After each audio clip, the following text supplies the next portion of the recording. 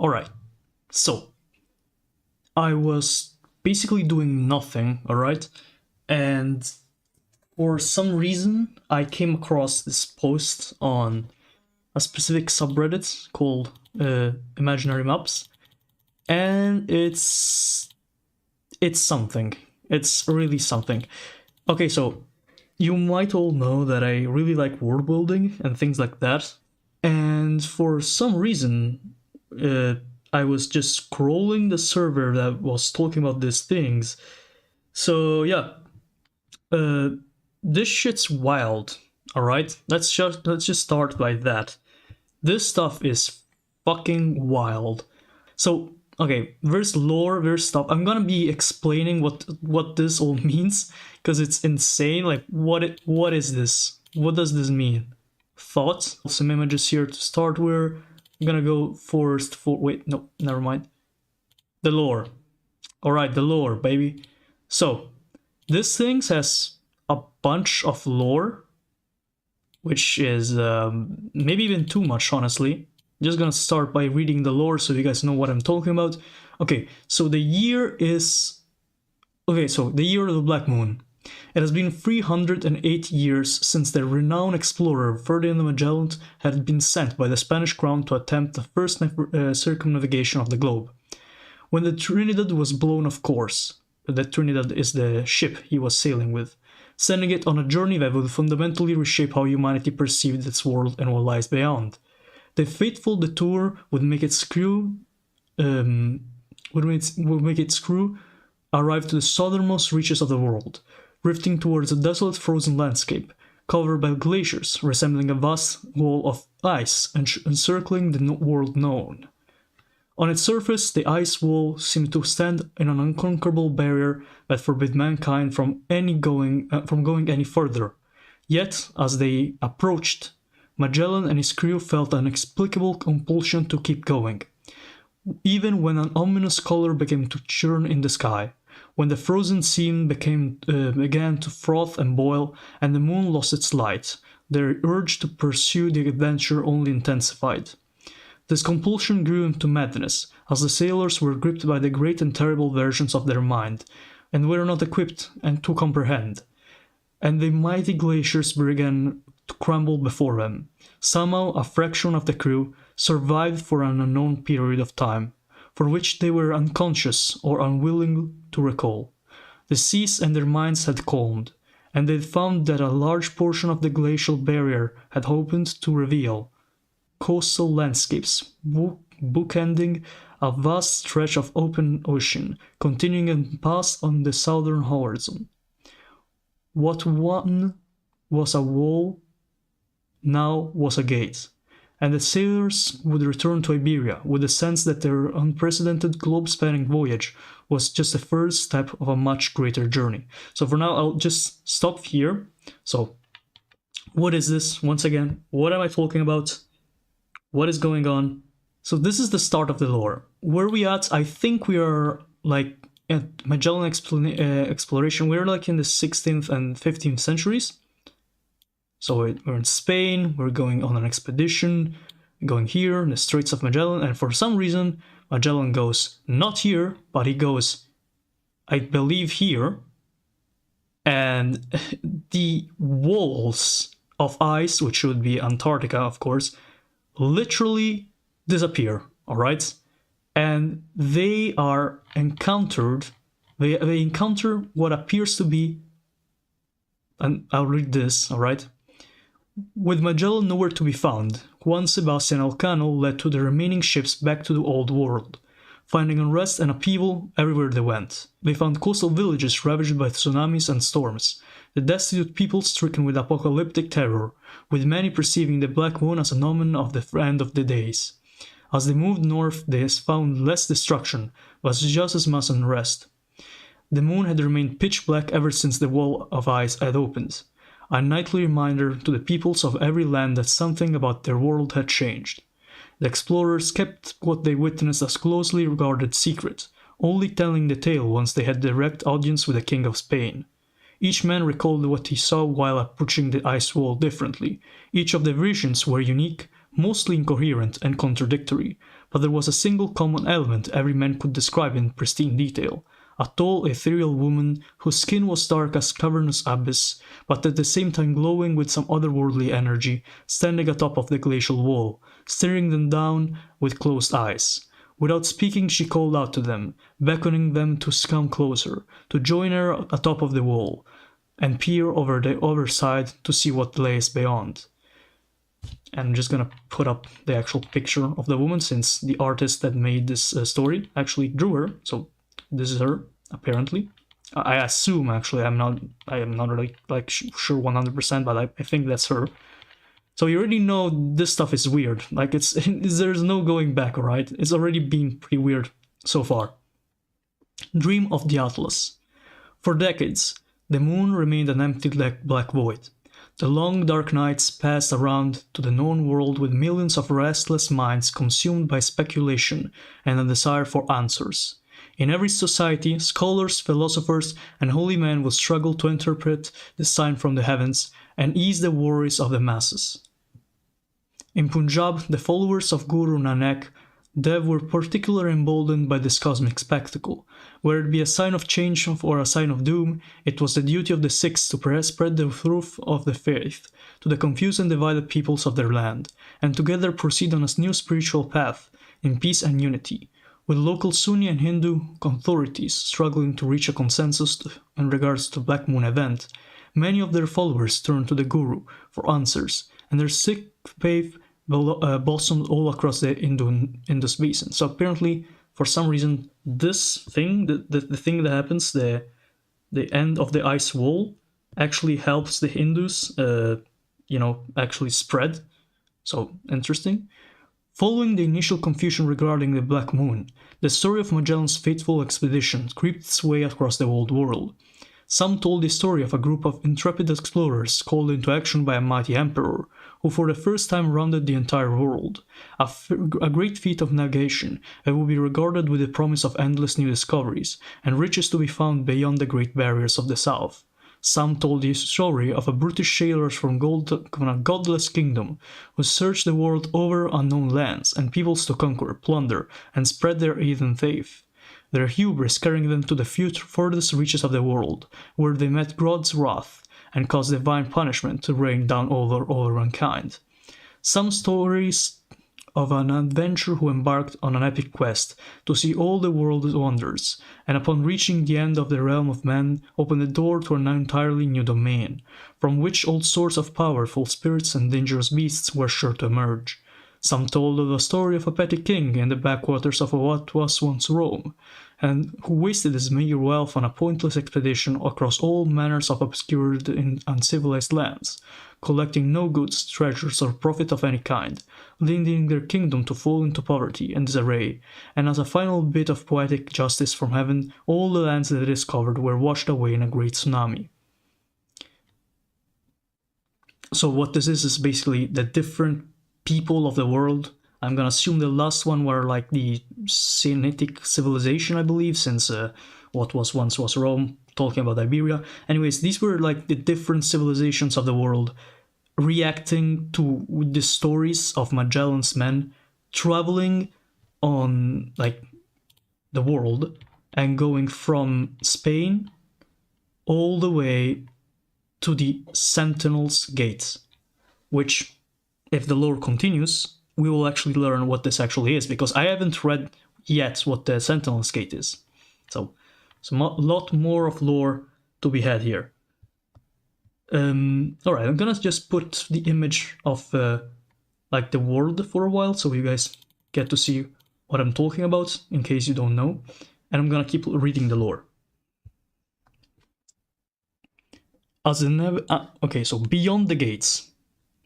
As the native civilizations of the Americas were being crushed under the relentless pressure of colonial invasions, the lands available for conquest and exploitation in the New World were quickly diminished, and thus several powers of the Western world would shift their focus to gain head in expeditions throughout the dominions, fearing the exploration of the vast and mysterious lands that lay on the other sides of the ice walls.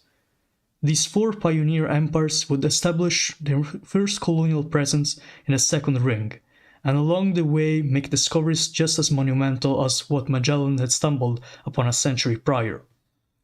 So it appears that after Magellan's discovery of the end of the ice walls, so the first gate, many explorers from the rest of the Old World and the New World would try and find ways to reach what Magellan had discovered and also search up the first ring, which I am going to assume that the first ring is anything inside this red kind of reddish outline here.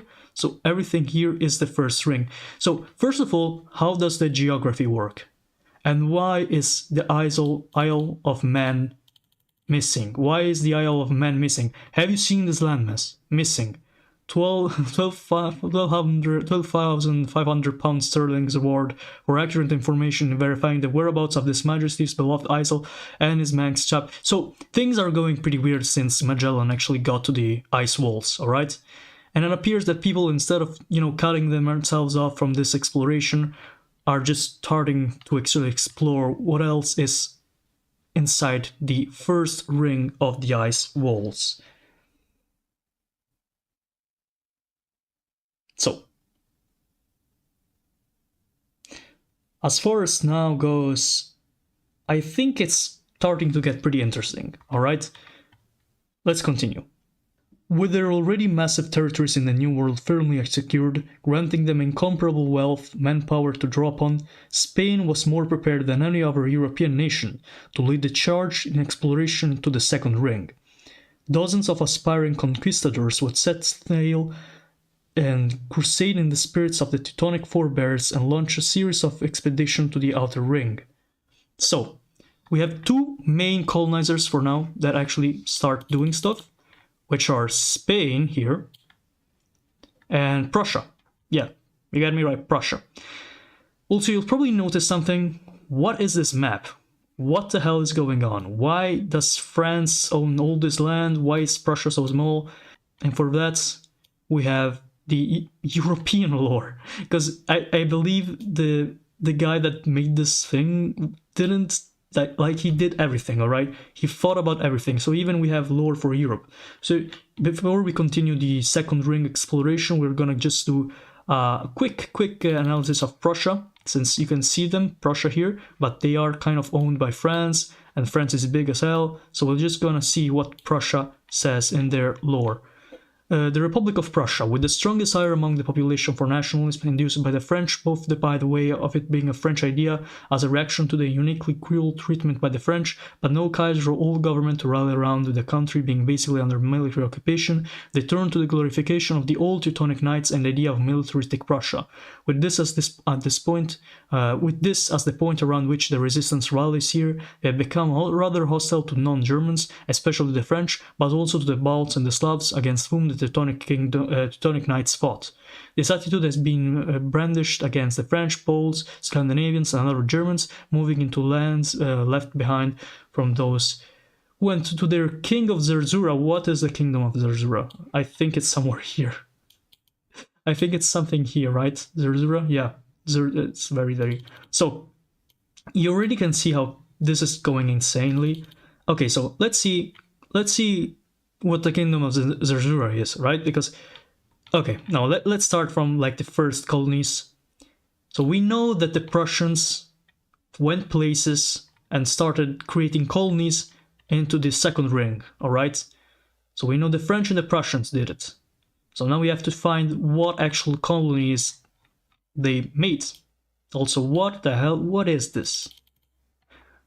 This is what I mean. Like, when I stumbled on this post, things like this were why I wanted to make a live about it. Because what is this? Like, you'll just open an image and boom, you have like shadowy figure saying things in what appears to be Antarctica, but it's actually the ice walls. Let me see if I can find like a German colony, something like this. I really don't know how they would even look like a German settlement, unfortunately. Wait. This sounds German enough. New Schwabenland. Okay. Austrian here. Alright, okay. Let me check if there's something German around here. This appears to be What are these things? I'm so confused. And of course we have the Atem realm, but that's for later. Soledad, New Portsmouth, Batavia. These are all... Oh, wait. We have one. One Prussian colony. So, for geography-wise, this is near New Zealand, and next to Antarctica, you have the Serpent's Gates, which we will actually read the lore for. This region has unique terrain covered in odd stalagmite-like mounds or rock dirt. The eponyms serpents are a species of large aquatic reptiles, usually not wider than a man in girth, but tens of meters in length, though some individuals are significantly larger. These serpents swim with their bodies in bizarre contortions, constantly twisting and turning, wrapping around and through schools of fish which they feed off. Surprisingly, the fish themselves seem to prefer to swim with the serpents, sticking close by even when the serpent is killed or injured. As a result, the fishing industry revolves around simply killing the serpents and using their bodies to lead around a school of fish. A school is like a group of fish. So already you have like cryptids and bizarre creatures living near the ice walls. But what I noticed is that here we have New Poland, which appears to be a Prussian penal colony, where troublesome Poles with wouldn't assimilate were deported. This independent state has turned the tables on their former overlords, assimilating the Prussian minorities and establishing itself as a haven for Polish refugees seeking to escape the French-dominated Europe. In a land where much harsher winters, the drowning of Marzana has become the favorite holiday of the locals, which, with extravagant celebrations where the giant effigies of winter goddesses are burned and tossed into the ocean to commemorate the arrival of spring. So already we have a couple of questions. What is the drowning of the Marzana? What goddess are they talking about? Why is Poland in Antarctica? And why did the Prussians not even manage to keep control of a like small ass colony here? But we have other colonies here, apparently. We have the Batavia port, which I can't read what this means, but whatever. A highly diverse mix of Brits, Dutch, Chinese, Javans and Papuans and Maori, managed by the frosty port so that the Adaic, I don't know what the Adaic is, can make its ventures beyond Antarctica. Known for passing time with a variety of sports played in the fields of rocky mountains padded with snow. I'm gonna assume that the Adaic thing is like a trade company, like the East Indies Company, something like that. So we already have a Dutch colony and a ex-Prussian colony being founded in what once was Antarctica, but now is the barrier and the Serpent's Gate of the ice walls. That's already pretty interesting. Let's see what else we got. We get the Ghiaccio Splendente, this thing. Post-Venetian colony. Also, I know the quality is awful, right? You don't need to mention it. So Ghiaccio Splendente is a Venetian colony. This surprisingly wealthy nation serves as a preferred port for all ships passing through its Serpent's Gates. The beauty of its capital is renowned worldwide, with immaculate towers of ice carved from coastal glaciers, housing great casinos and markets full of luxury goods from around the gate and exotic lands that lie beyond. So we already have like the, what can I say, the Singapore of these Serpent's Gates. So we go, okay, let's say the Venetians, which I also noticed that don't really exist anymore as an independent state. So we have a bit of a Singapore situation here. Everybody wants to get out of the Serpent's Gate has to pass through Ghiaccio Splendente because they are rich and they have casinos apparently. Let's see who else comes here. I saw, okay, Nova Yakutia, Russia. So this is a Russian colony in the Serpent's Gates. Seeking to thoroughly populate its first large overseas colony, the Russians sent their Yakutian minorities to settle the interior, who found themselves at home on the island's vast flat tundras, where they managed massive herds of reindeer, producing plentiful bounties of meat and leather that bolstered the local economy. So we really have like a bunch of colonial powers. So we have the Prussians that then had their colony rebel and turn into Poland, New Poland. We have the Batavians or Dutch, We have a colony here. We have English colonies, which are private colonies established by New England. We have Spanish colonies. So Republic of Soledad, I'm just gonna quickly mention it. The Republic of Soledad, which is apparently on the a vast amount of the shores here in these areas of Antarctica. While the Soledadians resent the Spanish crown for their abandonment, and the Lejanos desperately seek to reunify with their motherland, both nations have ended as economic vassals of the nearby Venetians, so the Ghiaccio Splendente colony, whose trade and investments is the only thing keeping the two poor nations from total collapse. And finally, we even have a UK colony here. I can't read the name, unfortunately. I'm just gonna call it Antarctican, because why not? Governed as a part of Australia, so you can see here that it's connected to Australia more than it is to our world's Antarctica. So governed as a part of Australia and settled originally by especially bad criminals, the actual mass murderers of the sort, and the less horrible ones when Australia began using it as the Brits originally used Australia. This territory matches the Yi colony in terms of alcohol consumption, Ghiaccio Splendente in terms of gambling, and outpaces all their neighbors when it comes to shady dealings performed out in the wilderness. So, once again, stuff gets weird. And we're not even yet done, because we have a Japanese colony here, which appears to be named Minzmigichi, I think. Outside of the few Yamato-dominated port cities, the Ainu people hailing from northern Japan make up the majority of the population. Initially deported here against their will, the Ainu would come to appreciate the freedom to continue the traditional way of life in isolation, leading all but the most stubborn tribes to relocate to this new frontier. With a healthy supply of grey bears introduced from Thule, they have learned to tame the beasts more effectively than they ever did in their homeland, training them to be hunted partners and beasts of burden. So, very interesting stuff. So above the Russian colony and next to the Korean colony, we have a Japanese colony. But it's a Japanese colony that actually comes from the Ainu population, which in a sense makes sense, because we're talking about the Ainu, this is not, I don't remember the name of this kind of island. I think it's Hokkaido. Anyways, so these guys, let me get the right color here. So these guys went right here and passed through this land. Then they passed through, I believe, again, New Zealand, because it might be a good area to stop by. And then they established at the Serpent's Gates the Minzimiguchi colony. So this is very interesting, you know. It's very interesting stuff. And we're not done yet. Instead, we're just beginning, actually, I guess. Alright, so what else? We have a whole sort of area here.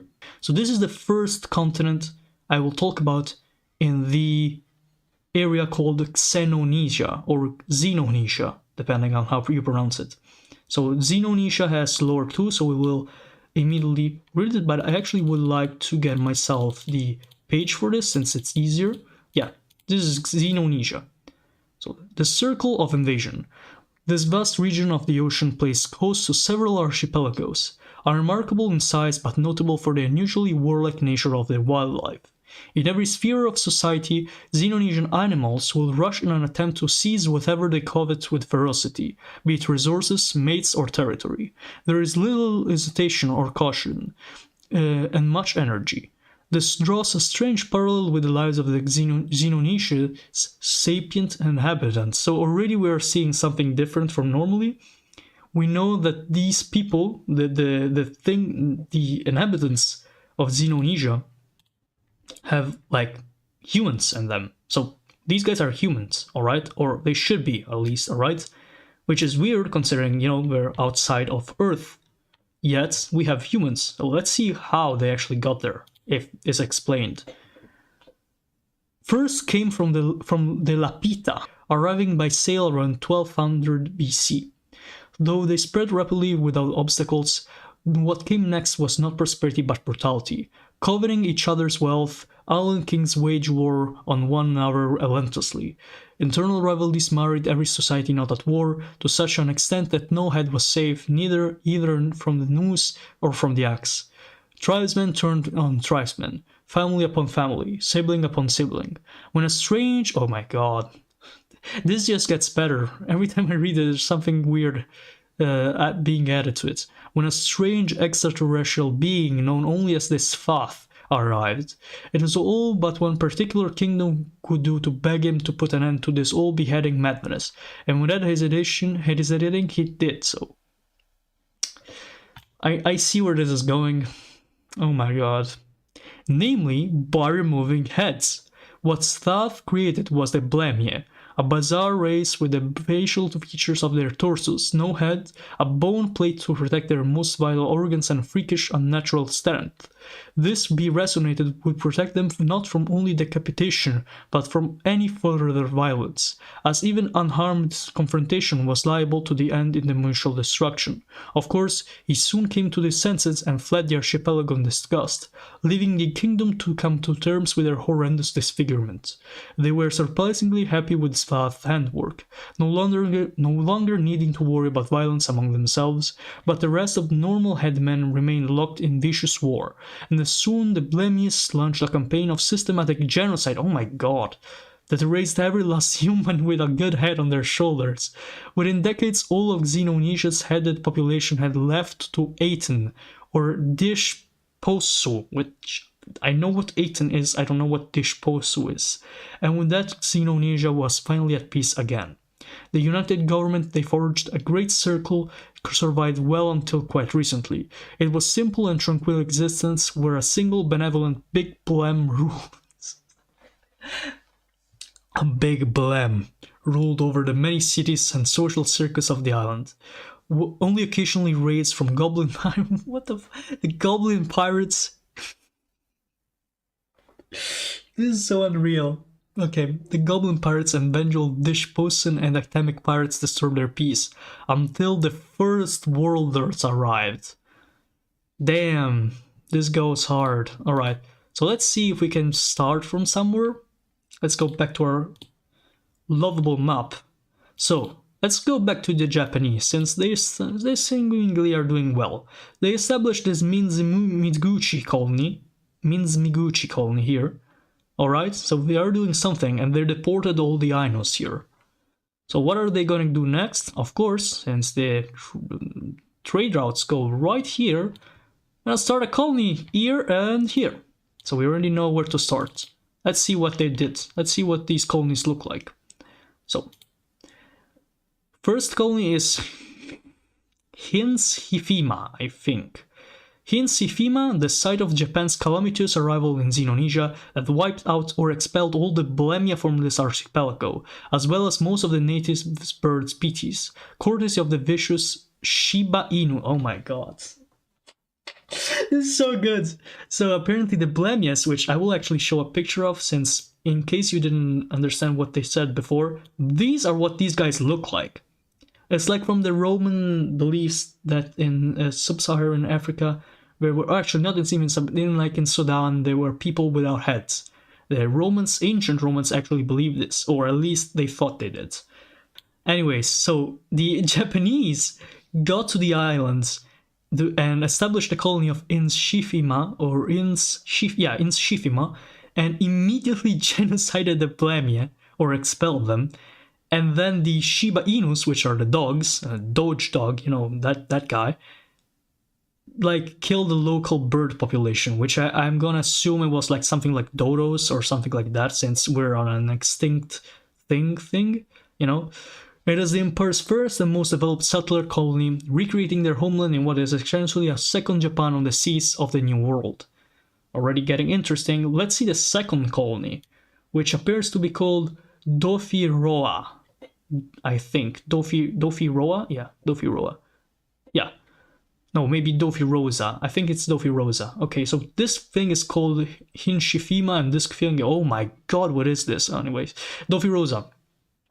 The Dofirosan Blemia were prepared for invasion after the fall of Oshifima.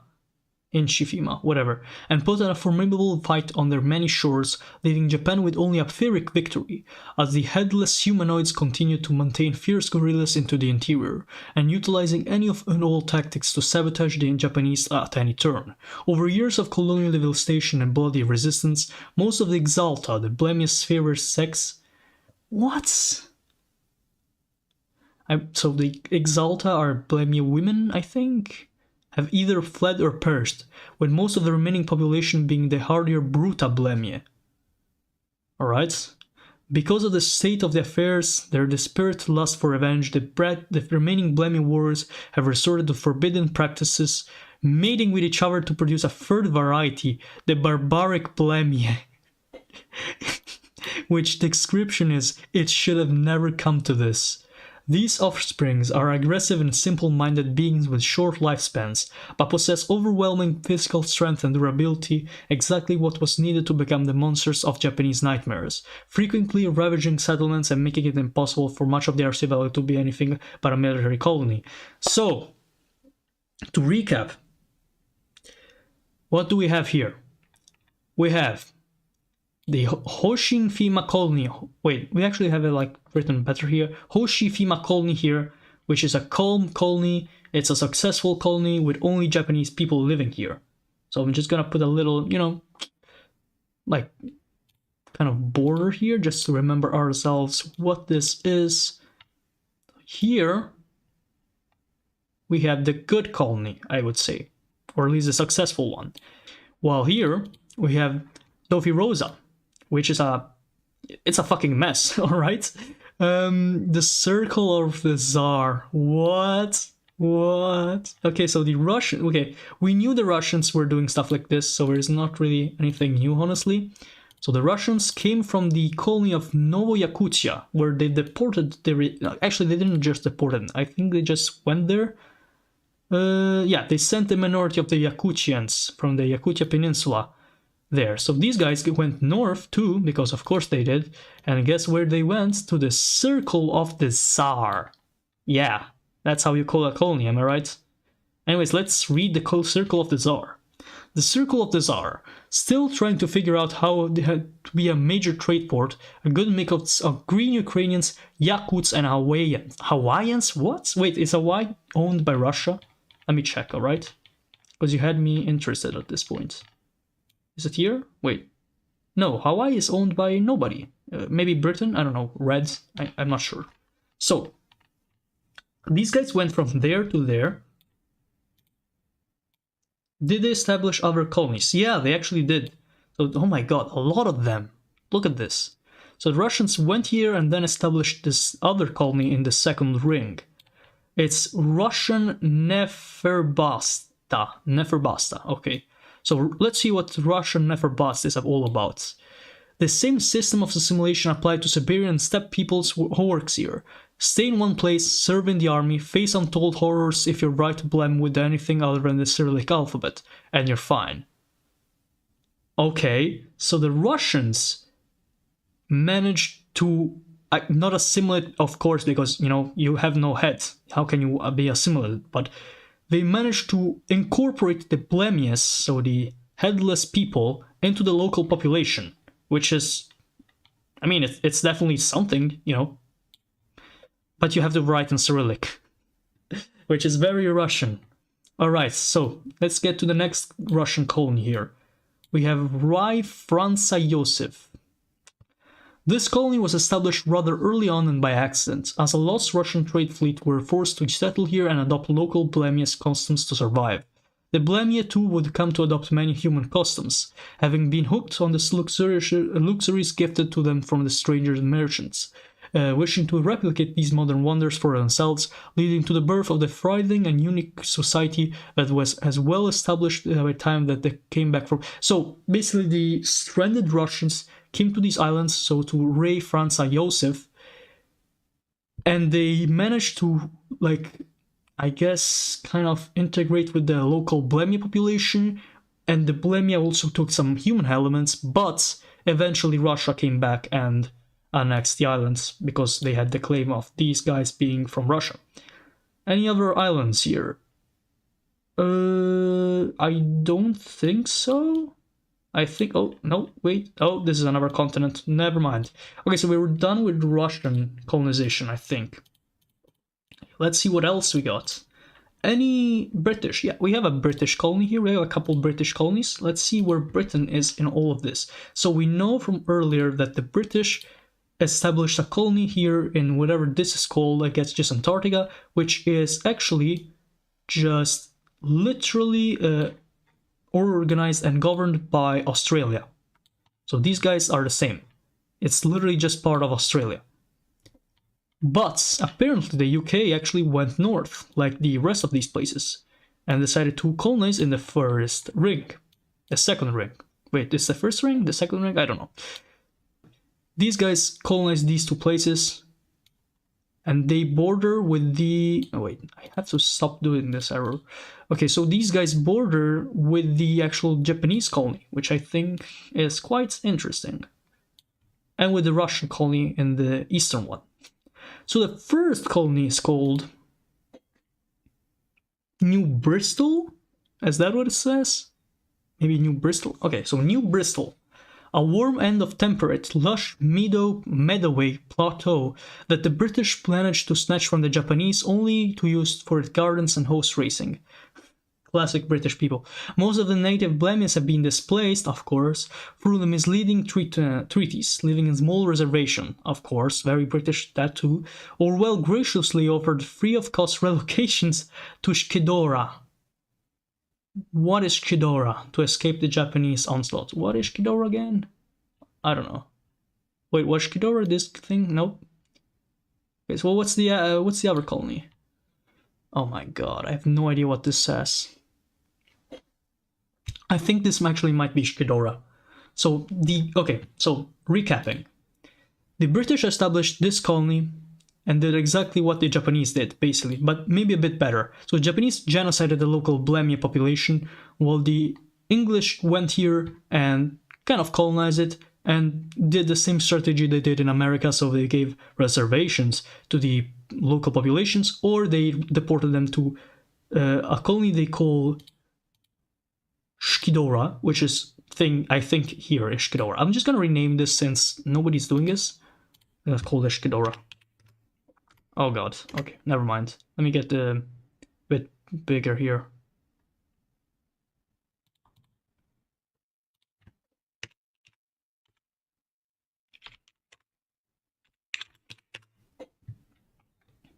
Okay, so there's Shkidora. Okay, I'm interested in seeing what this is. Because we know this is not a color that has been used yet. So this is the Great Circle, the long-term heart of the Blemia civilization, and the only part still left entirely independent. It is the home of Big Blem. I can't but laugh when I see Big Blem, the most powerful and respected of the Blemier leaders, as well as the most developed and most populated land in Xenonesia, especially so after receiving hundreds of thousands of desperate refugees eager to follow the command of Big Blem and dedicate their efforts into the preservation of their homeland and the survival of their Blemia people. The remainder of the Great Circle would prove strong and prosperous enough to make diplomacy and trade more cost-effective than conquest for their headmen stalking their seats. So what this means is basically that these guys, the Blemium, so the headless men, managed to actually create themselves a little, I mean, it's relatively little states in Xenonesia, which is actually their strongest one, which didn't get colonized. So good on them, honestly. Good job, Great Circle, on actually managing to not get killed and stuff. So yeah. We also have a Portuguese colony. We're gonna skip the very minor colonies, alright? So the Circle of the Cathedral sounds interesting. Christian Blemia maybe interesting, but you know, it's a bit, oh my god, the Circle, oh wait. I wanted to skip this, but I read Prophet and I said, no way. You're telling me that the Arabs colonized the headless people, and apparently, yep, they did. So let's see what the Circle of the Prophet is. Which is, in case you didn't realize, Circle of the Prophet is this little thing here. I'm gonna circle it, just so we know we're actually talking about this thing. Yeah. Okay, so let's see what the Circle of the Prophet is about. the site of the first colony in Xenonesia that was originally founded by Muslim merchants, mostly hailing from the Aceh Sultanate, to operate as a hub of trade and Islamic proselytization. As the Dutch conquered the native regimes of Indonesia, this colony would continue to operate as an independent entity, styling itself as the Mecca of Xenonesia, a center of Islamic learning. While the Prophet's success in converting Blemia communities beyond their shores has been negligible, the enthusiasm shared by the Blemia on the island itself is quite high, and the numbers only continue to rise as refugees from across Xenonesia flock here to start new lives as part of the blossoming Muslim community. Wow. Okay, so the Aceh Sultanate, or Aceh Sultanate, I'm not sure which one is the right pronunciation, which is here, here-ish, yeah, here. The Aceh Sultanate, which eventually got conquered apparently by the Dutch, founded a colony, not in Asia, not in Oceania, not even in Antarctica, no, they went as far as Xenonesia in the second ring to create a colony to proselytize, which in case you don't know what means convert the local headless man population. Alright, very interesting. Next. Oh my god, Zerzura. We got a Zerzura colony here. Okay, so all references to a thing called Zerzura will be ignored because that's for another video, another live. Because that stuff is insane and I don't even know how to... Yeah, I don't even know how to approach this without actually talking about Zerzura itself. So this will be... Oh my god, Prussians. Oh my god. Brotherhood between the Prussians and the Blemia. Oh my god. Alright, so... We got... Okay, so these are the colonies we already did, right? Yep. Oh, we got a Korean colony. Interesting. I'm gonna circle this, I guess. We got a Korean colony which styles itself after New Yue, I think was the name. New Yue. Yi colony. So Korea already has a colony here. They had a colony in Antarctica. And they managed to actually colonize, apparently, all the way up here. In Neferbasta. Very interesting. Let's see what this is about. Neferbasta, which is just part of Neferbasta because we also have Russian Neferbasta. The Korean script being so easy to learn, Korean food being appealing to Blemia, and the friendliness of Korean drinking culture meant the assimilation didn't need to be forced in most places, but was definitely the goal. Okay, so basically the Koreans just went here and colonized these islands. Alright, so the Blemia didn't get enslaved or bad stuff happens. Oh, we have another colony, interesting, isn't it? So we have even northern, and we have the colony of Jobo Ali. Jobo Ali, large tracts of farmland manned by Blemia and Korean ruled by a rotating selection of iron-fisted, unhurted but ultimately practical governor. Alright, so kind of more colonial, I guess. We also have, apparently, a Dutch colony here, and a Vietnamese colony. Damn, alright. And here we have a colony from Siam, or Thailand, whatever. Okay, all these are interesting, but I think we don't want to go extremely... I'm gonna talk about the Circle of the Sea form. This sounds pretty interesting to me, alright? So let's talk about this thing. Technically independent, but really a collection of Blemia who threw away their dignity to freight grains and serve rich tourists all day, thus avoiding several far worse fates. Okay, that's horrible, alright? I didn't know this was so horrible. Let's go to the next one. Oh my god, these are horrible to name because the quality is so bad. It's already difficult to see the names. And you get this. Okay, Wang Corfern, Wam Corfern, something like this. Wang Corfern. Blemis are large, strong, resilient people, capable of laboring intensely for long hours. For some, there's only one obvious conclusion. This horrid state, set up and operated mostly by Vietnamese, but with European, Korean, and especially Japanese interests behind it, exists for the capture and trade of Blemian slaves, either in marauding incursions of other islands or the local population. So, yeah, this is probably the worst one. You gotta X this one out. This is the worst state we have read yet. Actually, I mean, I guess the genocide one was bad, but this one is pretty bad, you know? It's a pretty horrible state of affairs. Wait, which is why? Which is which? This is it. This one, or is it this one? No, I'm gonna think it's this one. Circle of the Sea Worm. Yeah. Bad states. Anyways, we have a Burmese colony. Interesting. Large islands have a respectable trading post and a tropical crop industry, while smaller islands are home to local warlord pirates fighting each other over the turf. Both, however, are beholden above all to trade in Blamia slaves. So this one is like this one. So they both suck. Okay, so we have Blamia slave colonies in the north. Kind of sad. I expected the Blamia to be better or surviving, since, you know, you have heads, us chests. So should be better of surviving. This is what you guys look like. Come on, you're bigger than people. You can do it. So you're just gonna ignore Zerzura here, and we already talked about the Rai Francia colony, and we have a couple more colonies here, so we will talk about these. And we have another British colony here. All right, so the British really did not waste time with this, right? They really went all the way up to the north. Oh wait, what is this? Why did the... Let me just check, cancel this out. So we got here. We got all the way to the Shkedora, then we go north, or I mean east, and then we pass through these guys, and then we get to the north colony here, or northeast colony. A pair of prison colonies, of course. What would Britain do without prison colonies? One male, one female. Why are one male? Well, okay, whatever. Dedicated to those criminals that the British government wanted to remove from the public eye, but had no particular desire to punish. The female island is inhabited mainly by suffragette types, and the male island was one by discredited politicians, the subject of scandals and alike. Hey, that's pretty interesting. So it's minor crime islands. But I mean, you can't tell me that this is little punishment, bro. You literally brought them like a world of distance away from you. And this is just the second circle. Now, okay. We have a Portuguese colony. Slaves who kick up enough of a fuss get sent here under the impression it's a sort of retirement place, but the Portuguese are hoping to get someone else to tame it for them.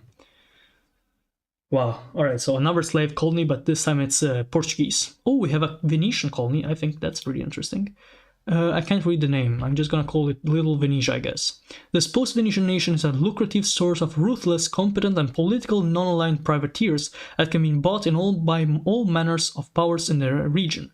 So it's like a pirate colony, but it's actually of people and not of the Blamia. We have a Sarawakian colony. That's cool, alright. And we have the Caleco Kingdoms. Okay, I want to read this one. The descendant of stranded Spaniards. Oh, this is cool. With a native Monsono-Son people who were forced to fend for themselves and build new societies on these tortuous terrain. Currently divided into an array of rival kingdoms based on former Spanish port towns, slowly expanding their domains to the surrounding tribal villages in competition with each other and rising native kingdoms of the south. Okay, so what this is, I believe that the Monsonomo were the only original inhabitants of these places that did maintain their human forms, so we're not Blamia, but these are still people, so with heads, and that's why they intermingled with the Spanish arrivals, which apparently colonized here. I mean, it's a weird place to colonize, but sure, why not? Let's see what this is. The Mino-Heian Kingdom. Successor of the native tribal federation, collapsed under the Spanish invasion and disease, rebounding to invade the colonial settlements, driving up assimilating the foreign people and adopting the technology. Also, we got a little art here. We have a Monsono-Son woman, a Caleco woman. Remember, the Caleco ones are the mixed ethnicity ones between Monsonomo and Spanish. And we have the Dishposu, the phantom gorilla. Where is it though? Is it supposed to be phantom in the sense that it's literally nowhere? Or is it like the third ring? Anyway, at every turn that can be found what can be described as hazards, fortifications, and booby traps hidden throughout the wilderness. These islands would appear specifically designed to repel intruders as if they were being fiercely defended by native warriors. Instead, they are naturally occurring features, plants and animals whose attributes have behaviors make traversing these islands by a harrowing adventure. The native peoples are known as Monsonomos, humans who formerly inhabited Xenonesia before the Blemi invaded and forced them to make new homes in hostile lands. So already we know that there's a big difference between these two places, because we know the Xenonesia area here is basically all Bohemia, or in this case, in some islands, genocided and then only populated by modern humans. And then here we have Bohemia populations, which can be slaves, which can be like states for themselves, or stuff like this. While the Shposu, which is different from Xenonesia, is so difficult to traverse because of the plants, the animals, and the waters, that people, like the original inhabitants of Xenonesia, managed to survive here. And when the colonization of the outer ring started, the Spaniards intermingled with the local populations of these islands here, Monsono-san people, and various European powers created colonies. So we even have a small here Dutch colony, which we'll be mentioning. It's called New West Timor. No matter how hostile the environment, nothing could stop the ADEIC, which we have came to the conclusion that it's like the West Indies Company. I'm not sure what ADEIC, but it's Indies and Company. These are the last words. When they heard that there would be 4 cash crops to be found here, 3 of them unique: sandalwood, candle nuts, wine nuts, and gum nuts. Anyways, yeah. So, interesting stuff. We explored a lot of the world. We already established the bases, and we established the first gates, the northern gate here, the Serpent's Gate. We have learned about Xenonesia, the Bohemians, and the Shposu. We have a whole new continent to explore. Aten, the first completely new continent that the powers of the known world discovered when they went throughout the gates of the ice walls. So last time we saw the Serpent's Gate. Today we will be looking at the Tiger's Gate. Then we will be looking at the lore for Aten, which is the continent. And then we will be looking at the singular states that the colonial powers of the world have propped out in Aten itself. Let's just start with explanation. Let's go to the second gate, the Tiger's Gate. A hilly and mountainous region with many hot springs and active volcanoes. The Tiger's Gate is named for its dominant terrestrial predator, the tigre de glaciar. These large cat-like sparasaurons possess stealth, speed, and strength that makes them a dangerous predator for even modern humans. Among their formidable abilities is being able to fully bury themselves in ice in a matter of seconds, leap off water with the momentum of a skip's stone, and a strong resistance to firearms, so seems like they're pretty defensive. The native peoples who inhabit this region are experts in physical combat and fortification against their monstrous mammalian mortal enemies. Very interesting. So we have our... oh, there it is. We have our little creature here, once again, since we was missing the other one. So the Serpent's Gate has these magic serpents that rule the fish and eat them, and apparently the Tiger's Gate has these kind of weird saber-toothed tigers. Okay, so let's see who are the first colonizers. Okay, Rapa Nuian expeditionary bases. More so than its isolation, ferocious fauna, tenacious natives, pirate-infested waters, what really makes colonial powers wary of entering the Tiger's Gate is the presence of the mysterious Rapa Nuian Empire, whose cunning tactics, supernatural abilities, and universal hostility makes them much of the Western Pacific a nightmare to traverse. So it is here, in the darkest shadows of the known world, that the Rapa Nui have chosen to occupy in preparation their forays beyond the Pacific, to terrorize the seas beyond the ice walls. So that is very interesting. We're already starting with something very interesting. Rapa Nui, in case people don't know, is Easter Island, you know, the one with the funny heads. And in this world, they actually built a Polynesian empire. As you can see here, all these lands are governed by the Rapa Nuians, and they were the first to actually come to the ice walls. So that's why they have colonies here. Now let's see the next thing. We have the... oh my god. You know what, you're just gonna see the natives first before we actually get to the colonies. Tigerian tribes, or Tigerian. Centuries of persistence against a harsh climate, deadly predators, and Polynesian pirates have forged a people renowned for their thoughtfulness, resilience, and prowess. It would be the fate that has rewarded the Tigerians for their tenacity, with their homelands largely overlooked by colonial empires for the time being, giving time to them for the opportunity to adjust to foreign plagues, learn the ways of modernized invaders, and prepare for threats that loom on the horizon. So this is already very interesting. So apparently in this gate of the ice walls we do have native people, which is different from the Serpent's Gate, which was uninhabited. So these guys have natives, but the natives managed to actually withstand the colonialists, so they actually managed to resist, organize, and just do stuff, which is pretty interesting. So let's get ourselves some of this. Let's see, wait, I'm just gonna check the color like that. Yep. And let's actually trace a line for the colonialism of the Rapa Nuians into these colonies right here. So these are all the colonies of the Rapa Nuians, and the red ones are the natives. So I think that is pretty important to recognize. Then we have the Tigreño Republiquetes, a sparse population of settlers from the Spain's New World territories have given rise to a series of burgeoning nations emerging from the collapse of the Spanish Empire. With Iberia consumed by internal conflict, and this is because of Napoleon's invasion, and their counterparts in the New World busy adjusting to their recently gained independence, their position on the least traveled and most remote of the four gates has left them mostly isolated for decades. With their only contact with the outside world coming in the form of marauding pirates, Rapa Nuian invaders, and the occasional trade with Latin Americans, the Tigreños could only rely on the native Tigerians for survival, resulting in an assortment of unique and thoroughly hybridized Creole-speaking cultures. So these brown parts are those that were mixed between the Spanish colonizers and the Tigerian original inhabitants of these regions, which once again very interesting. We're gonna delimitate it with this. So these are independent states.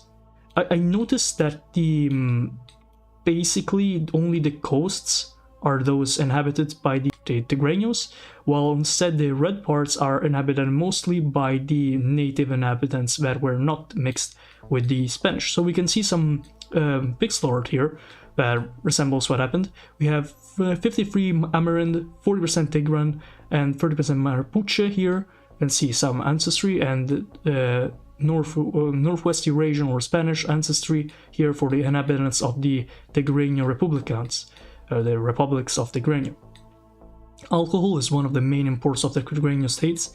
They detest pirates and will never give safe haven to the people they know to be pirates. They are invariably hostile to the people from Vridzane, Quill. Protestants, specifically Dutchmen, are seen with suspicion because of it. So we have some cultural traits here. I'm not going to read these all, but it's pretty interesting that these people have created their own mixed culture. We also have flags for the Tigreño Republicas.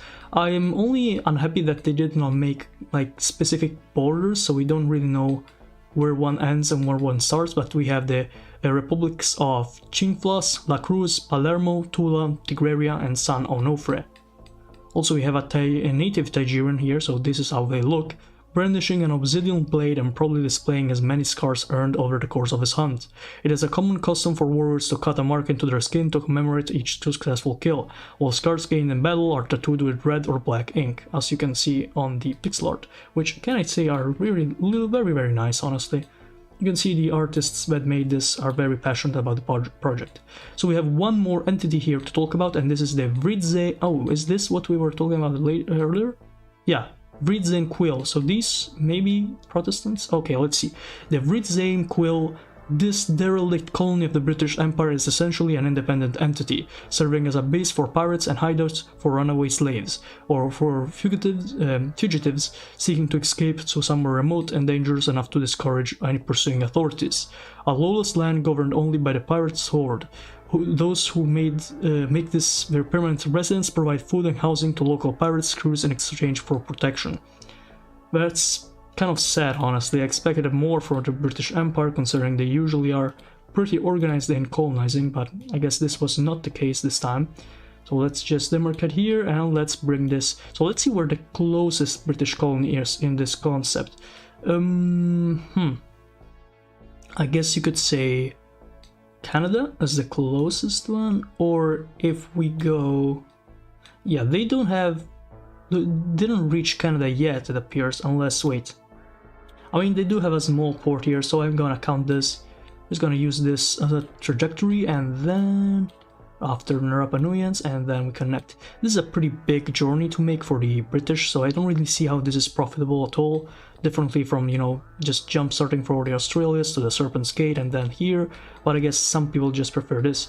Okay, so now that we actually described and figured out what the Tiger's Gate is, let's get to the main content, which is Atem, the new continent of the ice walls, of beyond the ice walls.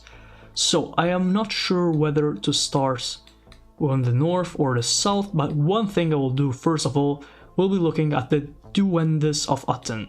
So the way the creators of this explained these kind of goblin creatures living here is actually pretty interesting. So let's see what they say. The Duendes of Aten.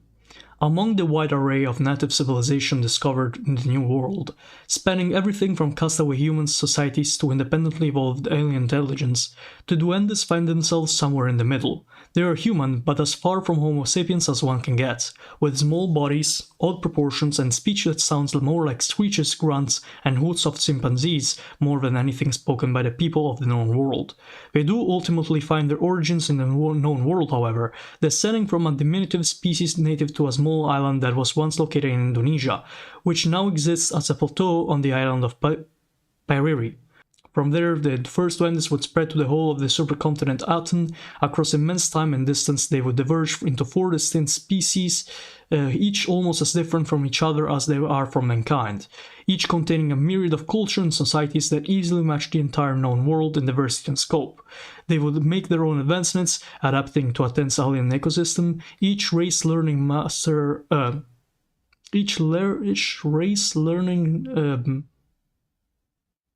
further. Alright.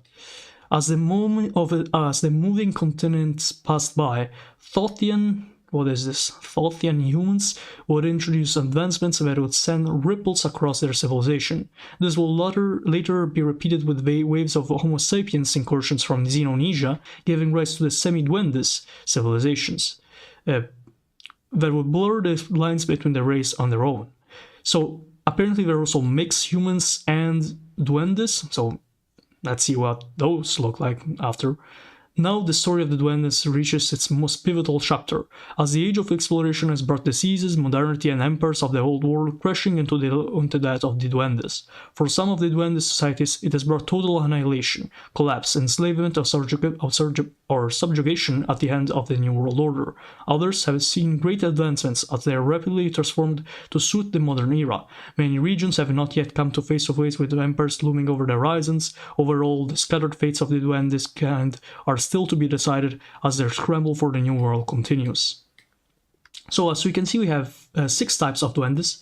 Also, once again, this part here about the island in Indonesia is actually very, very interesting, because in case you don't know, there was this hominid called, and this is a real thing, this is not a alternate history or in fantasy, this is a real thing that happened in the very, very, very ancient times, so we're talking before history, prehistory. There was this type of hominid, it was called Homo denisovan, and lived, I believe, in an island called Flores, or something like this, or Homo florensis. It was like a particular kind of Homo denisovan, which was almost like a hobbit. You are like very, very small, extremely, somewhere here, by the way, that's the island in Indonesia, and it was so small they actually thought it was like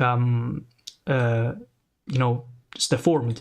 But then they discovered more skeletons akin to it, so they just came to the conclusion that it was his own thing, his own kind of race of hominid. So basically, the divergent points here are that these, and I know this is of course an exaggeration, but that these Denisovan Florensis men basically magically transported themselves to the continent beyond the ice walls and diverged through the hundreds of thousands of years into 6 different types of races. So we have the orc brownies, I'm not even it's brown and it's an orc, all right, and it's also 150 centimeters high. We have the leprechauns, which look like I'm just gonna ignore this. What's important about this? Nothing too much, I guess. You guys can read this, by the way. You're just gonna pause and read this if you want. Same thing goes for the goblins. I think the goblins were the evil ones. Maybe, let me check. So average height 110 centimeters. So they're slightly like taller than the leprechauns, but they are smaller than the orc brownies. Water homelands consist of the tropical forests of southeastern Aten and the Kaipuke archipelago. Great numbers of goblins have been found in coastal settlements all around the continent, thanks to their unique affinity for sailing, a practice which has long been forgotten by the other three races. Three? Alright, thought there were more, but whatever. Being the only sailors among the duendes has allowed many goblins to venture out from their homelands and terrorize the seas all around the supercontinent, even occasionally raiding as far south as Xenonesia. While they're known far and wide as pirate marauders, a large portion of goblin kind are inland rainforest dwellers, with entirely separate cultures and ways of life from their seafaring counterparts. These people of the forests make their homes with canopy, spending as much time as climbing between branches as they do walking to solid earth. So they're just like Amazon goblins, something like that, kind of. It's a stretch, but you know. We have the gnomes here, which are pretty cute. Let's see, so average height of 100, so still a middle between leprechauns and goblins, still a bit higher than the leprechauns, a bit taller than the leprechauns, and a bit smaller than the goblins. Gnomes are native to their temperate lands of northern Aten, with a preference for rugged mountainous terrain. They are the most industrious of the duendes, spending much of their time mining for metals and precious materials, which they covet more than they actually utilize. So they do have cities, even if they don't have impressive ones, which is more than I expected, honestly. I don't know how they can build cities, considering they don't even speak, but alright. Despite a history of frequent conflicts with incursions among goblin pirates, orcs, trap tribes, and Xenonesian invaders, the rising dwarf civilization, and now modern colonizers, the gnomes are remarkably welcoming to the outsiders, which is very interesting, and open-minded to the new technologies of ways of life. This flexibility, combined with their innate ingenuity, has allowed their societies and nations to rapidly adapt in response to great changes of the old world imperialism that has been brought to the continent. Alright, so the gnomes are interesting. I don't know where they are on the map. I don't think... Oh, wait, Gentleman Hall. Alright, we have a little gnome place here. I wonder how you can actually check out which of these. I don't see... Oh, there you go.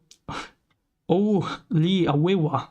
Confederacy and vassals. A wealthy gnomish vassal naval state now getting ruined by the French and Omani tolls. Wait, Omani? Okay, that will be very interesting to guess what colonial powers are messing with the gnomes. Then we have the dwarves, which are the emergence of the dwarvish people was an indirect result of the birth of completely different races far across for the ocean, the Blemie.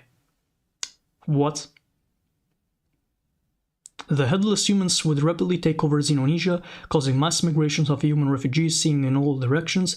The largest portions of these runaway Homo sapiens would flee to the northwestern coast of Aten, becoming the Mirarola peoples. The sudden chaotic flood of migrants inevitably... wait. So, as far as I understand, the dwarves are a mix between like the gnomes and the Xenonesians. So it appears that Aten's dwarves are a mix between the gnomes and the original inhabitants of Xenonesia, or at least Western Xenonesia, which is quite interesting, that's sure to say. I think it's a bit of a stretch, maybe, like...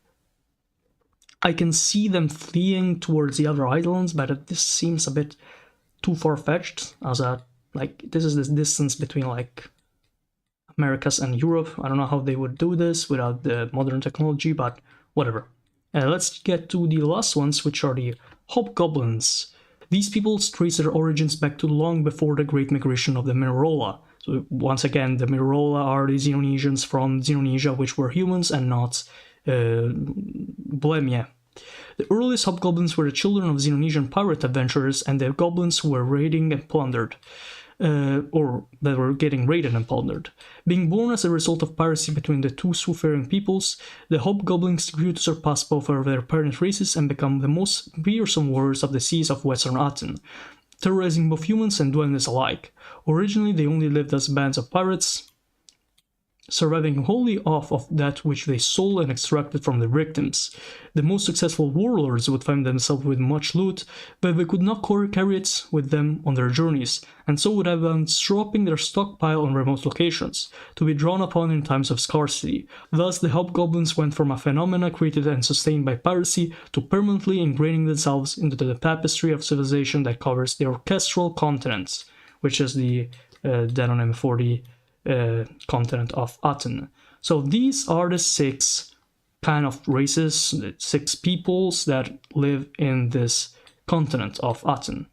So first of all, we have one land that I avoided last time because I wanted to put it in this video, which is Thule. In case you don't know, Thule is a well-known concept. It's pretty much very well known. The Isles of the Screaming Mists, muggly, marshy, frigid, rocky, and sometimes forested islands that are constantly shrouded in an immense mist and appealing to absolutely nobody. And variety of hulking beasts lurk within the ominous fog.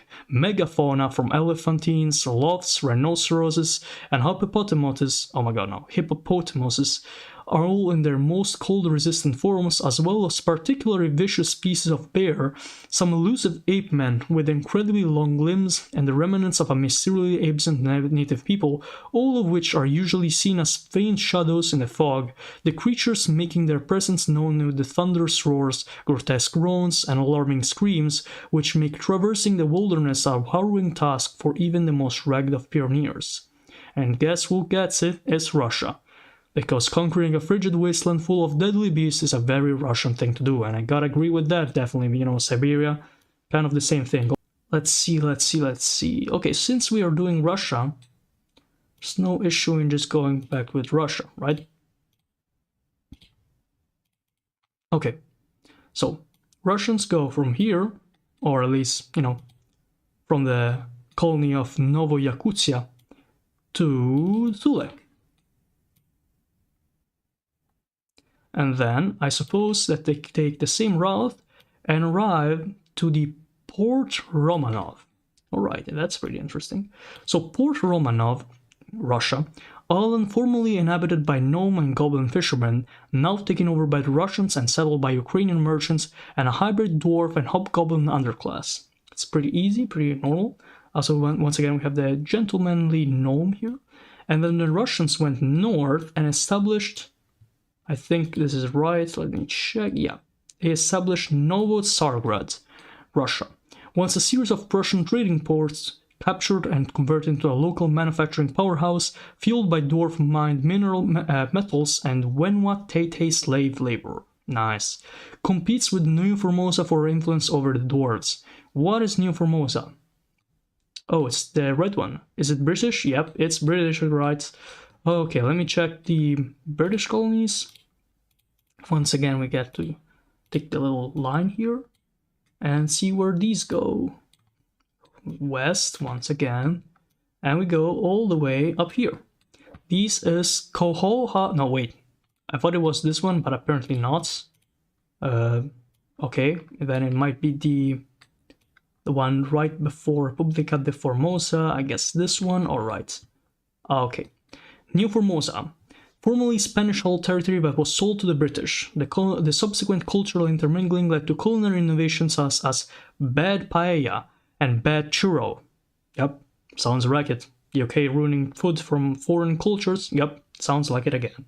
Competes with Novosargrad over the influence over the dwarves. When we have the Republic de Formosa. I like that the person that made it just put very poor in it. Oh my god, poor Formosans. Anyways, part of the former Spanish territory that didn't want to be annexed by the British. The British could have annexed them, but they decided not to, as a joke, so that they could instead watch them suffer in poverty. At least they have better. Anyway, another column here appears like the British really did a a lot of work here. Okay, so Regnald's land is a fertile land that used to be the heartlands of the Blue Water League, now ruled by the English aristocrats and worked by the healthy mix of Gnomish, Irish, and African indentured labor. It's interesting how for the British, the gnome population and the Irish are basically the same thing, so they do the same mansions. It's a bit fucked. Also, is it this entire thing, all this? Oh, maybe wait. We also have Ernestia, with the gnomish population reduced and deported to the reservations. Of course they did. The English and Indian settlers compose the majority of the population. This is a pretty big colony, you know. So anyways, you have the Blue Water League and allies, remnants of an old alliance of gnomish and dwarfish city-states that saw much of their mainland territory be taken over by the British. Currently they're building alliances with other states in an attempt to push the invaders out. You'll be having a lot of difficulties with that, I suppose. We have the Kohat dynasty, Northern Wenhua Tete Empire. So, if I remember correctly, these are the states that you even have the people here. Proud Dwarfish Miner, Diamond Miner, and we have the Wenhua Tete Warrior. So, if I recall correctly, the Wenhua Tete people come from the Xenonesia lands. Part of the empire that was less developed, more fortified, organized, and fierce, eventually united under one ruler, just in time for the colonials to arrive. Exerted pressure to force gnomes and provide free minerals in the form of tribute. Now they are forced to play diplomatically as they were surrounded by forces that they cannot hope to overcome. After having lost its grip of the gnomes, who refused to trade with them until the rulers became desperate enough to pay fortunes for low-grade products. Alright, so also we have a lot of dwarf states here that are not really described. We have the Ainapahu Kingdom here, a splinter state of the oh my god, these names are awful. Takutariki built over the old goblin burial sites and are very adept at using the old juju to their free. I can't do this. What is the old juju? Am I supposed to know that? Is that important in the lore? Whatever. We have a bunch of Japanese colonies here. Interesting. New Ezo, Japan. Samurai conquistadors. The massive push to populate. Oh, so it's samurai conquistadors. That's like the people. All right. The massive push to depopulate their territories in Xenonesia and Gemenia, coupled with their refusal to recruit settlers from outside their home islands, has forced Japan to adopt a strategy of conquering and subjugating rather than replacing native peoples, and take controls as small ruling class. Yep. Alright, that sounds pretty Japanese. Once again, just think of Korea. Anyways, various shoguns were given license by the emperor to conquer the lands of New Ezo, which each lord carving their own territory from the flesh of the local population. The conquest continues. Some members of the Wenhua Tete abandoned the confederation after to subordinate themselves indirectly to the emperor of Japan. So they have like a new shogunate, a shogun period here, new Edo period. Interesting. We have Japan here, so let's just once again link it up with the colonies they have, because it's pretty, there's really no other reason for this otherwise. It's a long journey to make, honestly, but they do have a stopping point here in this colony right here, which is Minamiguchi. Alright. So from Minamiguchi, now they go there and then go all the way to New Ezo. I'm also interested in the fact that they have like a different color from the Japanese, so I'm going to assume that they are actually an independent state, or at least like kind of the Dominion, something like that. Anyway, we have the Western Wenhua Tete Confederation. After reaching their zenith in the mid-16th century, a series of succession crises would lead the empire to collapse in the following decades. While the northern Wenhua Tete quickly shattered into world-controlled territories, the southerners entered a golden era of peace and prosperity, becoming the most wealthy and developed native societies of the entire supercontinent. It's terrible luck that they happen to be living where the samurai landed. Also, we have a live stream participant here that is saying, it's funny to imagine that Malaysian found this land and claimed it to Ezo. I don't think the Malaysians have anything to do with this. I don't think so, at least. Might be wrong though, I don't know. No reference to... There's a Hawaiian colony here? What? Constantly used by Russians on their way, it is common for most people in Hawaii to make the journey to Atlas with them, leaving a well-established link to these lands. This colony has a unsure start, but serves now as a base for Hawaiians in the New World, entirely their own, and links them to the minds of the dwarves, who are starting to explore this as an option for trade with Earth, absent of the threat of dominating present by the British and the Russians. And in case you didn't see what the colony was, it's this very small piece of land here between the Wenwatuete and the Aina Pahu Kingdom, or whatever that's called. Anyway, so, alright, we have more colonies here. We have a Korean colony, interesting. Choseongdal, Korea. Though they played a hand in defeating the Empire of the White Stars, whatever that is, the Koreans would not help but admire the bravery of the Hobgoblins and their Cantonese pirate allies, to the point where the statues were erected of the pirate queens to honor their valiant efforts. Here we have a goblin and hobgoblin band sprawled the interior. Otherwise we have a Chinese, no, it's a Vietnamese colony here, which occupies part of what once was the Empire of the White Stars. We have the new estates, founded by goblins escaping first the destruction of the free states by human invasion and the transformation of the remnants into authoritarian hobgoblin states. The escapees mingled with the local tribal goblins and established a confederal state, similar to its decentralized democratic predecessor, but with a stronger military and British-funded fleets. Alright then. Okay, we have a blue thing here, which I don't know where it's the scroll. Wait, you have it here. Alright, let's hear about the captainship of Da Fiu Lang. After leaving the known world and spending a period of time raiding the seas of Xenonesia, the Canton Pirate Confederation moved on the coast to Aten, where they found an ally to the remnants of the Emperor of the White Stars, a pirate-controlled hobgoblin realm that would have been in steep decline due to old world plagues, and being utterly outclassed by colonial navies. The two melded into the one cohesive force and united all the hobgoblin pirates of Aten's Western Sea. It took the combined efforts of the British, Koreans, Takutak-Riki, and their old enemies the Vietnamese to finally defeat the pirate empire and conquer their homeland. Those forces who survived consolidated in their current territory. So this is like the remnants of the White Star Empire, which was this thing. I'm going to a so-called White Star Empire. Probably, maybe, yep, could be. Formerly a Prussian breakaway, Germans, breakaway what? You gotta put at least a subject there. Formerly a Prussian breakaway state, whatever. Germans now outnumbered by Welshmen. So it's like this world's Patagonia, I guess. I mean, not really, but you know, you get the reference. So we saw the northern coast, which was pretty big. Oh my god, what is this? I didn't even notice this. EOE, oh my god, bro. Why are these names so difficult? Who made this?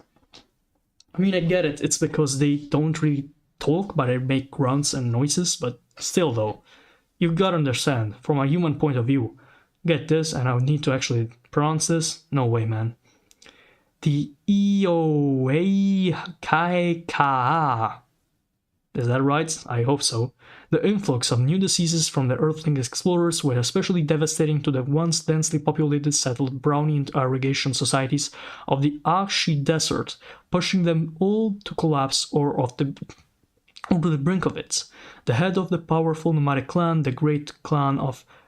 Oh wait, the great Ae Kap Upi P took advantage of the brownies' weakened states and mustered a mighty horde of bird-riding orcs to subjugate and successfully invade the Oi River Valley.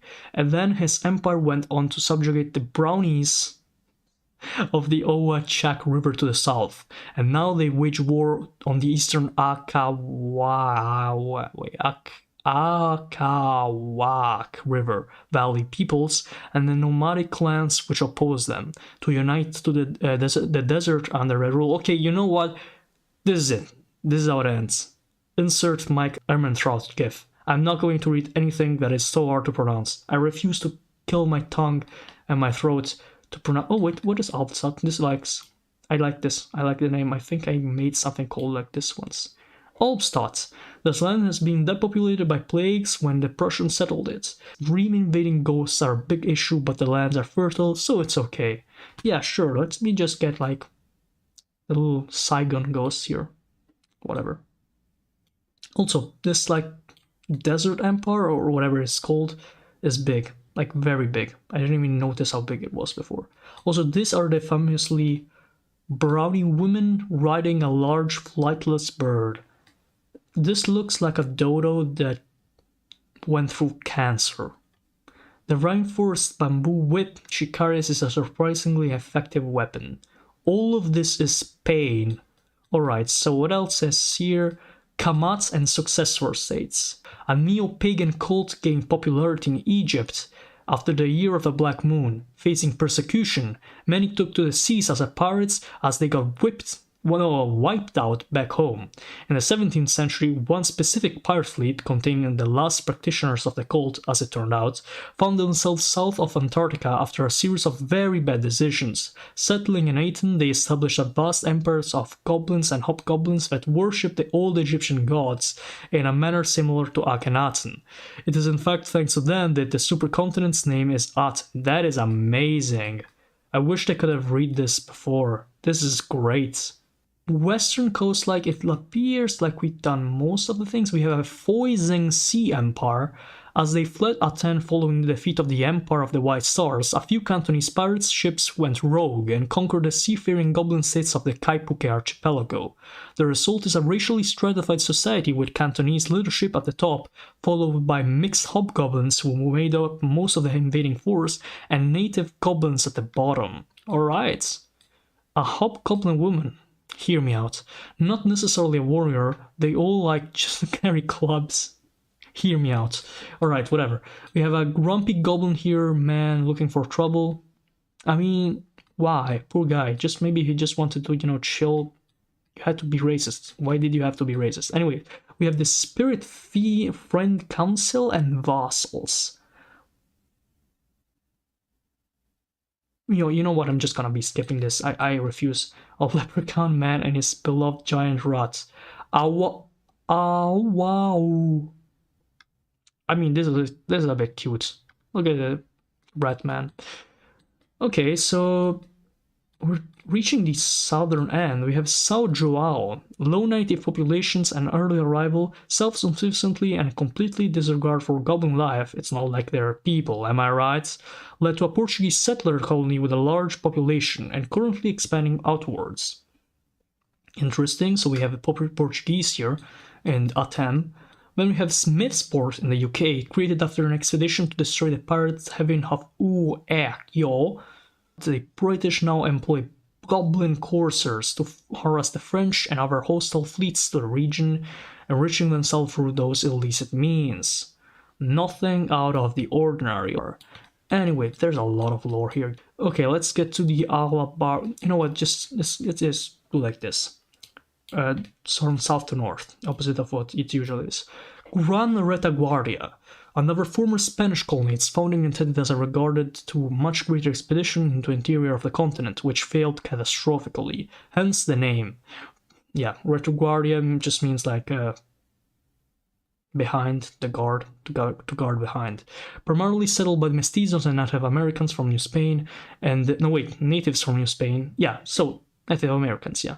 And Nahuatl is spoken as much as Spanish, sometimes in the same sentences. That is very interesting. Kanya. I want to make a Kanye West joke. I will refuse to make it. Farhouse, theoretically a Burmese and by extension Gola colony, in reality the venture of an eccentric Austrian individual, Capuzzotto. Oh, this is a Venetian colony. Are like cockroaches, but with cannons. Thanks. As a descendant of Venetians, this is a very bad joke. Akeum and vassals. Once a gnomish city-state, now a goblin-ruled den of scum and villainy. Alright. League of the Northern Blue, a loose confederacy of gnome city-states and petty kingdoms, managed to keep the French at bay for now. Terre de Tumulus, France. The one thing left of the gnomes who lived here before the French are the burrows that house their dead.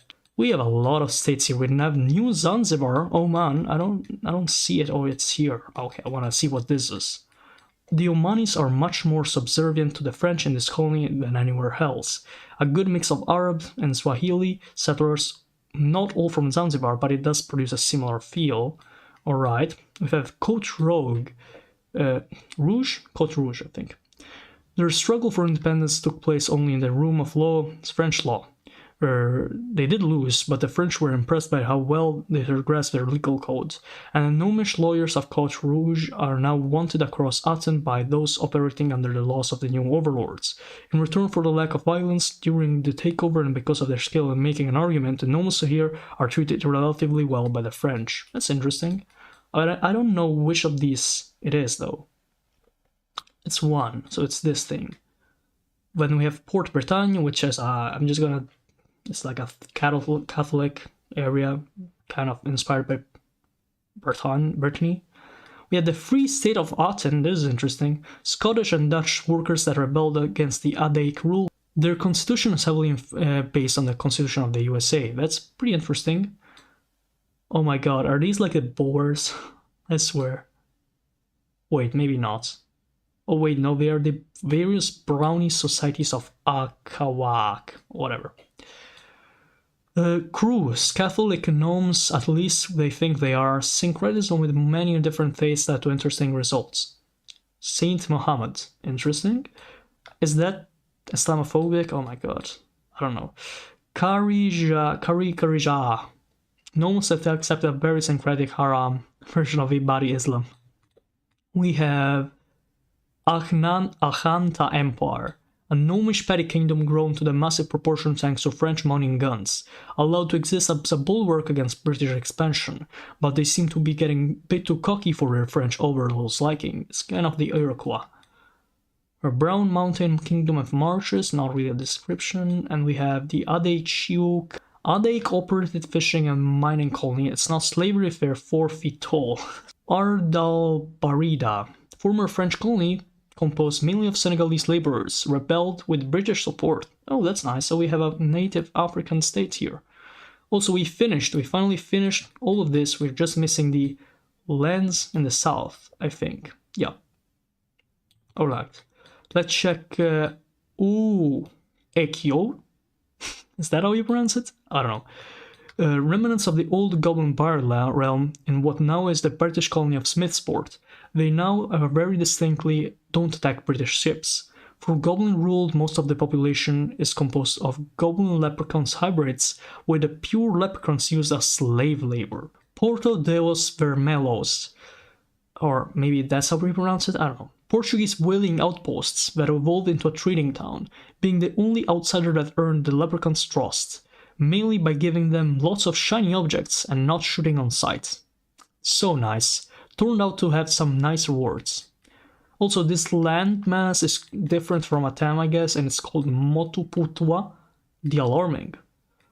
Uzakliman, former Persian colony, oh, that's nice, that broke free to the neglect of their motherland after money ran out. Mostly Azeri, but ruled by Persians, so we have even the new Azerbaijan.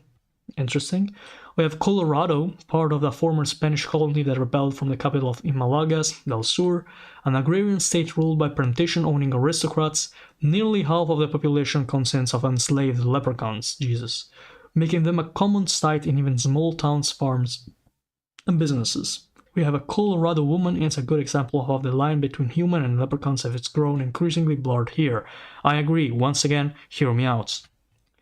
Then we have Malagas del Sur, holding out hope that Spain will one day send reinforcements to help them retake the Rojos, also being ravaged by leprechaun scourge. Nice. Finally, Lesser Uve, Adaic vassal, former leprechaun kingdom subjugated by the Adaic. Its king is replaced with an Indonesian-born Dutch bureaucrat. Its native population is now used as a pool of cheap labor for many colonies. And once and for all, New Dublin and New Belfast, Adaic UK. So these are both of the Dutch and the British. All the ones that say Adaic and the UK. Not many pots of gold were found, but there were just enough to justify the genocide. What? Human demographics are exactly what you'd expect. It just gets worse the southern you go. Okay. I think we did everything, right? Yeah.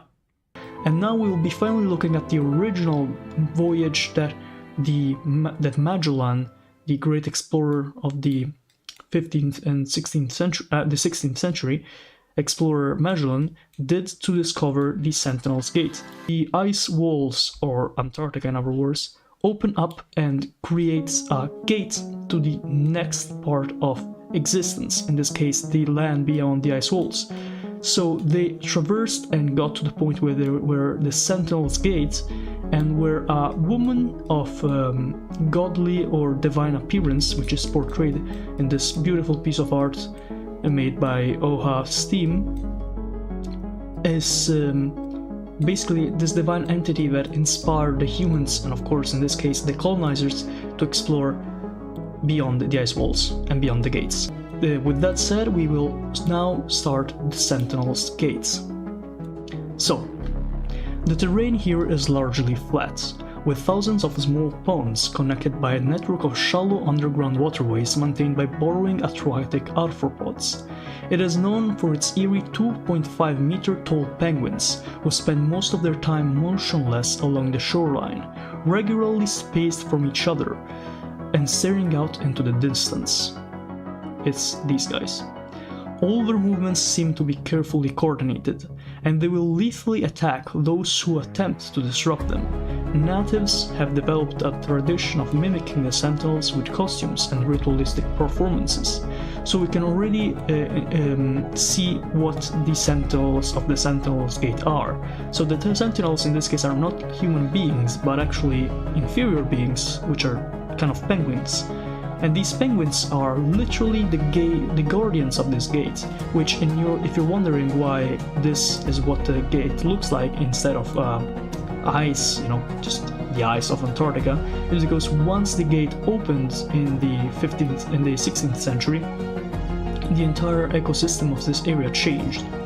So let's see if we can see the native people of this land before we actually check something else. No, I believe we have to start by the colonizers. Okay, we can go for the first colonizer in order of simply vicinity. So we have the Argentinians one here. Also, we can notice that the Argentinians, which if we don't understand where we are, we're in South America. If the Argentinians had to do with the Sentinel's Gate, that probably distracted them from actually conquering the rest of mainland South America. So that is why they probably don't control already all of Patagonia and seem to have some minor conflicts here with the Mapuche people probably, or other Guarani Native American people. So, Marambio, and this is this thing, Argentina. While a budding power, small in colonial capability, the Argentines couldn't sit closest to Antarctica and right next to a gate and do nothing with dastardly British pirates stalking nearby seas, tainting the waters with their putrid tea. With jealous glares aimed at their prized Malvinas, which in this case are the Falkland Islands, right here, that seem to be in control of Argentina, so big dub there.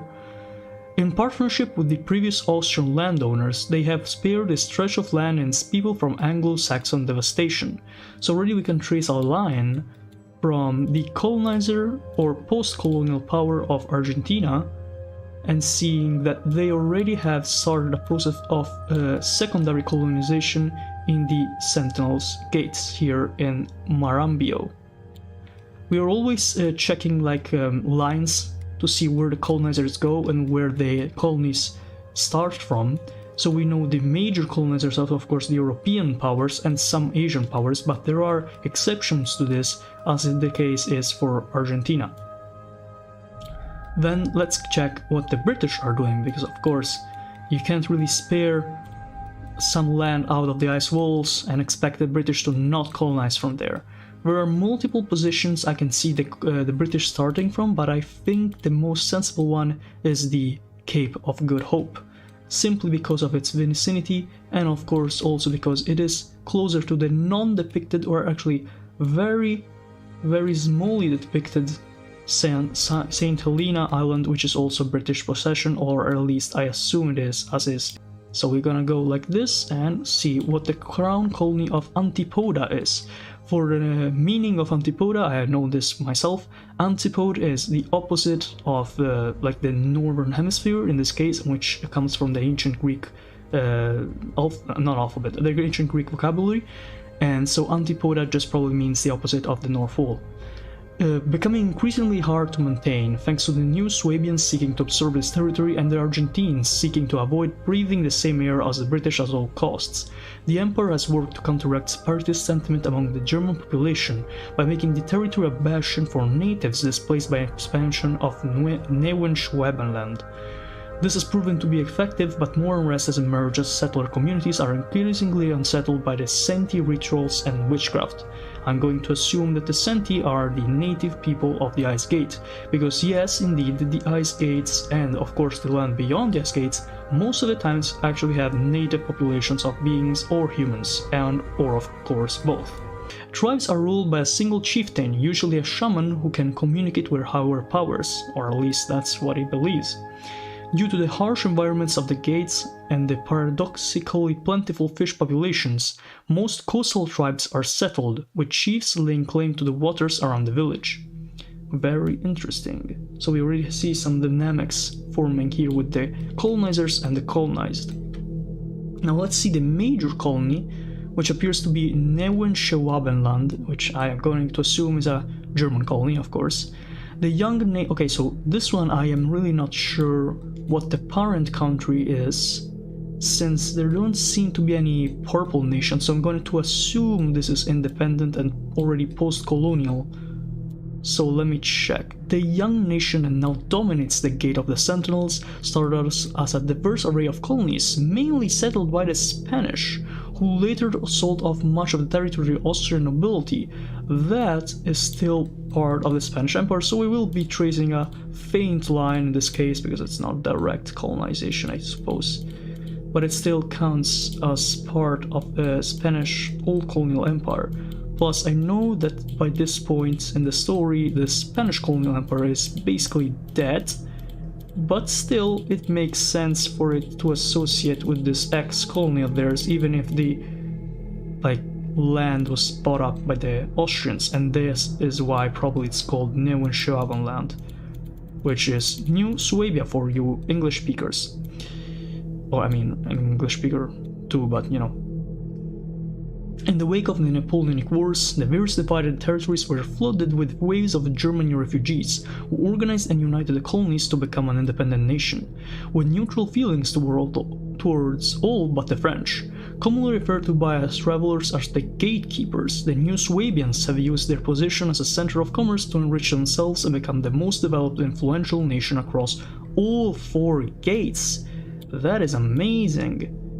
All of the four gates. This is the most important country in the four gates. This is actually insane. I was not aware because the northern gate, the Serpent's Gate, has actually a lot of vibrant and like well-lived colonies.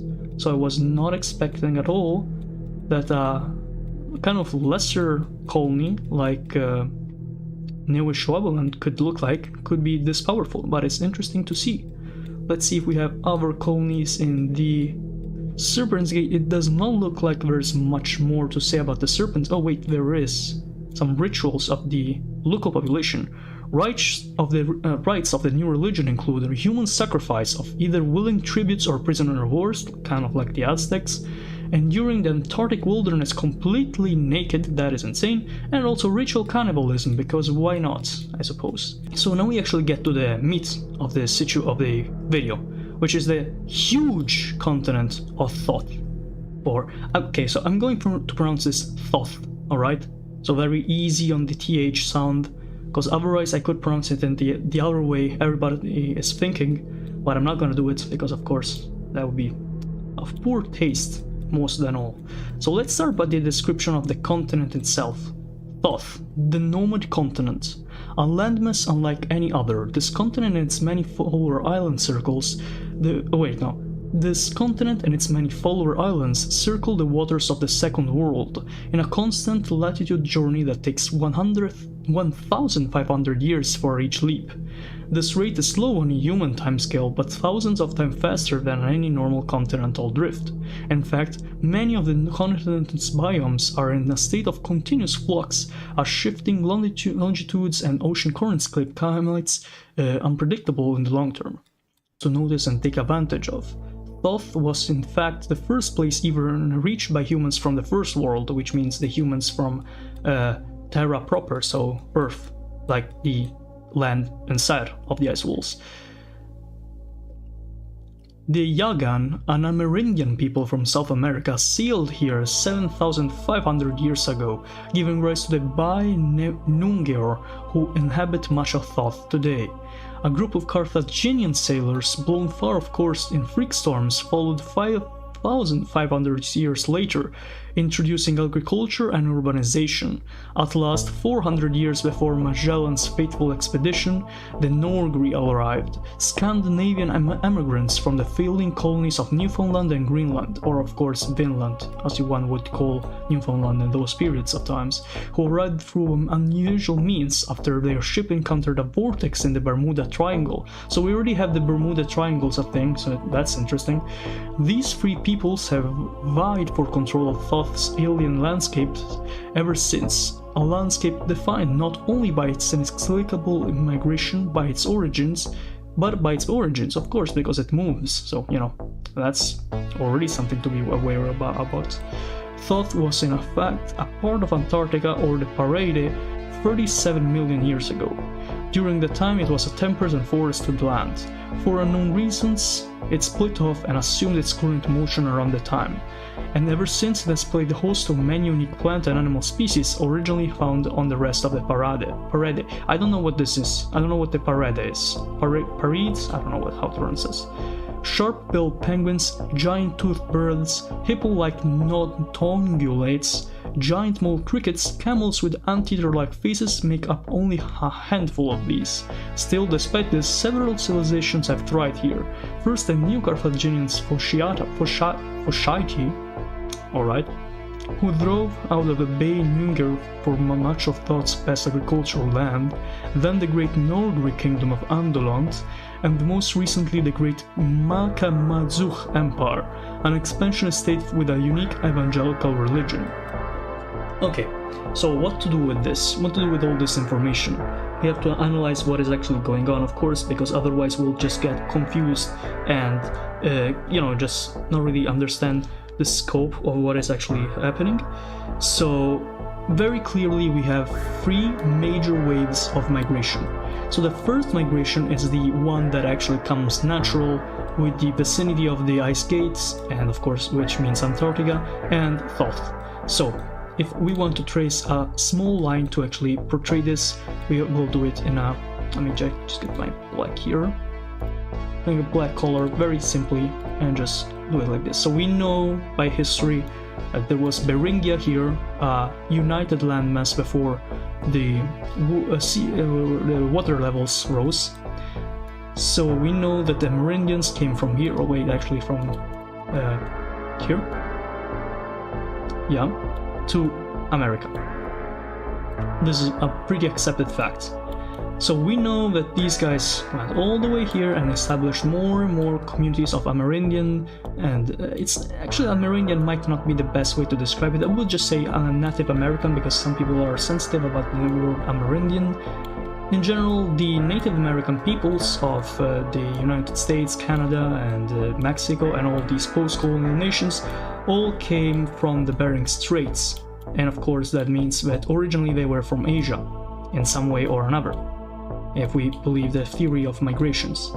So, to make it short, at some point the Patagonian people of America managed to travel all the way up to the Malvinas or Falkland Islands, then to the Antarctic area, and probably because Antarctica was not really hospitable for anything, they kept going south, more south, and since the ice gate was not yet opened, I believe at some point they just kind of went their way with water, or maybe because it was still moving, so it probably was closer to the mainland, since we acknowledge that Thoth is a nomad landmass, which means it's constantly moving. And so at some point these people from all the way back in North America went to South America, and at some point they went from the Sentinel's Gate, where they are still the native population as explained by all these graphs, and arrived into the actual landmass. So let me check once more who the first are. 7,500 years ago by Nguer. I would not know which of these are the Bai Nguer people. I have to figure it out somehow, because I'm not sure which ones are the Bai Nguer and which ones are not. I am not sure at the moment, but the gist of it is that at some point, boom, they arrived to the landmass. That's what I was actually trying to get to. So this is the first wave of migration. But we have a second wave of migration that is very different from the first. This one I will just put the color of Carthage, which in this case is green, because it's controlled by what I assume is some sort of Ottoman subject state. Of course, Carthage does not exist at this point in time, but I'm just using this to make a comparison. Probably not in Brazil, but you know, the myths of Carthage all doing this entire West Africa path, and at some point the currents somewhere along here just got them to go all the way into the ice gates and arrive to the land of Thoth, where they established a colonial state that introduced agriculture and civilization as a whole in some part of this continent. Once again, since we have not yet started to reach which part of it is, maybe it's in the title. Carthaginians? No, not really, it doesn't say. I'm gonna just say that probably has to do with this one. I'm just gonna assume, alright? I'm not sure. Let's just say it's this one. So, we have two flows of migration here. Now, let's go for the third one, and probably the weirdest one at all. So, we know the Scandinavians had to do with this entire migration deal. Therefore, we know that they have colonies here, and at some point in time they reached Finland, and they reached Newfoundland and Labrador, called it Markland here, Vinland there, and somehow in this world they got to the Triangle of the Bermuda, and somehow they just spawned here. As weird as that is. But that is what we have to understand from the story of these migrations. That's basically it. Now, this is probably good as it is. We don't need to really expand on it more, these migration routes. I think they're interesting enough as they are itself. I think we can actually go to the next step, which in this case would be the actual nations of this huge continent. I hope so, at least. Anyways, let's see the first of these countries. Mundaberia. Wait, no, this is Basque majority? What the fuck? No, okay. Let's start from the north. Otherwise this will be like impossible. Also, what the hell is that? Okay, we have a lot of things to cover. I just get back to our feet. Let's just start by the Republic of Antipoda. It looks like pretty acceptable, plus it's a big landmass. This probably has to do something with the Spanish, like basing myself off the name. Though the climate is temperate at best, not exactly similar to South America, the conquistadors of this former Spanish colony are not very different from those anywhere else. Fond of gold and native women, and ready to take the evil without any regard of who might protest, slowly expanding from the tip of the island eastwards, rolling over a collection of e-battle tribes and minor colonies without pause. So already we have a new Spanish colony here in the, like, you know, this area. So we know New Schwabenland used to be Spanish at some point, before they sold it to the Austrian nobles, and now we have another post-Spanish colony, which is Antipoda. Also, we have a sea-bound man doing a poor job of watching his back here, because he's gonna be eaten by the Baugtrout, the largest land animal of the Faroe Islands. One must always be on the lookout for these mighty and aggressive beasts, as they are known to move with surprisingly quick footsteps. These look like some kind of dinosaur, honestly. Even these things, the claws. Okay, next country, next nation, we have Uusivapama, a breakaway nation of Finns seeking to escape the Scandinavian dominion. The Uusivapamans have done well to survive in these foreign lands through trade and with pirates, strong ties with local people, and sheer grits. The Finnish settlers have forged a strong confederation with the native seabound tribes, respecting their territories and defending each other against colonial incursions. So this is very, very interesting, honestly. So you can see on one side we have the Spanish, which conquered everything, destroyed basically everything, and doesn't really care about the natives. On the other part, we have the post-Scandinavian Empire, which reminder that these guys were already part of a big realistic Scandinavian Empire, and apparently at some point the Finns of this area escaped from the empire and settled in Thoth, but at the same time decided to ally with the local population, which is honestly really interesting when you think about it. Now, on to the next territory, we have the Kingdom of Thermometala. Thermometala is a part of the United Kingdom, or at least I think that's what it means, and I'm going, yeah, it's this one. It's this really little part of land. The Kingdom of Thermometala represents the first native title from beyond the known world, inherited by a member of the British royal family. The population of and architecture of its major cities grew to resemble those of the Isles more and more with each passing year. Now we have the Inuit Kingdom. Formerly British-controlled land of warring tribes stole the guns, kicked out the colonizers, and established a fiercely isolationist kingdom that killed Spaniards on bongs, what the fuck, on sight. Trades with the Uusivapami and the Boonzeriachers. Okay. So this is like a collection of islands which are now controlled by the native warring tribe people, which is fine, I guess. We also have the Kingdom of Talubraki here, which is a British vassal for now, which I assume means eventually it will get integrated in the colony of Thermometala, or the Kingdom of Thermometala. Then we have Boonzeriach. After the collapse of the First Prussian Empire, the colonial government lost control of mainland Akradam. The Prussian loyalist population fled to the islands and consolidated their power, establishing an independent kingdom. So we already have a post-Prussian state here, which is very interesting when you think about it, consider Prussia is here, but we won't really trace a line because Prussia is over. After the Napoleonic Wars, what remained of the Prussian Empire was split and divided upon multiple areas beyond the ice gates, so it doesn't really make sense to trace a line because at this point it's so distant from its original Prussian mainland that it doesn't really make sense to connect them. Finally, this 2-1 is Kamakradam.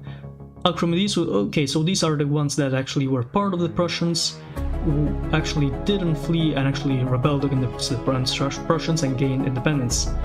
While the Boonzeriach are the ones that actually managed to maintain Prussian control, or at least cultural Prussian control, not really the actual Prussian government, because of course it's Napoleonic controlled nowadays.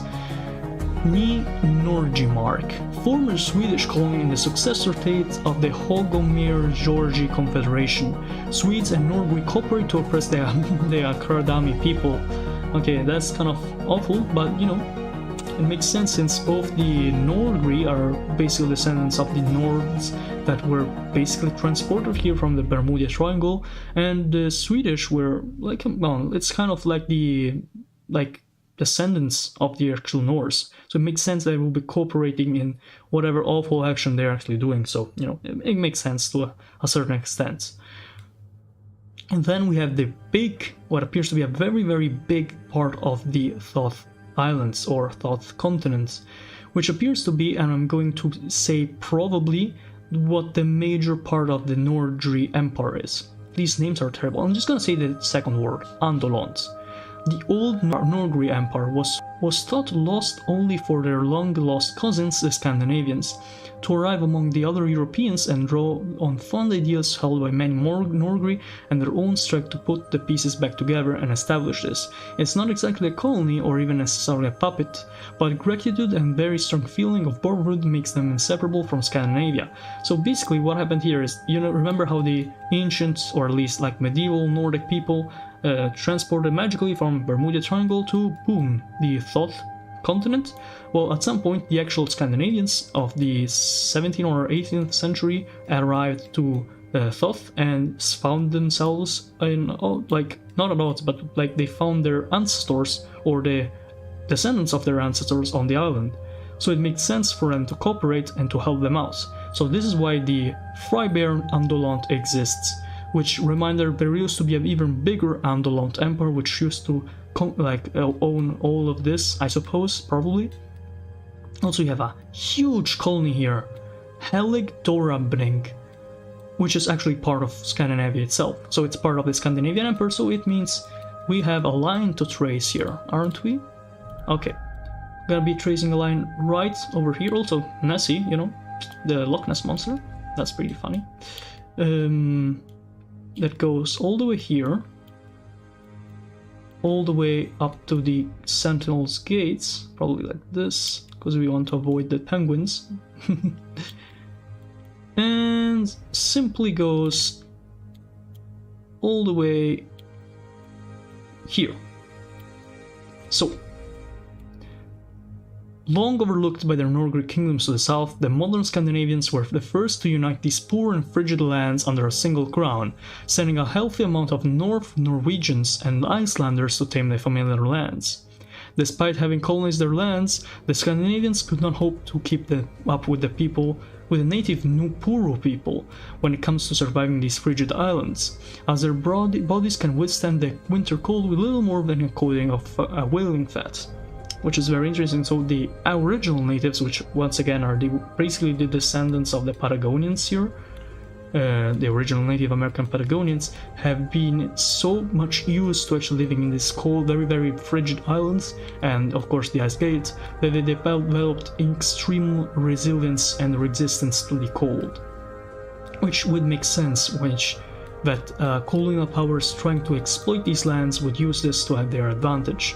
Or in this case to their disadvantage, because they don't really have a chance against people that really understand how the terrain and how the world in this area works. Okay, now let's go to Olanohuku, the result of the first large-scale colonial effort by the Polish-Lithuanian Commonwealth, which later fell under the Austrian control, a disorganized mass of Austro-Hungarian duchies and Polish free cities quibbling over economic matters, while scattered villages of Baltic and Slavic peasants war with natives in the back country. So this is basically a Polish-Lithuanian colonial effort. Also, as you can see, the Polish-Lithuanian Commonwealth is not a thing anymore. It's been partitioned by what appears to be a semi-independent Poland, or probably independent Poland, and of course the Russian Empire, which owns Lithuania and probably all the old lands of the Grand Duchy of Lithuania. So yeah, the Olanohuku is not really something to be fond of in this case. Then we have a bunch of minor colonies here, a lot of them, damn. We have a city of mesothermia, okay, kind of like sounds like hypothermia, which is part of the United Kingdom, so another part to connect with our greater colonial effort for the British, which I have not traced. No, wait, I did trace. Yes, let's trace it better here, because we just traced the colony of Antipoda, so we now know that they actually went all the way into like the main area here, and they established multiple colonies. In part we have mesothermia, then of course, as we already saw earlier, we have I guess the Nupur, I don't want to count the Nupuri Republic since it's Scottish and not really British, I mean not really English. Of course we have the Kingdom of Thermometalla, and we have the British vassal state here. And also this thing, which I assume, it's not really said, but I assume it's also, oh wait, maybe not. Oh wait, yeah. British settlers. I read that, so I'm gonna assume this is part of the British Empire. So we have British influence. Oh, this one too. So we have even more British influence. We're gonna get to that later though. Let's get these first. So the city of Mesothermia is a British trade hub and naval base which played a significant role in the Yehustan rebellion against the Spanish, now seeking to return to their newfound allies against the French. Then we have, let me check, the Nuevas Baleares, a former Spanish colony home to Spanish colonials who fled the Yehusta. Sardinian and Catalan are prominent languages here. That is very interesting. I have never heard of something that actually mentions Sardinian as a possible colonizer language. It's so rare. Probably because the Sardinians were very isolated in their history until the actual Kingdom of Piedmont Sardinia was a thing, which makes sense since apart from the ports, they kind of like to remain in the hinterlands. Which, you know, it's an island, so why would it be that case? But at the same time, I realized that all the times they did actually come near the ports, they would be conquered by other peoples, like the Carthaginians, the Romans, the Aragonese, the, I don't know, Byzantines, Muslims, and so on and so forth. Then we have the Calo-Korean Confederacy. Ruled by enterprising pirate adventurers, this lawless state is known as a gathering place for all manners of social rejects. Well, it's pretty small and doesn't look like it's very relevant, so I don't think it's gonna be a big problem. Then here, bordering Mesothermia, we actually have the Yehusta, which appears to be what's the city of Mesothermia had a role in, the Republic of Yehusta. Probably restored to its former glory after spending a period of time under the Spanish heel. They have a very traditional way of understanding republicanism, harkening all the way back to Carthage, so we have finally where the Carthaginians actually went, apparently, which is great since we were searching for that earlier. Let me just get the actual thing here. Yeah. So now we actually know where the Carthaginians actually went. Apparently, can't say this is the only part they went to, but at least we are 100% sure that this is actually one of the places where they actually arrived to. It is kind of far away when you think about it, but at the same time, these islands, or I mean this continent does move, as it's been explained, so it wouldn't make too much issues for it to actually, you know, move around and change location. Wait, where is it? Oh yeah, here. So maybe it was closer once the Carthaginians arrived. Then we have the Moroccan population. Wait, what? Oh, it's all the way split into these territories, which are independent. After the collapse of Moroccan colony, the two native ethnic groups took control and plunged the island in a civil war. So there was an ethnic Moroccan colony at some point, apparently. Interesting, very interesting. Huh. And at some point Morocco collapsed, and that is why they are now independent. But they have like pockets of Moroccan population sprinkled in. And very interesting, honestly. Very, very interesting. Then we have, oh, a Dutch colony. Those are rare. Which is weird, considering the Adeifk, or whatever that thing's... Oh, wait, now that makes sense. It's actually gone. The Netherlands is gone. It's now Batavia. Very sad. Which means probably doesn't make sense to connect it. Just let's remember that the 14, which is Warmekener Kust, is Warmekener Kust is a colony of or an ex-colony of the Kingdom of the Netherlands, currently facing a native farmer rebellion against the Barbadicane and the Nieuwe Sudalpen prepare to swoop in and take the land for themselves. I don't know what either of those things are. Oh my god. Then we have the Republic of Ulmbota, natives and nativized rural settlers rebelling against the Warmemekust rulers. So yeah, we have a conflict between these two groups. And finally we have a French colony here. Strangely enough, we did not see the French anywhere here, which is very weird considering they are one of the major powers of this colonial expansion into the Second Ring, as was seen in the continent of Aten and even partially, I believe, in the continent of Xenonesia.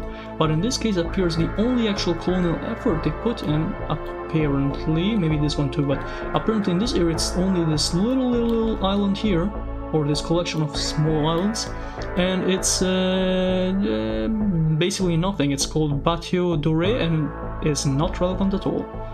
Then we have the Barbadicane, or this of the whatever. It's Venetian. Whoa, Venetian port. When Italy mentions, when Venice mentions. Big boy. Okay, cool, very cool. So Venice. Okay, Venice is gone, but you know what I mean. They used to have a bunch of colonies here. They have one here, Getro Spandente. Let's just color it in the green color for Italy, since Venice is actually gone. I know it's technically independent at this point, but you know, just makes me happy. Okay, so Barbadicane is like a Venetian state. Okay, so we have, oh wow, we have actually a Austrian colony that survived as an Austrian colony, which is very, very, very rare. It's extremely rare in this timeline for Austrian colonies to actually go their way, apparently at least. So it is very interesting that they actually managed to have one decently surviving colony. Very interesting again, because we know the deal with the New Schwabenland, which is this one, was that they like owned they owned the land, but they were not the original colonizers, so always were the Spanish. But we have an actually completely Austrian colony, so it's interesting. And it's New Sudalpen, which is literally New South Alps. So kind of sounds like the Australia region, New South Wales, whatever. Low on settlers and support from Europe, so the colonial government focuses on keeping the native population at peace and loyal through religious, linguistic, and cultural education. They've done a surprisingly good job so far, but the Makamazuk aren't happy about the spread of Catholicism so close to their border. And the Makamazuk are these huge, like multi-region spanning empire, which is, I assume, the biggest of all powers in the entire South continent, which is honestly surprising. I was not expecting to be this big. So, the Makamazuk Empire is an empire that began its rise 4 centuries ago, has reached the zenith of its power and influence. The core territories of the empire have been systematically assimilated via religious conversion and the construction of the Oghzaz temples, serving as economic, religious, and administrative hubs of the respective city. I'm going to assume this is a post-Carthaginian state, if I had not read it already, simply because the Oghzaz temple sounds something like Carthaginians would do, and also the people here don't really look Native American. They just look like Middle Eastern maybe, and or whites. Oh, so this is where it went. Damn. So this is the center of the actual Carthaginian voyage. Here. Also, we have another funny creature here, the lycopods, always hopping. They are scarcely standing still. When they stand still, they look you in the eye and they tell you the date of your death, and also your coordinates, your IP, and probably even your mother's maiden's name. Yes, that is also true. The Thothian bearded hound, unrelated to domesticated dogs in the known world, the canines of Thoth are descended from Culpeo foxes, which were domesticated in Tierra del Fuego by the Proto-Yagan peoples that originally settled, so the Southern Native Americans of Patagonia. Also, we have a local girl here, a charming immunoral woman. If we remove the... wait. Oh, I can't remove it. She is defaced forever. Very sad. We have more British territories, more British vessels here in the colony of Romans Land, which sounds like Romans Land, whatever. Who needs to win the favor of an exotic great power when you can bribe their upper class and economically undermine them instead? That's a definitively British thing to do, that's for sure. Then we have this fucking mess of a name that I'm not even going to try pronounce. The aristocrats of this French-controlled territory have won the favor of the Makamazuk through an enthusiastic, albeit detached interest in their native religion and tradition. We have a colony of Portugal. Whoa, Portuguese colony? Color me surprised. I'm joking. I'm not surprised at all. The colonies have the Portuguese have quite a relatively big amount of colonies. So I'm going to put it like from Brazil, just like I did for the colonies in the continent of Atem. As you can see here, I already had Motu Putua, some colonies here, all from Brazil. So I'm just gonna say it's from Brazil that they started their journey on. It's probably not right, but you know, it is still a Portuguese colony, or at least an ex-Portuguese colony. This like passage is starting to get very, very crowded. You can see like 4 different. Oh my god, we even have like, yeah, we have space like barely. Man, Terra do Fiorde, Portugal. When it back when it was the first place anyone passed after coming through the gates of Tension, they had gained tremendous wealth from letting ships stop in their whatever. So basically what this means is that this used to be the first thing the people that trespassed the Sentinel's Gate would see, so that's why originally it was used kind of like a launching point for other colonization efforts, which was why it was originally like, you know, relevant. But apparently now it's not the case anymore, because there's more options and better options as a whole. Finally we get to the biggest, or at least not the biggest, the second biggest I suppose after the Thoth, after the Makamazur Empire. And we have the second biggest state here, which is called Mundaberia. Already I remember seeing Basque somewhere, so it's pretty interesting. Oh my god, Basque majority. That is crazy. Look how big it is. Look how big this slice of land is. This thing is the size like of France, Spain, Portugal, and maybe even more combined. And it's all Basque majority. That is fucking crazy. Ambitious Basque majority nation that seeks to not only expand its territory within Thoth, but to establish itself as a colonial empire in its own right. The ambitious country is well aware that it lacks the wealth, development, and manpower that the imperial powers of the known world possess, so it has adopted a unique strategy in order to grab as much land as possible in a short time. They purposely target hard to manage isolated, dangerous, and otherwise undesirable regions that are free for the taking. To avoid wasting too much money, they start by rounding up a small group of peasants, dumping them in some hellish far-off corner of the world, check in a few months later to see if they survive, send reinforcements if they did, try again if they didn't. Trading with those who no one else will, buying and selling illegal goods from pirates, both foreign and homegrown. Young men are encouraged to raise the black flags and set sail, fending from the sands and high seas, are returning to the motherland every so often to trade and transport a ship of unfortunate peasants to their next colonial targets. This has indeed worked. With colonial possessions in the parasite-ridden lands of Antillia, the corpse-covered islands of Maldantis, and around the flesh-eating volcano of Ogygia, as well as more loosely controlled territories conquered through their esteemed pirates, Mundaberia is gradually accruing enough wealth to perhaps one day compete with the major powers in the regions that aren't nightmarishly awful places to live. That was absolutely insane. That was actually absolutely insane. There is one more thing to do, which is the Ejebasqual Kingdom.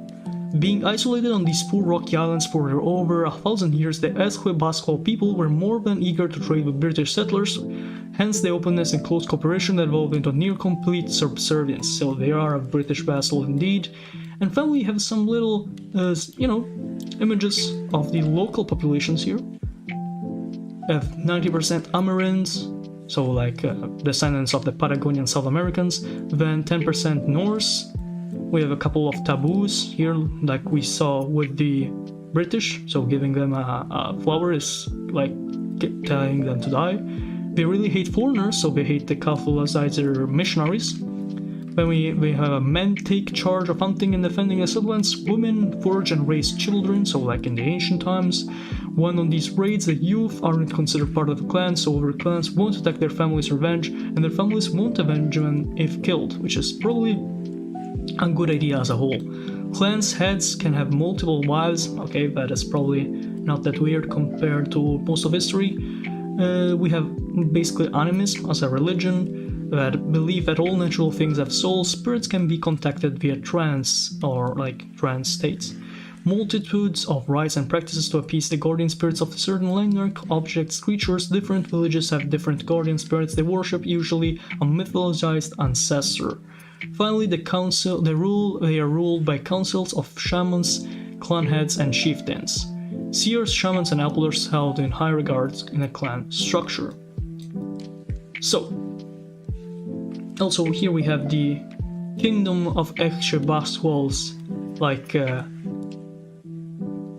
graph that explains how it works. It appears to be somewhat of a republic, since we have people that can vote and people that can vote but owes obedience to the rich. Can't vote has rights, which are foreigners, which in this case are British, has no rights, slaves. Yeah, makes sense. Maybe Christian? I don't know, this looks kind of Christian. When greeting someone of a higher status, of a foreign dignitary in a formal position, the lower one must prostrate himself. Kind of said to look like the British, looking all high and mighty. This thing is literally the island like, oh wait, I remember this. This is literally a serpent goddess of Minoan mythology, or I mean tradition. I remember like this little statue being of Minoan remains. If you look it up, if you look up serpent goddess and then Crete, you'll see exactly this. Then we have a man here. Polytheism, of course. They rule by elected kings with councils of wealthy citizens, and the merchants are regarded in high regard. I'm going to remove these things that explain the expeditions of bygone powers. I'm going to keep those that are actually relevant to the story, so existing colonial powers, just as we did with Atem and Xenonesia. The philosophy of Holvenism is a philosophy that in this world spawns from the French Revolution, but it actually existed all the way back into the times of early Christianity and even before. Holvenism is the wind beneath the eagle's wings. During the 1st century AD, while Christianity was beginning to rise to prominence, an ancient movement emerged from the shadow of antiquity. It would come to be known as Holvenism, a mystery cult centered around their enigmatic prophet, Holven of Alexandria, an Egyptian scholar and historian who interpreted the driving force of human history as having 3 parts: the world spirit, God; the state spirit, great man; the age spirit, the everyman. In the early years, they faced persecution from the Jews, Romans, pagans, and then the Christians, who they hated the most. The Holvenists returned to the shadows, continuing to secretly practice their faith in fringe communities around the Balkans and England.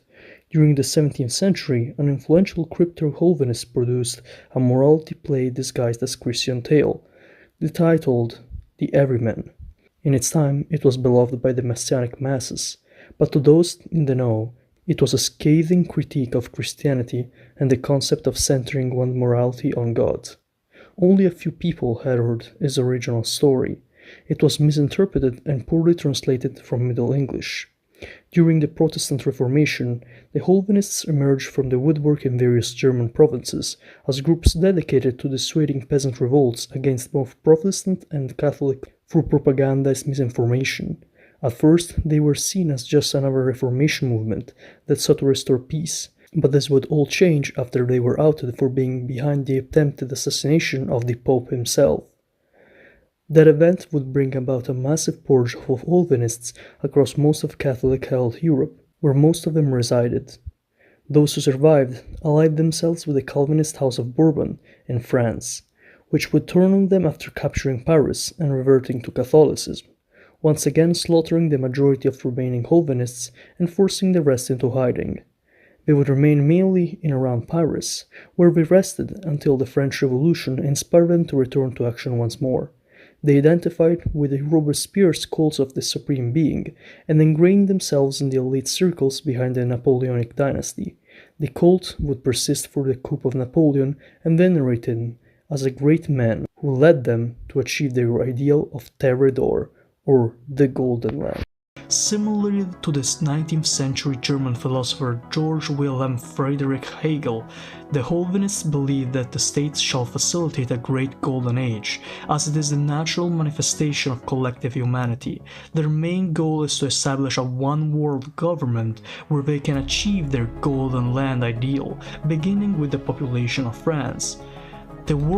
So this is basically the entire story of the Calvinists in the history of Europe and the world, so you can see how much influence the Calvinists actually have, since they control France and France is victorious in the Napoleonic Wars, and of course, apart from that, they have colonies all around the world itself, and of course the lands beyond the ice walls. So they have colonies in Thoth, they have colonies in Aten, they have colonies all around the world, and of course their influence is everywhere, as the literal Emperor of France, Napoleon II, is himself probably a secret or maybe even open Calvinist, which, already makes it something that you should be afraid of.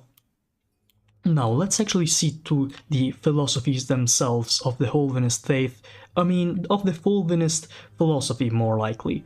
Let's start by the world spirit. The Calvinists believe that God, the principal being, created the universe only to sit on his laurels, not wanting to reinterpret himself. Then a spirit named Reason, commonly interpreted by Christians as Lucifer, came down from the heavens and created life and humanity to defy God's complacency. The actions of a Reason angered God, who sought to dissipate him, but the trickster spirit was quick and hid himself to the soul of the first man, who began to interpret God.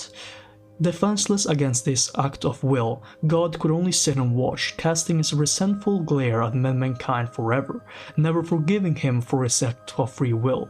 The Calvinists hated Christianity due to their proclamation of Christ being the Son of God. The Calvinists believed that Jesus of Nazareth to be a direct rival, and their primary goal was to had been to subdue and undermine the Christian belief system.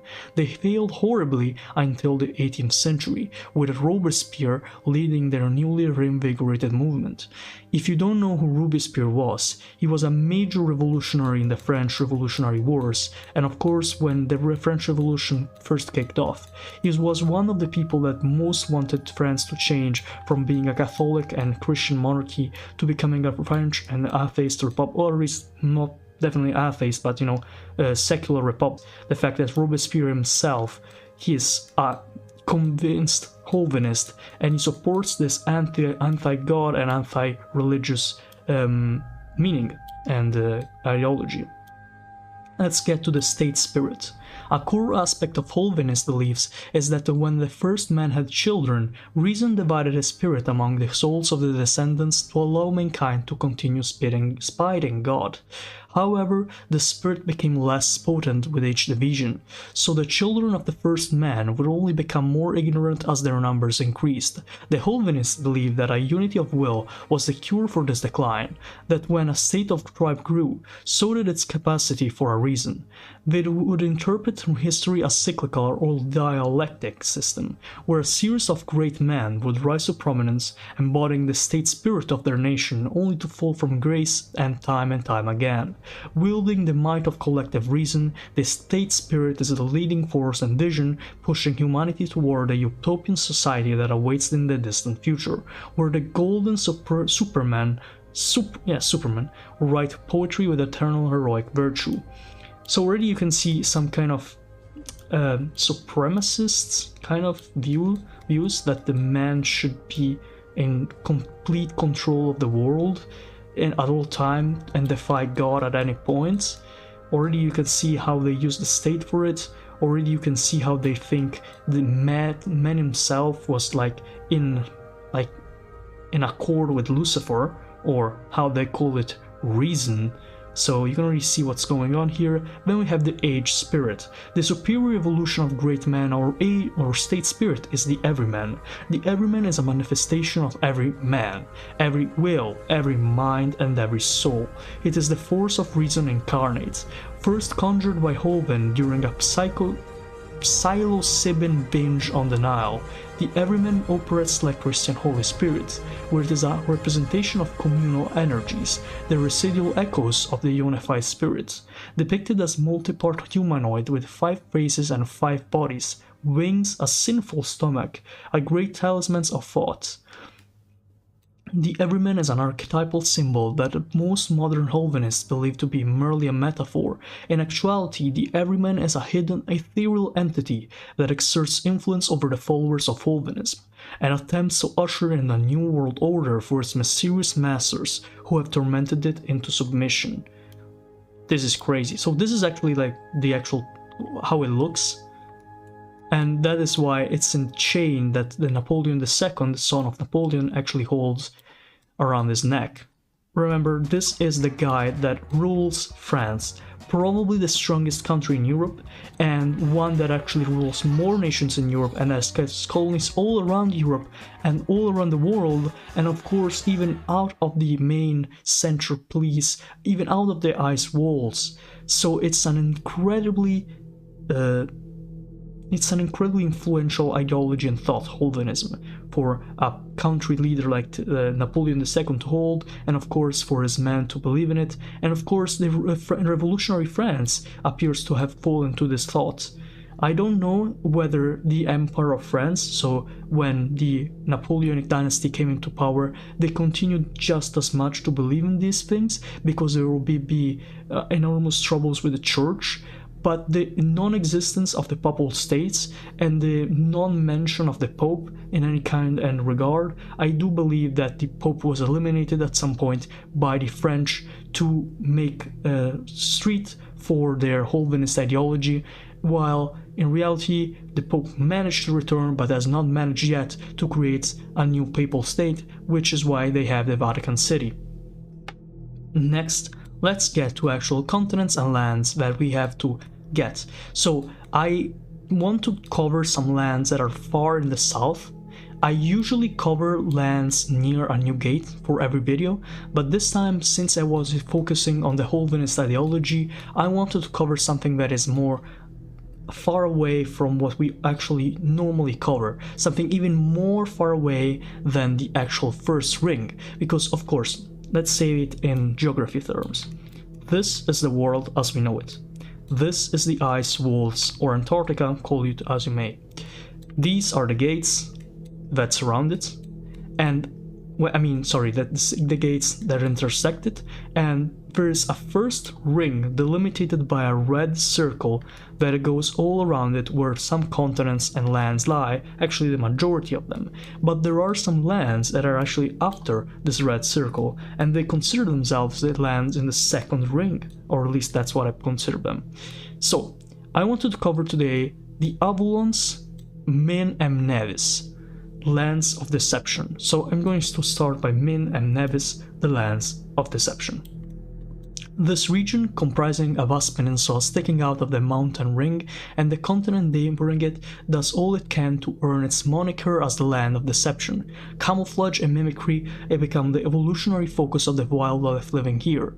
The chameleons of the first world are nothing to the trickery afoot here. The animals try to look like plants, the plants try to look like animals. Living beings of every kingdom have adopted the ability to change color and shape all to defeat the erstwhile biological rivals. The native life has had millions of years to perfect its defenses, to the point that even humans have a very hard time seeing through them. Exasperated and maddened explorers have old tales of landscapes itself shifting distance and size before their eyes, as if the entire country had been shaped by a divine trickster. Basically, they're in the walls. But in other words, even the shape of the land is mysterious. As you can see, it's not even only in these islands, but it's even part of this mysterious continent, what appears to be another continent. But how can there be another continent? Is a continent that literally encompasses the entire world? Is just a hollow earth inside another earth? Well, I have to continue reading to learn. So, let's get to... I'm curious of what I should read first. There is an A here, this territory here in the center of the islands? Let's see what it is about. Baspicoposic of Constantinia. When the Spanish took control of the Ottoman territory now called Nueva Menorca, which is these islands here, a large number of zealous Turks rejected the government that had imposed themselves on the island and fled into the wilderness, where they would fight valiantly to protect their Islamic society free of Christian suzerainty. Unable to wrest the territory from them militarily, the Spanish forces sought an alternative means of breaking the rebel spirits. They procured a large number of mind-altering substances, exposed captured Turkish soldiers to them, and through the power of suggestion led them to hallucinate visions of angels and Christian iconography. The soldiers would be allowed to return home, with no memory of ever being captured, believing that they were prevented from attacking the Spanish by messengers from heaven, who proclaimed the truth of Christianity and ordered them to turn back. The Turkish resistance was thrown into disarray, as one by one soldiers would arrive at rebel camps telling the same story, leading to an immense turmoil and mental anguish among their ranks. As the numbers of young men losing faith in their cause grew, the bulk of the remaining faithful forces became increasingly desperate, rallying for a final stand against the Spanish scoundrels. The Spanish were made aware of this oncoming attack, enlisting the help of strange mystics from Avalons, who prepared a ritual involving the large-scale dispersal of hallucinogens to demoralize the attackers before the battle ever started. What the mystic knew, and his employers didn't, was that by invoking the same image over and over again through their brainwashing, they had been attracting a powerful ethereal entity seeking to assume the role of the angel conjured in the soldiers' minds. On the day of the battle, the drugs were released and the ritual was initiated, causing the entity to appear over the battlefield, successfully causing the Turks to immediately convert, but also blinding every one of the Spanish authorities who hadn't been exposed to the substances necessary to perceive such a thing. The Turks took this event not only as proof that the Christianity was true, but also that the Spanish had been forsaken by God, and they continued to live independently, more radical in their new faith than they were ever before. So the Baspicoposic of Constantinia is some ethereal realm where the Turkish population that originally settled in Nueva Menorca came to be after they were expelled by the Spanish.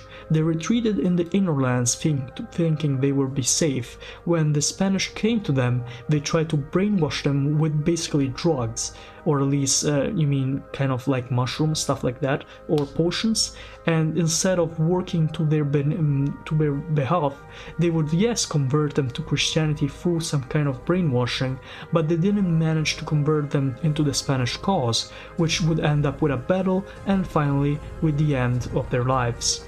And for the start of the new Turkish state, a Christian Turkish state in the lands of deception of Min and Nevis.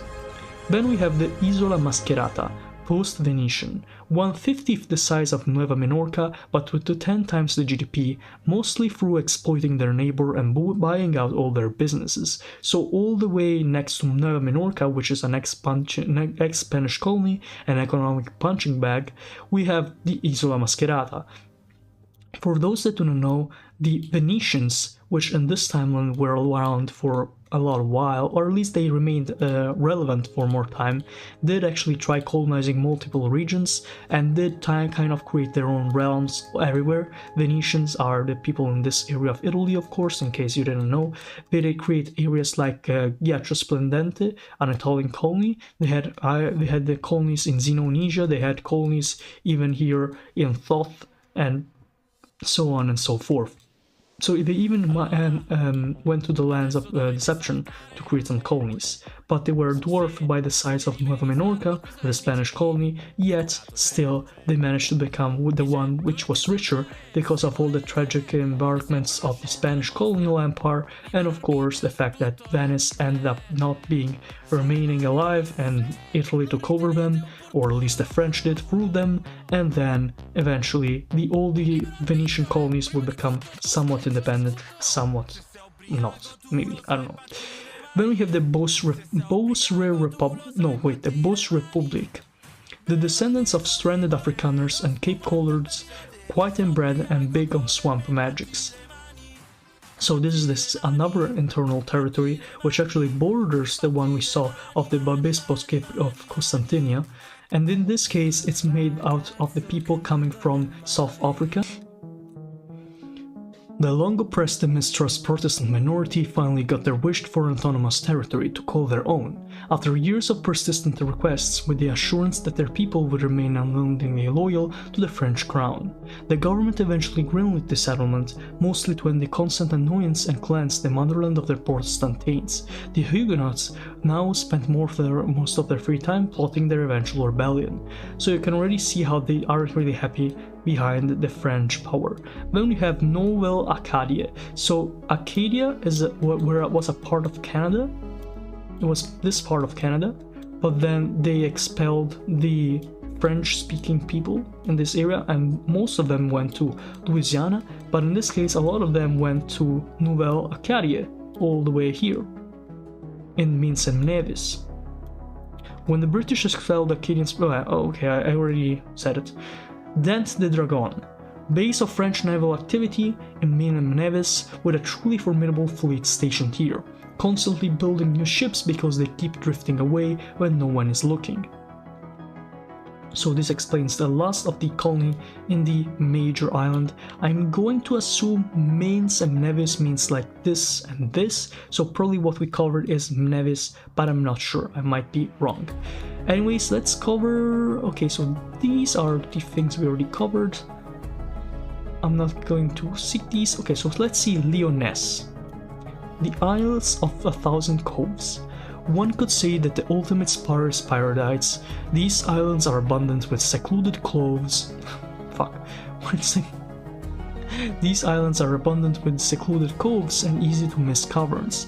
Most of these open onto the sea and have been a port of all for many Neptunian pirates over the years, but some have hosted scientifically unique wildlife or attract other outcasts by virtue of their defensibility and seclusion. Lyonesse's continental shelf holds the graves of countless betrayed pirateers and would-be pirate hunters. So there's a multiple island archipelago here, basically stretching all the way from the Scandinavian colonies to the end of Cape Tudor. So we have New Nassau, conquered for the crown by a British-educated Ashanti prince who became a pirate and got to choose the name, much to the annoyance of the Brits. So it's an African-led but British-governed colony in Lyonesse. Then we have New Tortuga, a privateer republic allied with the British, whose presence in this region is mostly focused on giving the French as much hardships as possible to keep them from expanding any farther west. Then we have unclaimed territory of various pirates. I would have argued probably they would have been part of this major Portuguese colony or ex-Portuguese colony, but it doesn't appear to be the case. Then we have the New Azores, which are these. Originally Portuguese, okay, so this confirms that this territory was actually Portuguese, by the way, but fell into British hands as British settlers kept arriving in the New Azores thinking it was Cape Tudor, and the Portuguese settlers kept arriving in Costa dos Lagartos thinking it was Nova Azores. So they kind of confuse the two lands. Of course, once again, the lens of deception makes it extremely hard for most of the people to understand what is actually going on here, so things like the ships coming to another part of the land is kind of common. Then we have Cape Tudor. According to the inhabitants, Edward VI of England did not die at 15, but was instead forced into hiding by his wicked sisters, his line continuing in the shadows until they moved here to continue their dynasty openly and make their claim to the crown official. This is pretty interesting, so it diverts the crown lands of the British Empire into different parts. So then we have Tromperia, this huge colony here in this what appears to be like the northern part of this huge landmass. Land here given as a reward to retired spies. While officially retired, many of the landowners are well aware that it's no coincidence that they were settled in a region plagued by British sabotage and subterfuge. Interesting, interesting. Then we have Wild Linie, Scandinavia. All this land here is claimed by Scandinavia. Yet, as you can see, only some parts of it are actually settled. Seems like the Nords bit off a bit more than they could chew here, will likely end up some selling to another country. And of course, if you don't know, Scandinavia is actually a United States. It's not 3 different or 4 different countries, it's a union of Norway, Sweden, Denmark, Iceland, and Greenland, but I wouldn't count that one because it's probably just a territory. It doesn't have any people there, or not enough. We have Jordan, which is actually one of the southernmost territories in the entire ice walls. It's like the 3rd most southern ones, with Ogygia and this red territory here being the only ones that are more southern than it. Sorfjorden is the fjords and temperatures forests were perfect for the Scandinavians, bringing in a great number of settlers to the point that it looks a bit like it's been inhabited for centuries. It helps with the settlers would often get lost when trying to reach the already settled fjords, to the point where they would always give up and settle in whatever fjord they would find themselves in. That is actually pretty interesting. Then we have the explanation. You may be wondering regarding the peninsula and the island, which is Min and which is Nevis. Oh, this was actually what I was trying to figure out before, but I didn't know. It depends on who you ask. Half of the world sees it one way, half of the world says the opposite. It all began with an error a messenger made when the hand copying the reports of the explorers who discovered the lands and named the landmasses. The explorers all died at sea soon after, so they could never clarify which names were correct. Of course, the English and the French ended up receiving the popularizing conflicting names for the regions, and have been too prideful to budge at their official stances on the matter. The state of affairs has confused travelers for generations. Now many simply default to saying the peninsula of Minem Nevis and the island of Minem Nevis, kind of like St. Kitts and Nevis.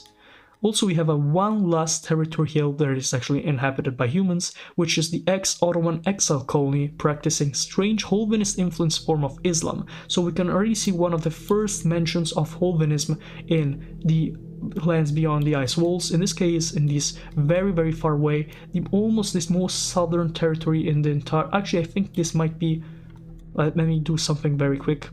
Let me take... actually, like this.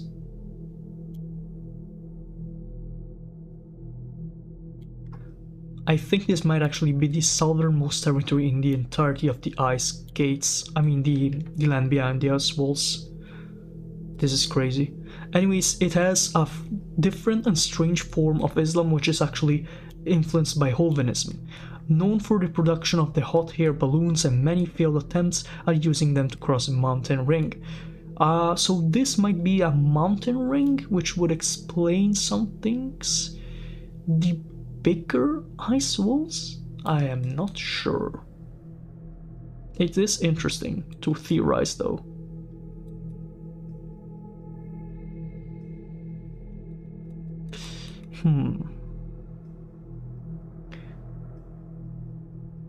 Okay.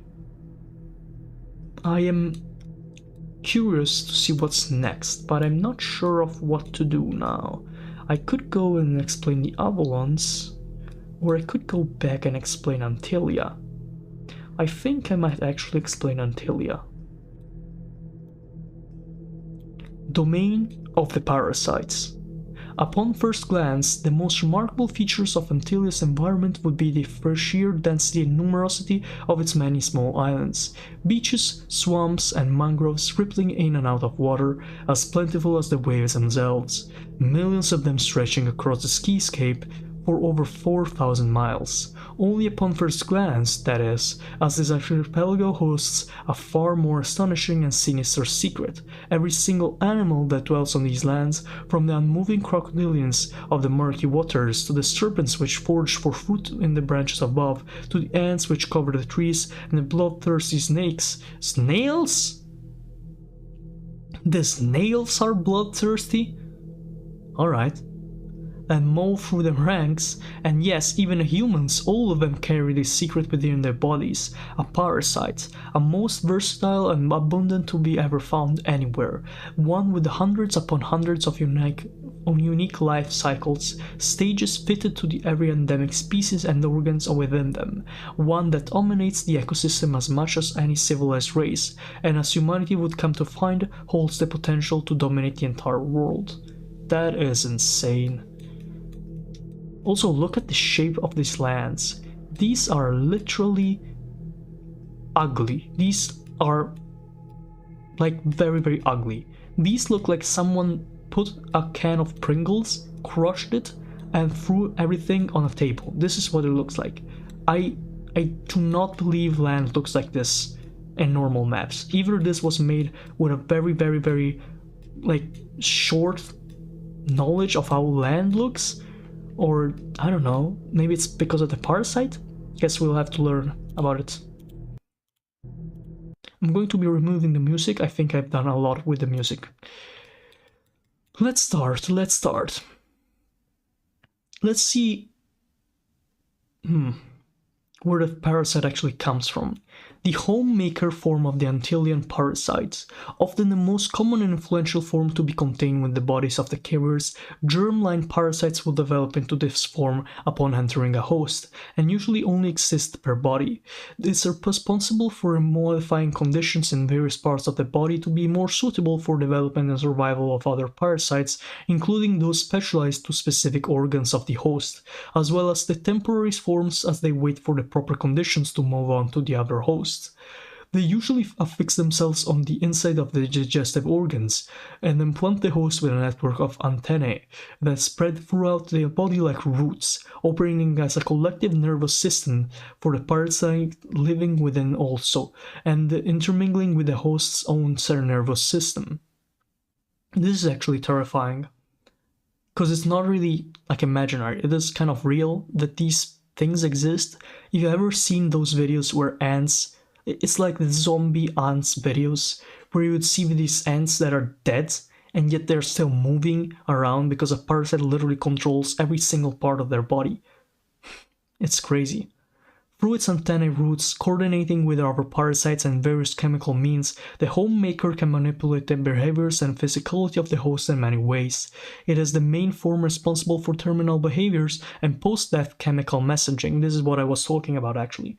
And I'm not sure if it looks like this in usual terms, but it might be. I mean, this doesn't really even look, apart from the colors, this doesn't even look that weird for a parasite. When humans are imminently close to death, they, like most host species, are often compelled to position themselves somewhere favorable for the parasites within them. The parasites will consume much of the host's body and take on enlarged forms designed to make as much out of the available matter as they can to spread the offspring before they too perish. Some produce bait structures. These are some terrible thoughts. Just read about this. It's actually horrifying. Terribly horrifying. I'm going to skip this part.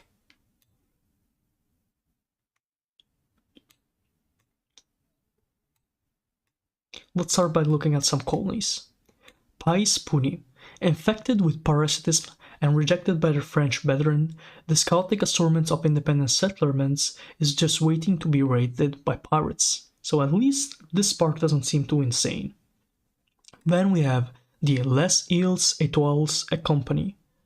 It is a ridiculously loyal colonial remnant that considers themselves an official possession of France, even after being largely abandoned since before living memory. They think they are the only 100% parasite-free nation of Antillia, as they are willing to cut off and evacuate the obtained from any territory where the parasite has spread.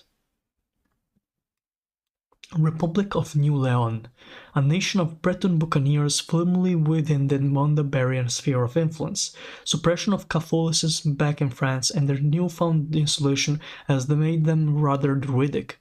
They are quite unhappy about this whole quarantine deal, which is why they're content with being among the Bavarian allies, as it has given the illusion of connection to the outside world, but it at least means the French can't chase them all the way to Antillia. Inigoer and Lura. The post-colonial majority Basque nation of Mundaberia, located on Thoth, has been among the most imperially ambitious emerging nations of the Second Circle. Their success in establishing colonies can be attributed to them picking the most undesirable lands in order to avoid competition with much more powerful colonial empires based in the known world. We actually read this in the last episode. Mundaberia, which is literally in the ends of this peninsula of Thoth, is like an insanely skilled colonial empire. So this is the second actually colonial empire. We mentioned that the Neo-Carthaginians created a colonial empire from the second ring, but apparently the Mundabarians also created a colonial empire. Also, I think I'm going to have to correct myself from earlier. The second ring is this, alright? The entire thing is the second ring, but it is divided in a one part and a second part, which is why I call this like the second ring, or like, I guess you could call it the third ring, but it's more like we're missing the actual third ring. Anyways, this is a territory of the Mundabarians. Then we have Zanjistan, an ex-Ottoman colony born out of Black Slaves rebellion in the 1600s. The former slaves have thoroughly culturally and genetically intermingled with the local Kawe-Gaula tribes, and their descendants have been renowned as skilled in surviving, trekking, and fighting in jungles and swamps of Antillia. They've been playing both sides of the Farbanti-Saint Maras conflict for over a century at this point. Then we have the Republic of Farbanti. So apparently there is like okay, so this is what there was a lot of references to this conflict between the Farbanti and the Saint Maras. So this I was trying to figure out who these were, and apparently here we have the Republic of Farbanti. Began as a few Venetian ports that established many farms and plantations to resupply visiting ships with foods, as well as cultivate various local crops to sell exotic luxuries. When the quarantine hit, their abundant food supply allowed them to fare better than most of other colonial nations, being mostly self-sufficient. They have staunchly resisted the Saint Marais for over a century at this point. The Great Hospitaller Priorate of Saint Marais. So the Saint Marais happen to be Christian? I don't know, let's see. The most powerful nation of Antillia by far, and a surprisingly prosperous post-colonial Spanish nation, especially so considering the circumstances. Under the leadership of the Peruvian chapter of the Knights of Malta, so already there's a Peruvian chapter of the Knights of Malta? I know about the Knights of Malta, I had never heard about a Peruvian chapter of them. Anyway, they expanded throughout much of Antillia on the merit of having gotten there first, natives notwithstanding, and have recently taken an active role in increasing the population through capture of ships from the known world, and covered the recruitment of settlers from other second circle colonies. Despite being nominally a republic, it has been nominated since its founding by the Torres family, owners of the valuable diamond mines in the country's largest island, La Gran Salada, which is this. The Peruvian Knights have evolved into the Holy Order of Saint Marais, who maintained order in the nation through military force and self-attributed religious authority after being cut off from the Holy See in the known world. As I mentioned earlier, the Holy See is not really available for anyone here. Here we have an example, by the way, of golden eyes and white spots on the skin are telltale signs of parasitic infection. Here we have a collection of Kawe-Gala people, which apparently live in this area here, which is called Kerar. So let's see what Kerar is. An ancient megalithic city temple complex that has long been seen as a sacred ground to the Kawe-Gala people. All those who are infected with the parasite find themselves irresistibly compelled to go to the city in their final years of life, where they spend the rest of their days maintaining the complex and ending to its structure. Interesting. So here we see a collection of Kawe-Gala people. Even after much of them were wiped out by the Old War diseases, dozens of distinct ethno-linguistic groups persist throughout the archipelago. Women often adorn themselves with rounded facial tattoos, while males tend to tattoo out around the chest, arms, and feet. Despite its sacred and forbidden status, many Kawigala people fled to Karar, seeking protection behind its great stone walls. As the colonizers continued to expand their influence, Karar has become the last bastion for Kawigala civilization. Under the guidance of Ninpus, elders who live alone in the city centers, the Kawigala have begun to employ foul magics in order to fend off the invaders. Native Sioux-Tooth dogs, introduced only 1,500 years ago, inherited by a primarily parasite strain from the native flightless birds via predation. The effects of these parasites, which were once specialized for birds, have had another effect on the appearance and behaviors of the Suto, including dancing, their two-toned barks, and collecting piles of sticks to build nest-like structures all around places where they can sleep. So these are like some effects of the parasite. Finally, we have the Gyungekus, a native crocodilian displaying a high degree of symbiosis with the parasite, possessing worm-like forms burrowed into their faces and backs. Their primary function for the Gyungekus is to act as lures for fish and other freshwater prey items. They also help by drawing in oxygen from the water and expelling it as bubbles in the reptile's nasal cavity, allowing it to stay submerged much longer than it could otherwise. By reducing the reptile's need to move, the parasites have been able to provide a stable and defensive shelter where they can mass-produce offspring and implant their offspring on animals to brush by. So basically all the people that live in this island and all the creatures that live in these islands are subject to the parasite, apart from, apparently, from what they say, the French. But that's not true. So let's start by checking out the lands of Hibre Masog.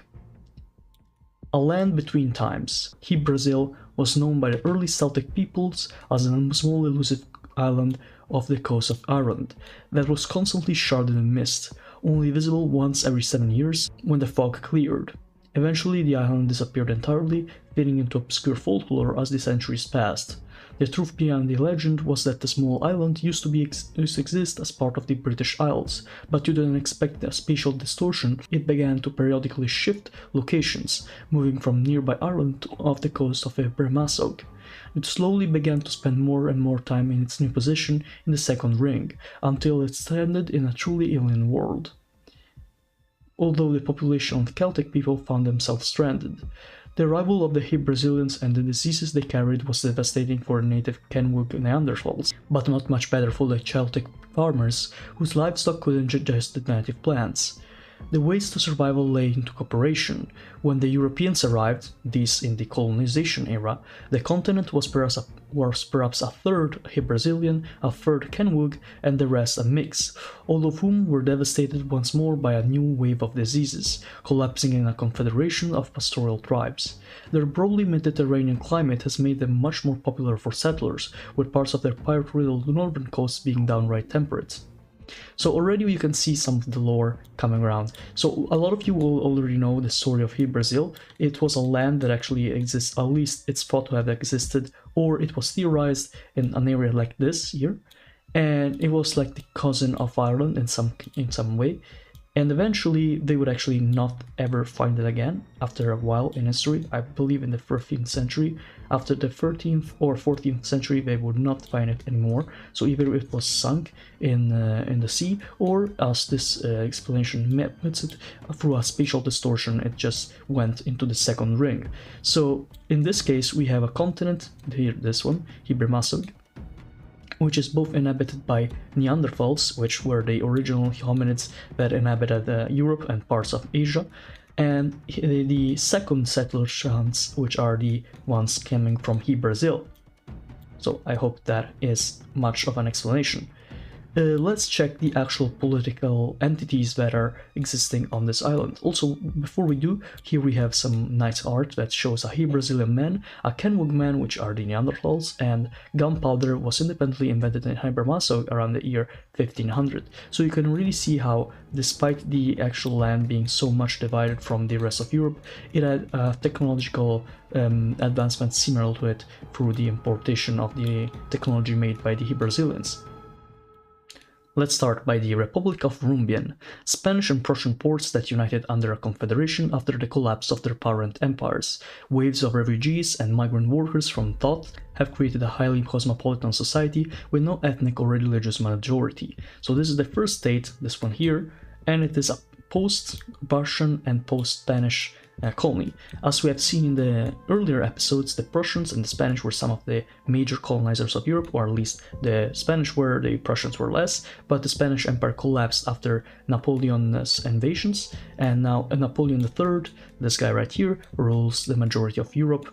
I mean, not now, but you know, in those times, ruled the majority of Europe, so even Prussia is somewhat of a satellite of the French Empire.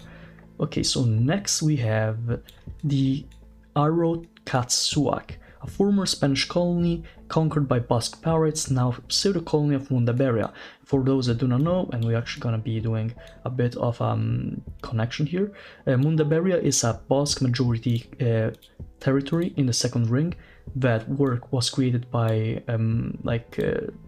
Basque settlers and was not part of the Spanish Empire. So this is pretty peculiar, and it's one of the only realms in the Second Ring that actually owns territories in the Second Ring as colonies. So it's like a third degree colony, I would probably argue. Okay, there we go. Then we have the territory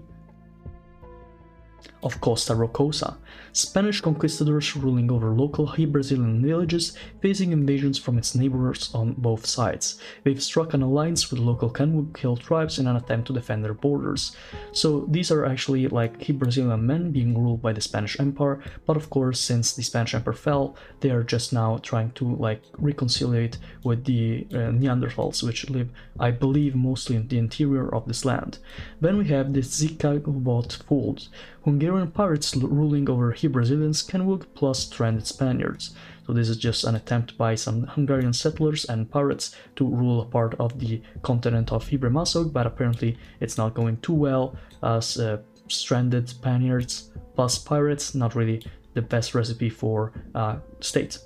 Then we have a colony of the Scandinavian Empire, which, in case you don't know, is one of the biggest colonial empires still existing, with lands beyond the ice walls. They own this entirety of the lands here in Helig, Dorenbnig, and they even hold a lot of lands here in the lands of Minsk and Nevis and Lyonesse. So we'll be tracing a line all the way from the colonization of this area right here to the colonization of the territories right there.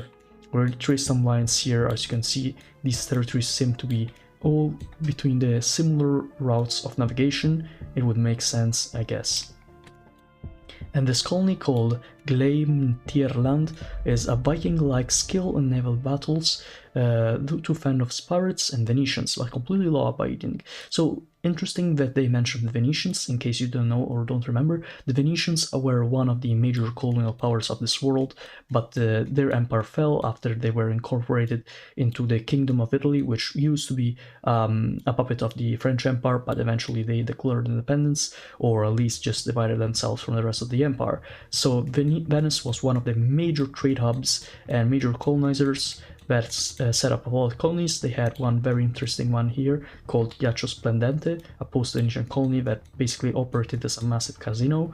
But here it appears that there were some Venetian territories, which appear to be these islands here, Miracolo nel Mondo, another charming post-Venetian city-state.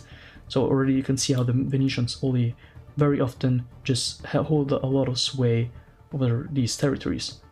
Also, I can't find the actual Holy He-Brazil. Oh, it's this one. It's this very small island here. Okay, so this one is, I am going to assume, the original He-Brazil. a mysterious island that was once positioned off the coast of Ireland, where it was settled by early Celtic peoples. It was known to be hidden by an impassable mist only accessible from the outside every 7 years. Until one day, around the birth of Christ, the mists would lift once again, only for the Brazilians to find their island surrounded by strange new waters, swarming with bizarre, otherworldly creatures. The long-confined people of this misty island would finally be free to leave their homeland and explore the vast alien world. I mean, it's not alien in the sense that they're literally aliens, but alien in the sense that is new. Over the millennia, the island has become something of a holy site to the Brazilian peoples living on the mainland of Masog, with it being a homeland of their ancestors, a hotspot for face sightings, and home to the only trees, grasses, and cattle to be found on this side of the Avalons, because apparently those things do not grow on the territories of Masog, which is the continent we are looking at. Then we have the Albogukie of Klalkawovo. I'm going to assume that's how it's pronounced. It's this very internal realm that is, yeah, it's probably ruled by the Neanderthals, which seem to be mainly living in the interior of these lands. Then we have some Portuguese colony, not really expanded upon much, just to look like some ports here, Nijo de Ovos and Passaro Grande. And then we have these more important colony, as it has some vassals here, is assumed, and it is Mecasel of Tiurush. The Portuguese accidentally traded too liberally with one of their Brazilian puppet kingdoms, allowing it to begin modernization and become a regional power in its own right. They may or may not be conspiring with the Klalkawovo. So anyway, okay, so this is interesting. So I was going to assume that the Brazilians and the Neanderthal population, so the Kenwug, were gonna be enemies, but apparently, since the colonizers arrived, they have found some common ground. So they could be conspiring the Brazilians of Tiurush with the Albogukie of Klalkawovo, which are Kenwug, which are Neanderthals. Then we have a lot of oh man. Okay, when we have a lot of British colonies appears, there's not much of a description for them, I assume, or maybe I'm getting it wrong. Yeah, okay, there are descriptions. We have Port Cadogan and Port Astor. The Astor family, American and Italian branches, as well as the British, are the only family in the entire city. Hundreds of men bearing the international and money-laden surname agreed to establish the city. But how does one go from hundreds of men to a city of thousands? How does a population of solely men grow at all? The answer is, okay, I can't say this for YouTube, but you can see it. A surprising number of women are willing to be shipped across worlds when the alternative is death. Such women give a... yeah. Damn! Okay, I can't say this for you too, but you're reading it with me. Port Cadogan. When the British government sanctioned the Cadogan family in their making of the city, their loyalties were least concerned compared to the Italo-American Azores or the Yiddish Rothschilds. After all, their line was British as far back as anyone could trace. But that was just the thing. Further back than the Royals, further back than the English language, further back even than London. Indeed, they were Welsh. Welsh who spoke the Welsh tongue in private. Welsh who had many reasons to resent the British or rather English government. Welsh who, having discovered the descendants of Arturius in his peoples, saw in them a much worthier target of their loyalties than the horrid Saxons. They still keep up the appearance of a British port, but the women have long since been exchanged for more willing local women, and they fly the red dragon banners when nobody's looking. So this is pretty interesting. While there is the Astor family here, which is part of the realm of the British Empire, and it's loyal to the British Empire, Port Cadogan and their vassal states are actually like a Welsh post-colonial state that actually just shows themselves as British. We're also going to trace a direct line between these and the colonies in Mincem Nevis for the British, because it seems to be the same passage as these other colonial powers have made. So quickly, let's see here, we're just going to be connecting it with this random island that is not even mentioned, but it surely is the another British colony. And finally with the other territories here. We also have a lot of British puppet states, I assume to be Brazilian people, governed by the puppet states of the British Empire. Then we have Port Rothschild. Well, yeah, that's something, of course. Port Rothschild, the eponymous... Oh, what the hell does that even mean? I've never seen that word. Alright, never mind. That family that runs the sport keeps a track record of dubious loyalty towards the crown they theoretically serve. Having enriched themselves from the Napoleonic Wars by funding the French war machine has made the family somewhat of a pariah in the British Empire, but their investments all over the globe made them too useful to simply remove. It was the French branch of the Rothschild family that brought a majority of the shares in the Dutch East India Company, as its value collapsed due to the fall of the Netherlands to Napoleon, while Britain's defeat in Europe lowered the price of shares in the EIC, causing a sale panic that the British branch of the Rothschilds took advantage of, purchasing the company, and after the French Rothschilds relocated to Britain before the ploy was discovered, they pushed for a merger of the both companies, becoming in practice the founders and majority of owners of the newborn ADEC. Okay, so this is so fucking cool, because I never actually managed to figure out what the ADEC was. So for those that have seen the other episodes, the ADEC is mentioned everywhere. The ADEC, or ADEIC now that we actually know, is mentioned in the colonization of Aten, in the colonization of Xenonesia, in the colonization of the Serpent's Gate, in the colonization of Australia, in the colonization of Thought, and literally everywhere that the British have place, there probably is something related to the ADEC. And now we actually learn that there's actually the union of both the British East India Company and the Dutch East India Company, and it's governed by the Rothschilds. So, you know, makes sense, I guess.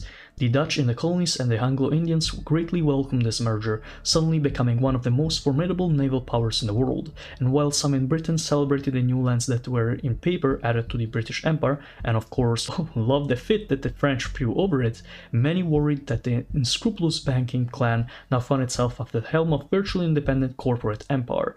It was this empire that purchased one of the three port cities founded in Avalon, now a commerce and banking hub, and one might say the headquarters of the Rothschilds family. So this is crazy. Apparently, so the Rothschilds have, I guess, the major area in Avalon. Interesting. Alright, let's see what else is next. We have the French puppet states, Porte Fantasie, Porte Fantaise. The small population of traders has been outnumbered by poets, writers, and romantics. So these are some French colonies. I guess there's no like proper French territory here, so I'm not gonna link them up with the colonies in Nouvelle Acadia and the Côte Espagnole here in the Minsem Nevis Islands, but I will trace a small line that connects them to that one territory in the south here that I've seen is actually French. So I'll be tracing that line right here. Oh, that's a horrible line to trace. I'm just gonna do it better. I'm not able to trace lines today. Horrible day to have eyes. Yeah, this goes fluid. Okay, so we covered all these territories here in the continent of Hibermazog, and I think now it's time to go to Avalons. The Avalons. Also, we have this creature here. I don't know what this is. The Dobcharchu, aka the King Otter. The semi-aquatic beast is the most feared and the revered predator of Avalon. Looks like some kind of what are those called? Not badgers. Those things that you find in the water. It just looks like an overgrown animal like of those. I don't remember the name. On several occasions throughout ancient history, individuals had someone who emerged from the mists of the coast of Ireland and terrorized their way into Gaelic folklore. Oh, so it's an animal of Gaelic folklore, which links it up with Brazil. Yes, that makes sense. The Avalons. Like any part of the world, the British Isles have their fair share of legends dating back to ancient times, and as it is with most legends, these tales carry with them grains of truth, however distorted through the process of being passed down across generations. the British would come to know exactly how much truth their legends held upon, discovering the twin continent of the Avalons, housing the descendants of both the Kingdom of Camelot and those who inhabited the mysterious misty lands of Yggdrasil. One's first impression might be that these regions act as a sort of time capsule, having a haven for relics of the past to be preserved into the modern age. But such is not the case, as this new home would prove not to simply be preserving of legends, but continue their legacy. Just as the stories told of them evolved, the real people and cultures behind those too were distorted over the centuries. Through exposure to alien environments, once again alien means new, the influence of native Neanderthal cultures and millennia of history, separating them even further from the image portrayed in the myths of old. The concept of past relics being warped by the unstoppable march of time also applies to the local wildlife.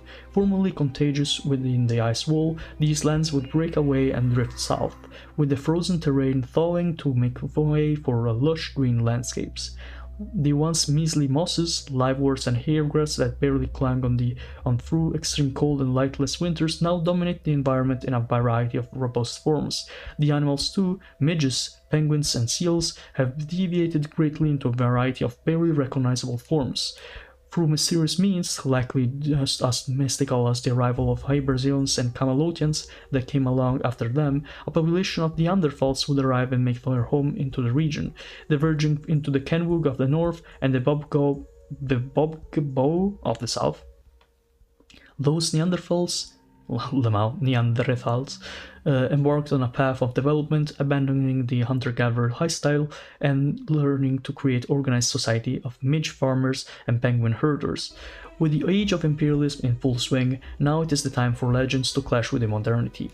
In the native societies find themselves besieged from all sides, as diseases ravage the populations, driving many societies to total collapse as local warlords battle for dominance and colonial powers seek to conquer and settle their lands as a new chapter begins in the sea of the saga of the Avalons. That is crazy. So not only... Okay, so I thought... Oh my god. I'm a bit confused. So are the Avalons both the islands? Or is Avalon this one and is... Okay, so I think Hibermasog is this northern island, while Arfornia is the southern island. Let's read about Arfornia first and then go for the states that inhabit it. Also, what the hell is that? The Aesvelgugi, the towering herbivorous penguin, lives in the live-dwarf jungles of southern Arfornia, using its blade-like flippers to cut down foliage and defend itself from predators. I do not believe that. I think that's a myth. Arfornia, realm of the Midge and the Messiah. Perhaps the most iconic legend of Great Britain, the tales of King Arthur, the Knights of the Round Table, and the Kingdom of Camelot have long been an integral component of British culture and identity. Just as with the disappearing island of Yggdrasil in Irish folklore, there was indeed truth behind these myths. There was once a Kingdom of Camelot, where there lived a man named Arthur, who recovered a sword imbued with ancient and mysterious powers, using it to vanquish his foes and rise to power as a great king, all the while being guided by a half-mad master of the occult known as Merlin. Merlin hailed from the island of Yggdrasil, which would periodically relocate to the Second Globe, or the Second Ring.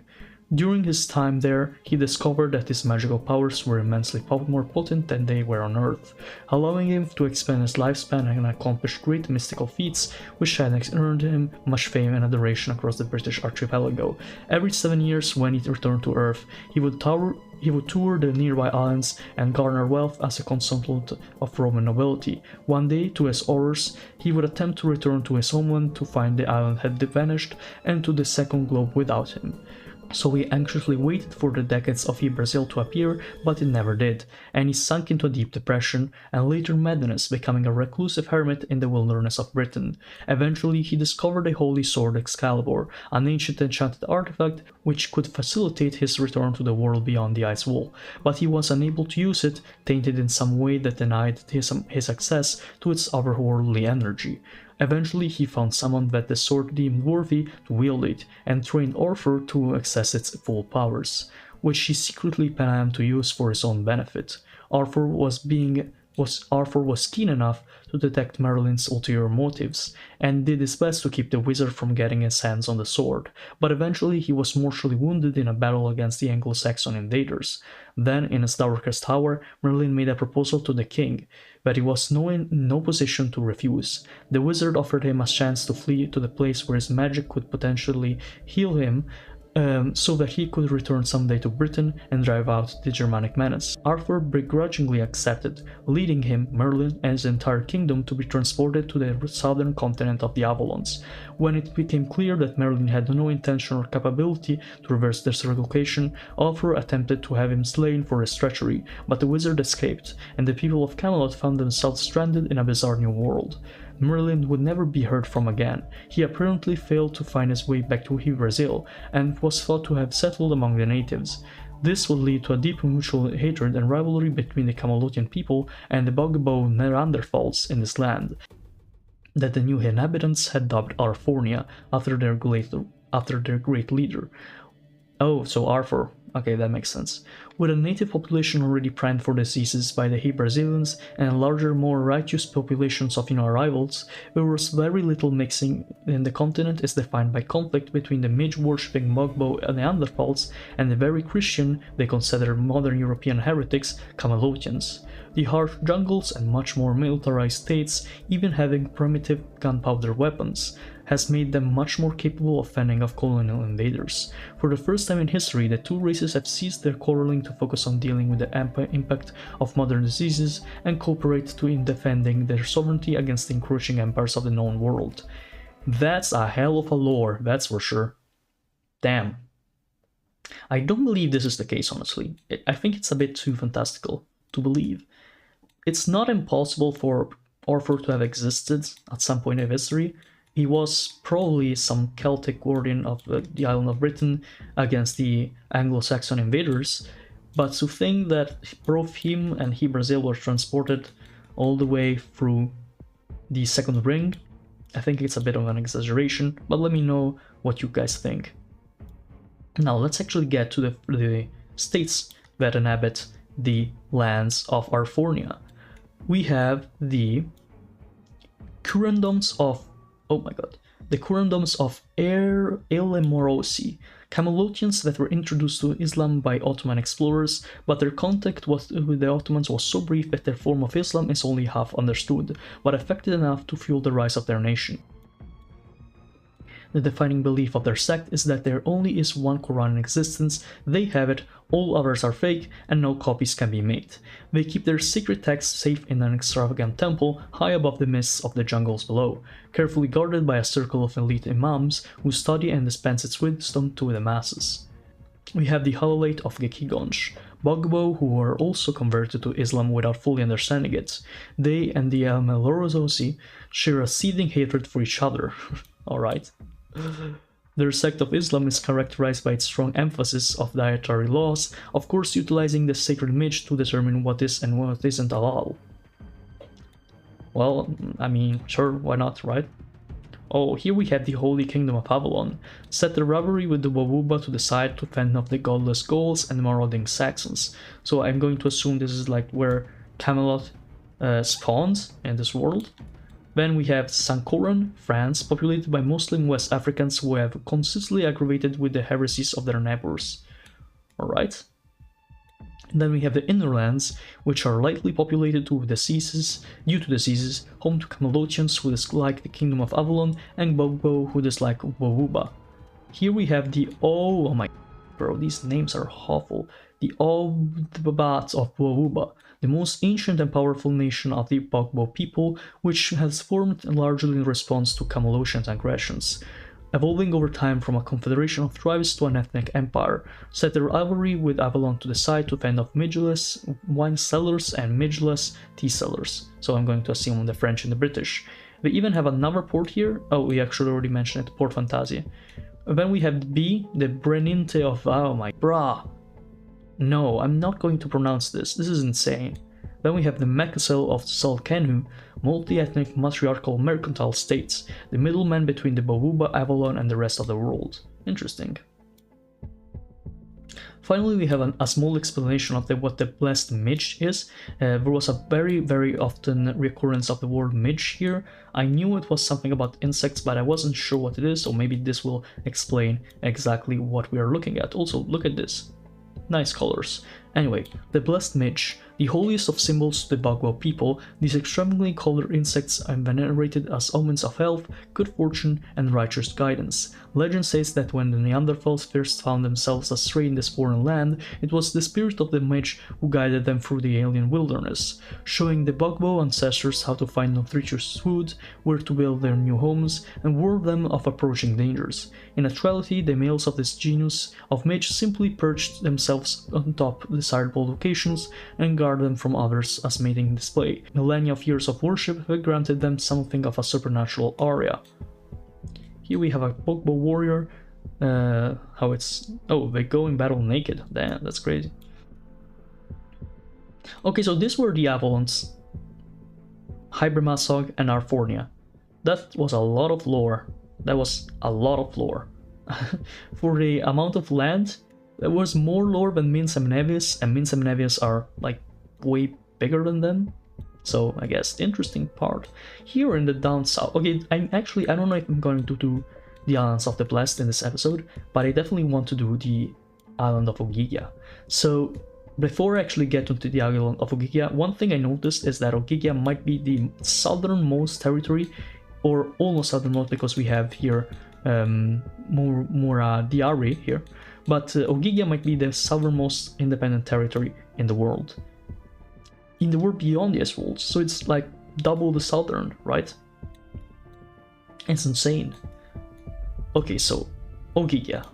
For those that do not know, Ogygia was the land or the island where Ulysses, which was a Greek hero and in the champion times of ancient Greece, after the War of Troy, the Trojan War, Ulysses wanted to go back to Ogygia, back to his island, which was an island next to Greece, but he never made it to the island in time, and he was instead transported in a bunch of adventures all the way to the Mediterranean and to nearby areas. And that's why I'm interested in Ogygia, because Ogygia was the land where he found Calypso, if I recall correctly, which was like this non-dying witch, which would make him try to stay and fall in love with her, but Ulysses was too strong and too much of a moral compass to actually remain with her forever, and he left the island. So Ogygia was an interesting place in Greek mythology, so I hope the Ogygia in the actual land beyond the ice walls is as much as an interesting place.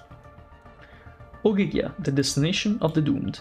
This arid island hidden in the far reaches of the southern Neptunian Ocean takes the form of a massive extinct volcano. On the surface, this isolated landmass seems downright quiet and unassuming compared to other regions of the New World.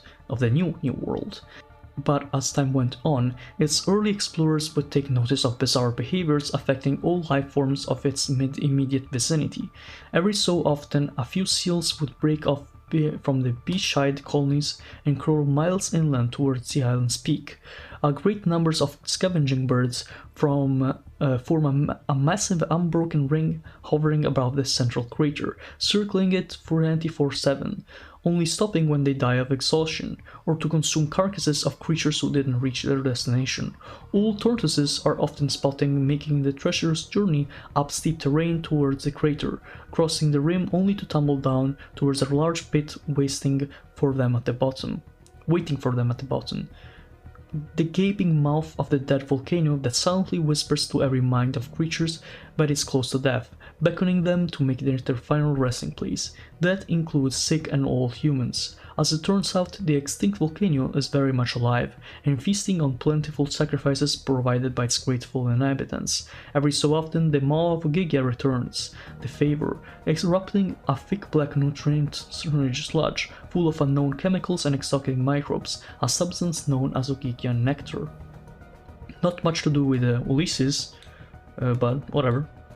Here we have the actual island, which, oh my god, it's part of Mundaberia. That's that. Come on, man. You really made them part of the Basque Empire? Alright, whatever. That's a bit too much, isn't it? That just me? I feel like it's a bit too much.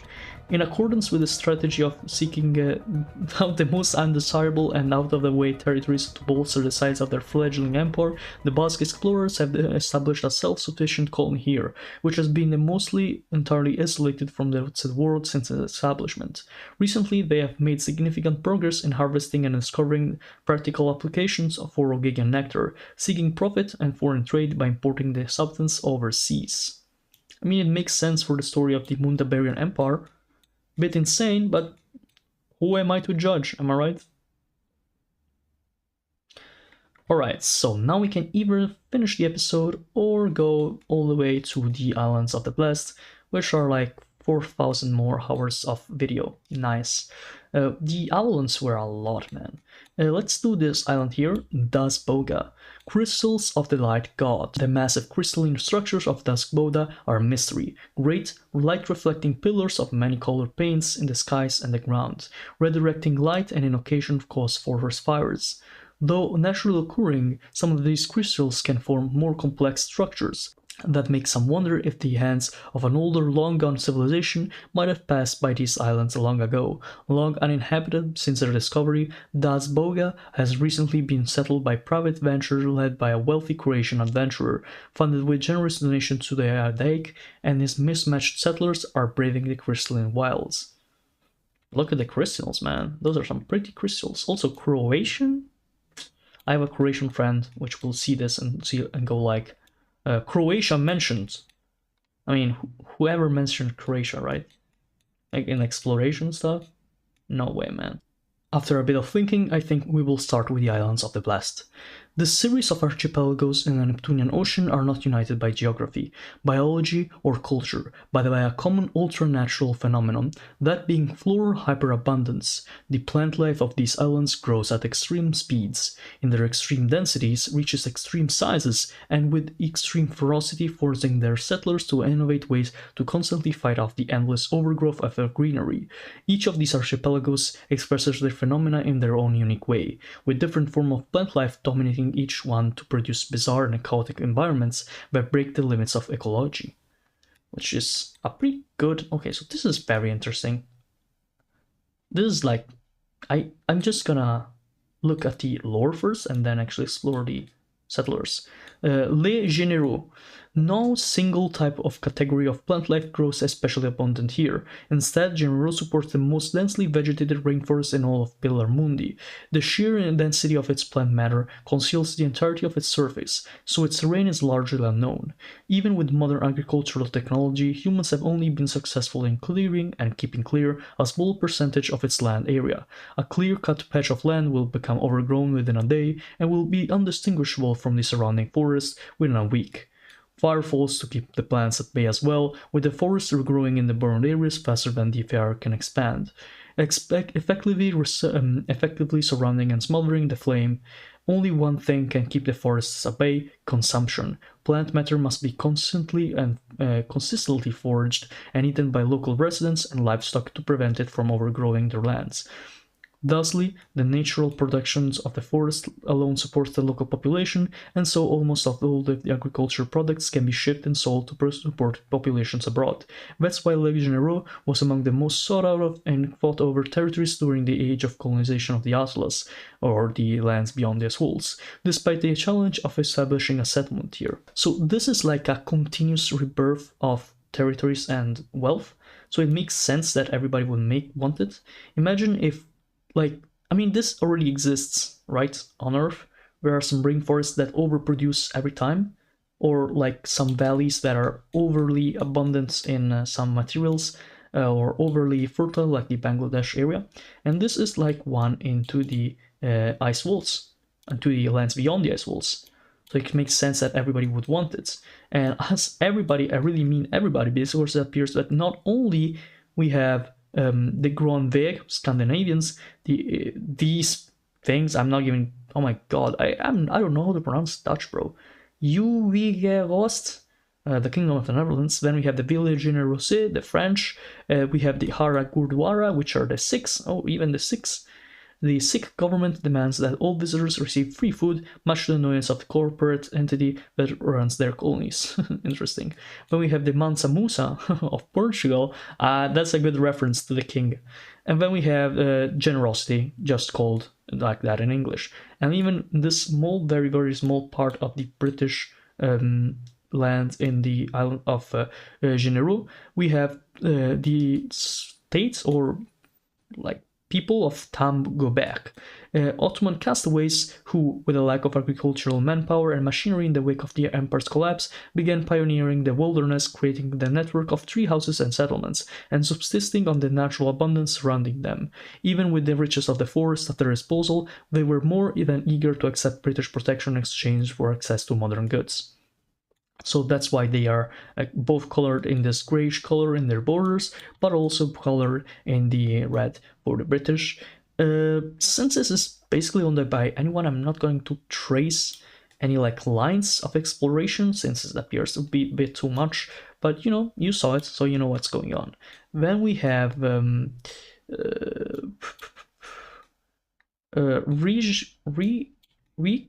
Cordia, Scandinavia. Insert joke about Danes and having potatoes stuck in their throats. Alright, whatever. Oh, wait. That's not... Like, that's the state. This is the actual continent. Potatopia. Bro, why are there so many jokes, like, joke continents in this stuff? We're gonna be, like, serious stuff like General and then Potatopia. Who did this, bro? After visiting the other nearby archipelagos, one would be shocked to find that the surface of these islands and seemingly only lightly vegetated, in some places even barren looking. Then one would notice the thickness of the mud and soil covering the landmass, to the point where much of the coastline is and beaches but muddy cliff faces, of all which a large chunks often fall into the sea, resulting in the coastal waters being permanently stained brown and murky. Digging into the soil would reveal the true nature of Potatopia abundance, that of tubers and root vegetables. Some of these vegetables grow large enough to be hollowed and used as houses, as you can see by this thing. So, like, the Scandinavians own a part, and then Viltespud was founded by rogue Irish settlers with stolen British ships.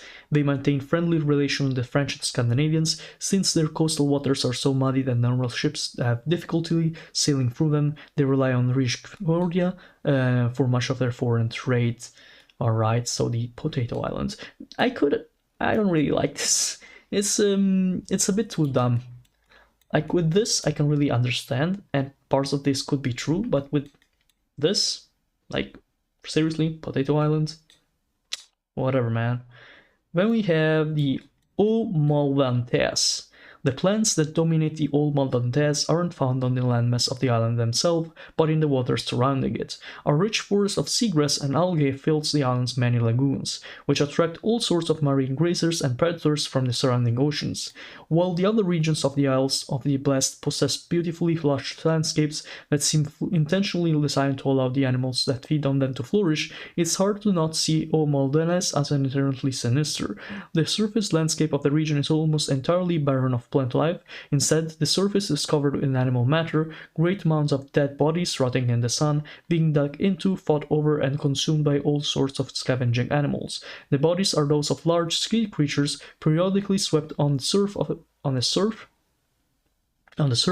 and onto the beach by powerful waves, as if the island were some kind of trap meant to draw in fresh meat from the sea. Local reports of sightings of grotesque creatures known as globsters, which crawl on the carcass mounds and drag their half-decomposed bodies deep into the mainland, where it is said there lurks a hideous titan beast with a bottomless appetite. I would have liked to see that. It's unfortunate they do not show us the titan beast.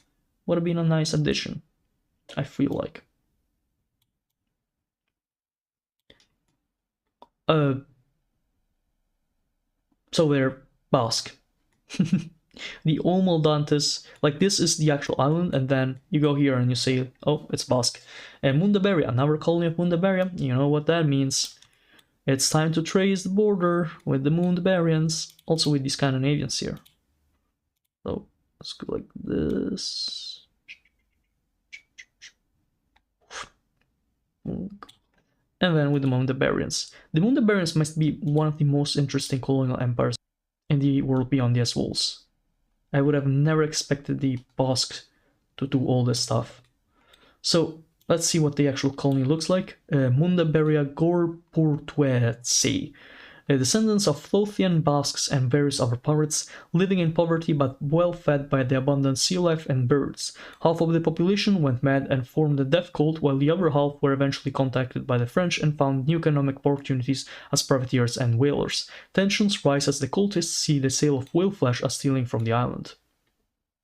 Well, that's just great, isn't it? And then we have the island of Bamboo Celeste. Bamboo Celeste.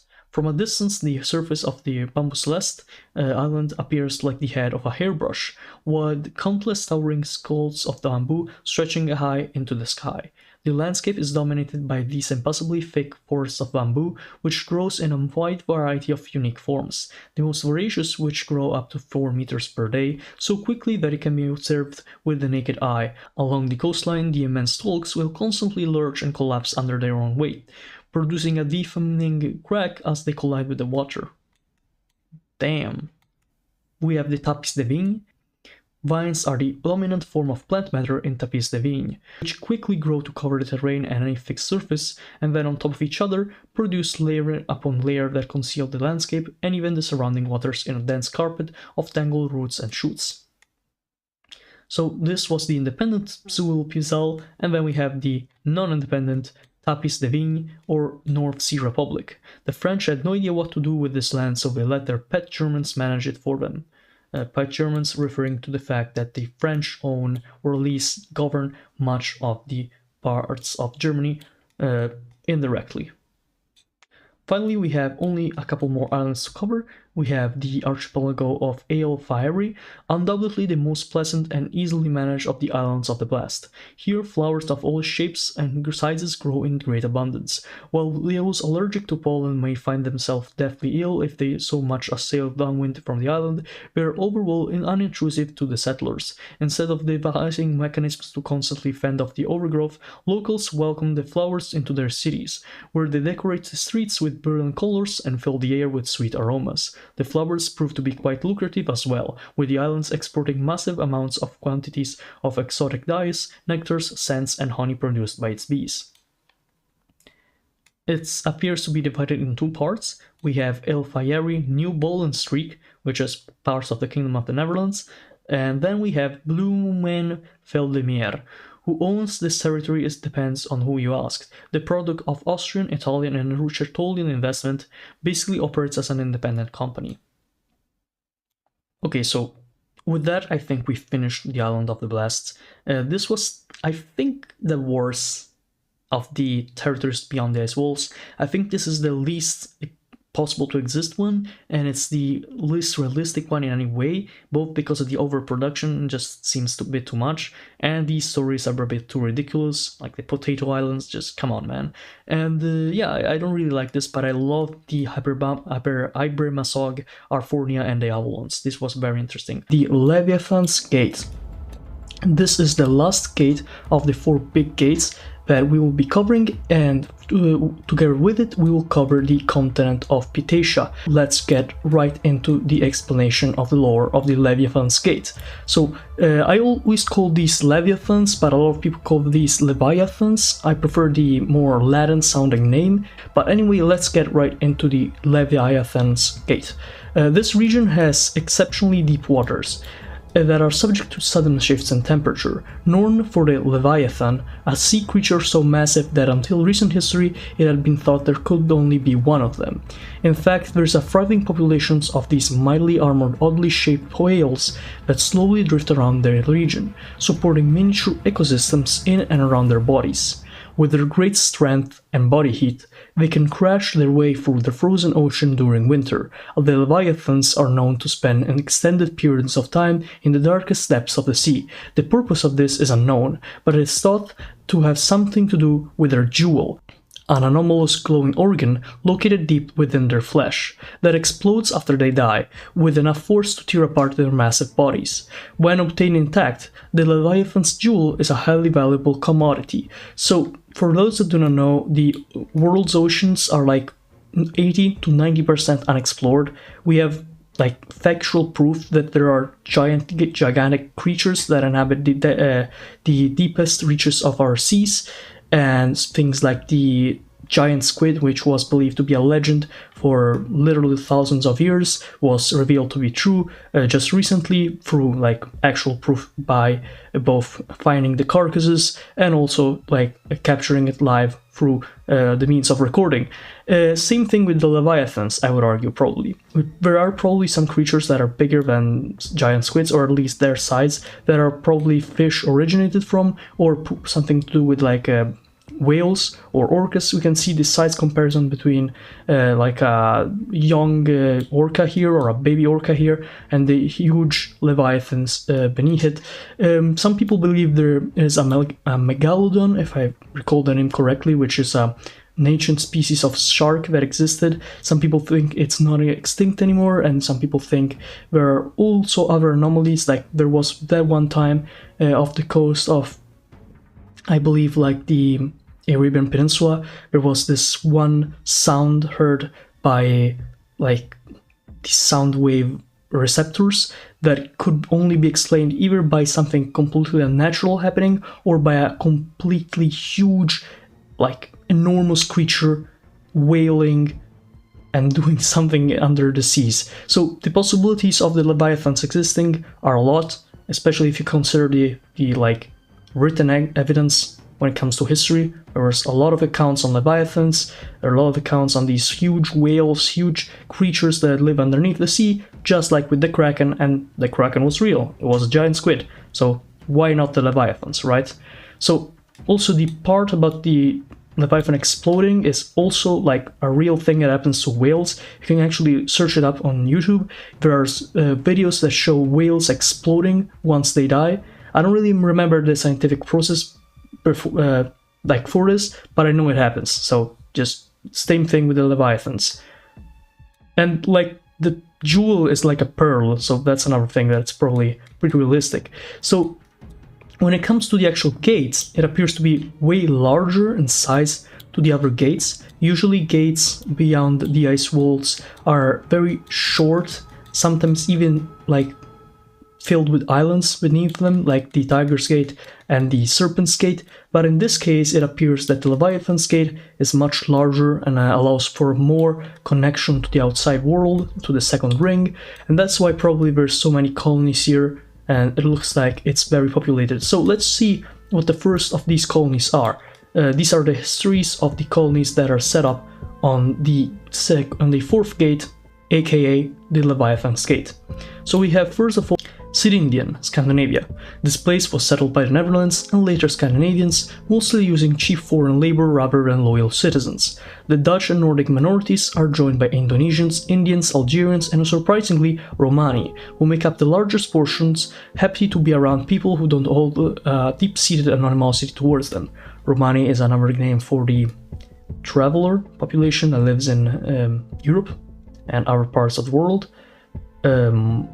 There's a more common name associated with them, but it's a slur, so I cannot use it. But you can just check out what the Romani are, and no, they're not the Roman population of Italy. Then we have Irsh al-Wash, it's a Nomani colony. They are quite fond of the local leviathans, naming them and marking their plates with carved symbols and art. When one of their favorite appears, townsfolk will send a ship full of offerings to the beast for good luck. So I guess like that's local tradition. Then we have Eodsgo, Burma, so Burmese colony. The mostly Tibetan inhabitants, which alarming past between harmless Buddhist monk and blood-crazed maniacs. Known for settling disputes with knife duels on thin, free-floating sheets of ice, the goals of being to slay the opponents before falling into the frigid waters. Then we have a French colony. We'll be tracing a line for the French colony here and for the Sydindian as well. The French and the Scandinavians. So the French won the Revolutionary Wars, and Napoleon II, this guy, is in charge of France. At least he was. Now, of course, now he's dead, but he used to be in charge of France. So that is why the French have such a big impact on colonization. while the Scandinavian Empire is the union, like the post-Kalmar union. So it's like the union of the crowns of Denmark, Sweden, Norway, and some more realms. But funnily enough, I believe that is mainly Sweden, the one who holds power in the union, but that doesn't change the fact that they also have a big reach when it comes to the colonial game. So as you can see here, we have both. Okay, so the Scandinavians actually had a really good deal here, because they own basically the two main areas, like both Sydindian, and then we have Ny Friesland. Originally a Dutch colony, so it appears that, but the French essentially decreed that it belonged to Scandinavians, and so the competition began to settle the Dutch and the Frisians, already living there with Scandinavians and Faroese. You'd think they'd been bred enough as it was, but the four-way ethnic rivalry adds to the issue, as each group refuses to intermingle with the others. Damn, that's crazy. But the Scandinavians basically was one of the powers that sided with the French during the whole French Revolutionary Wars deal and Napoleonic Wars deal, so that is why they have a lot of lands that used to be part of the Dutch Empire, but the Dutch were basically dismembered, and only the French puppet of Batavia was left in their place. So here the French have Bail de la Bestiole, attempting to monopolize trade of Leviathan's-based products by chasing the beasts into the bay and using their large fleet to prevent them from leaving. Interesting. So okay, let's see what else. Then we have okay, so we have one of the things I was mentioning, the post-Dutch states. Since the Batavians remain in the Dutch place of origin, so the actual Netherlands, all the colonies that are outside the second ring, and some of the ones that are even in the second in the like main firmament, they are all part of other realms or have become independent. So we have here the Tui de Wereldeoer, I believe that's how it's pronounced, and it's a post-Dutch colony. Some abandoned colonies in contested territory survive by playing imperial powers against each other through balanced diplomacy. In Tui de these names, man. They've decided to hate the British and French equally and survive on Middle Eastern trade. Many shahs and sultans vacation here to embark on rarely successful Leviathan hunts. So, probably from the Oman colony, believe it, maybe? Then we have these two parts of this island, which are the Osten-Koryuginsel, which is a former Prussian colony under Koryugan control, who keep the population from fleeing by not allowing them to build large ships. Also, a few incidents involving hallucinogenic cannonballs tainting their tainting their fish supply has made them skeptical about reuniting with their Zerzuran brethren. Then we have the Deniz Kuyrugu, so a post-Ottoman nation that has earned the ire of the Zerzurians, who periodically send warships to harass their coastlines. They survive by being friendly to the French, who provide the supplies but not match naval support, as their sailors grow increasingly weary of being driven to madness by their sinister weapons of Zerzuran ships. So we have been seeing a lot of mention of Zerzura, but unfortunately Zerzura will not be in this episode. It will be in the next episode, as well as Shangri-La and much more. So today we'll be concentrating on Pitaisha, so there will be no explanation for Zerzura, but as long as we keep reading about Zerzura, you will keep being interested by it, because it's very, very peculiar how Zerzura is explained, if you ever heard about it. Here we have another French colony, so we will be tracing the line easily here between the colony here and the colony there. Here it's the colony of the Lance de l'Empereur, which is, for its no-way strategic location within the gate. The French profit mainly via taxation from this territory, which has surprisingly seen really heavy and mostly free and civilian settlement. It hosts a society that, despite no great military presence, has become incredibly prone to the most militaristic of opinions, as they have Greeks and Scandinavians around them to do the fighting for them. So there is also a Greek colony here, or a Venetian colony here, which used to be Venetian, but whose Greek majority rebelled to form their own nationalistic state with the French support, as aspirations of spreading Greek culture throughout the New World. So it's called Therionasia, And it's a Greek colony used by the Venetians. For those that do not know, Venice, so the city in Italy, usually had these borders here. No, wait, that's too much. They used to have like borders like these, something like this. They used to have a lot of parts of the Balkans at points in history, even parts of Greece, so that is why they had Greek populations to send to these lands. And that makes it more sense. Then we have Indie della Bestia, a post-Venetian colony attempting to survive as a political, mercantile state, but France's ambition of dominating the Gate mean that they are restricted to Middle Eastern trade, much like what we saw with the Tweede colony in the post-Dutch states. It doesn't help that they're consistently harassed by the Theronesians. So this is one of the colonies that kept their Italian Venetian culture, while Theronesia was rebelled, and it just is a place where the Greeks now rule. Then we have the breeding grounds of the Leviathans, which are in these islands right here, and despite the great abundance of Leviathans, fish and other marine commodities, it is unclaimed and rarely trespassed by explorers due to its jagged, rocky terrain and turbulent waters, constantly frothing with a subaquatic volcanism. Sounds like the territory perfect for the Basque. If you don't know, the Basque established an empire in Thoth, the continent that moves around, and it's called Mandaberia, and they own all the weirdest and worst places to actually settle. So yeah, that's pretty interesting. Then let's actually get to the main content of this video. So the Leviathan's Gate is being done. I believe that's enough of an explanation for the Leviathan's Gate. I think we can go to Pitatia, which is the continent itself. So one thing interesting with Pitatia is, you know how dinosaurs existed? Well, technically they still exist. Like, we can bring them back through technology, and in this case they just never went extinct, or at least that's what I think. In Pitatia, since we do have a couple dinosaurs here, we might be wrong. Let's see what they say about the continent. So Pitatia, the continent of constructs. The first Ottoman explorers of this continent, finding the rivers and bays to bear several bridges, concluded that it already harbored some civilization, an idea that only added to by its discoveries of mazes, fortresses, temples all across the landscapes, not to mention vast areas cleared of trees and crossed by grand highways. And yet, for all the searching, nothing was ever found. Many theories were posed to explain how a people could be so elusive that native Pitacians or Pitacian civilization became a byword for a hidden race used in archaeology, anthropology, and conspiracy theory alike. It wasn't until the Prussian farmer Christian Hieronymus Leichhardt, royal inspector to a Humboldt expedition, campaigned beside a collection of reed huts assumed to belong to some diminutive native race, perhaps a nomadic one currently residing elsewhere, and elected to wait until they returned that he might be the first contact.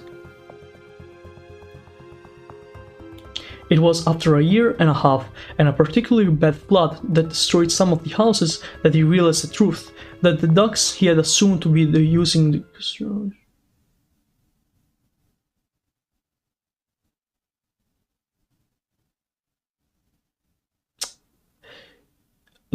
ducks.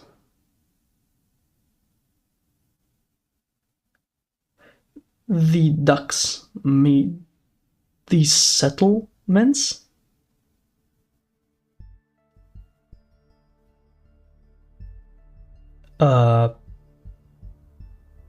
Okay. And then the mazes were built by pigs, the temples were built by elephantine creatures, and the bridges by the descendants of civets. Huh. This is a continent where nature cannot be external to mankind, but rather unequal, that there is no choice but to respect, and only a new arrival can think inferior. This is probably the weirdest continent we've done yet. I have these feelings. We have Nova Savoia here, the literal first time I see an actual Italian colony outside of the second ring. So Italy unfortunately was very unlucky when it comes to colonies.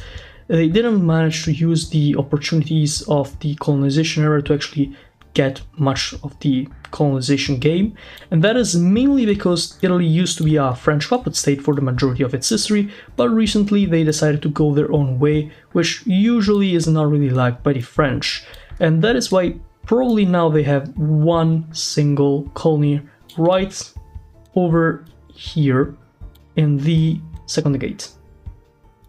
I mean, sorry, in the second ring, and it's in this weird, and it's in this continent right here. Alright, so Nova Savoia, which is New Savoy, it's a waste basket for non-criminals that were socially unwanted from the north of Italy. Those, Francophones, and a ruling class of rich Genoese families that have ended up on the wrong side of the Italian government. Interesting. That is very interesting. Then we have New Gujarat, Sikh Empire, a collection of mountains, lakes, cliffs, coves, and islands that have led to a wealth of isolated and unique biotas that are a haven for any naturalist. Interesting, also interesting. We have the Erztepitaters, post-Prussian communities fighting against Scandinavian expansion. So there appears to be two layers of actual colonization, probably because they were multiple voyages. So we have the first colony and the darker green here, light green as the new colonies, same thing with these. And in this case they are likely two different states, two different people. We have the Erztepitaters, which are really post-Prussians, and here we have the new settlers, and these are these, and the new settlers here on the coast are the Kongens Kist, so they're probably King's Coast in English, which are these bluer color right here. And they're a Scandinavian colony, much like the colonies we saw on the Leviathan's Gates, which means another one to trace for the map purposes, which is pretty interesting. I would have not expected so many colonies for the Scandinavians. They are one of the major empires, but they do have to be somewhat overstretched to rule over all these lands, right? Anyways, the Kongens Kist is populated mainly by Norwegians with a strangely successful banking industry, which is more than enough to fund and their efforts to subjugate the unruly Prussians, seeking to introduce invasive wall-building wildlife from Ketumati in order to disrupt the guerrilla tactics of the Erztepitaters. It appears also we have some Great Quilombo slave revolts against the Portuguese, which is backed by the French, which might be allies to the Erztepitaters, so the post-Prussians. And then we have the actual colony here that is fighting against the Great Quilombo, which is Terra Preta, which is a Portuguese colony, which is currently evacuating, so it probably didn't go that well. So probably it will become part of Great Quilombo very soon.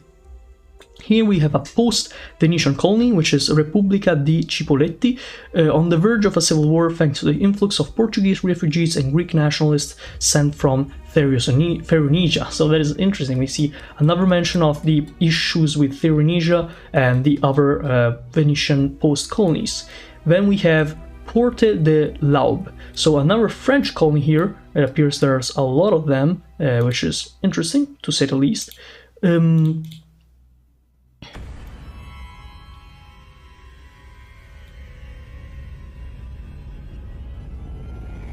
So Nouvelle Aquitaine is the colony, and then we have Port Laube, so it's two colonies, separate ones. The Port Laube, it's a colony where all staunch Catholics, the neighboring New Aquitanians, Putzcans, and Cipollettians are all attempting to chase out the local Holvenists. Oh, this is interesting. So Port Laube is one of the Holvenist states. In case you don't know about Holvenists, I recommend watching, I believe, episode 4 of the Beyond the Ice Wall series, which is the one where the lore of Holvenism is explained, which is a terribly scary ideology, which, yeah, you should really see what it is about. Anyways, let's keep going. We have another French colony here, Nouvelle Aquitaine. Nouvelle Aquitaine is a socially conservative frontier society that has definitely been influenced by the Putzcans. So who are these Putzcans? That's what I'm trying to understand. I guess these are the Putzcans. Republika Putzka, result of an ill-fated expedition that happened right before the decline of the PLC.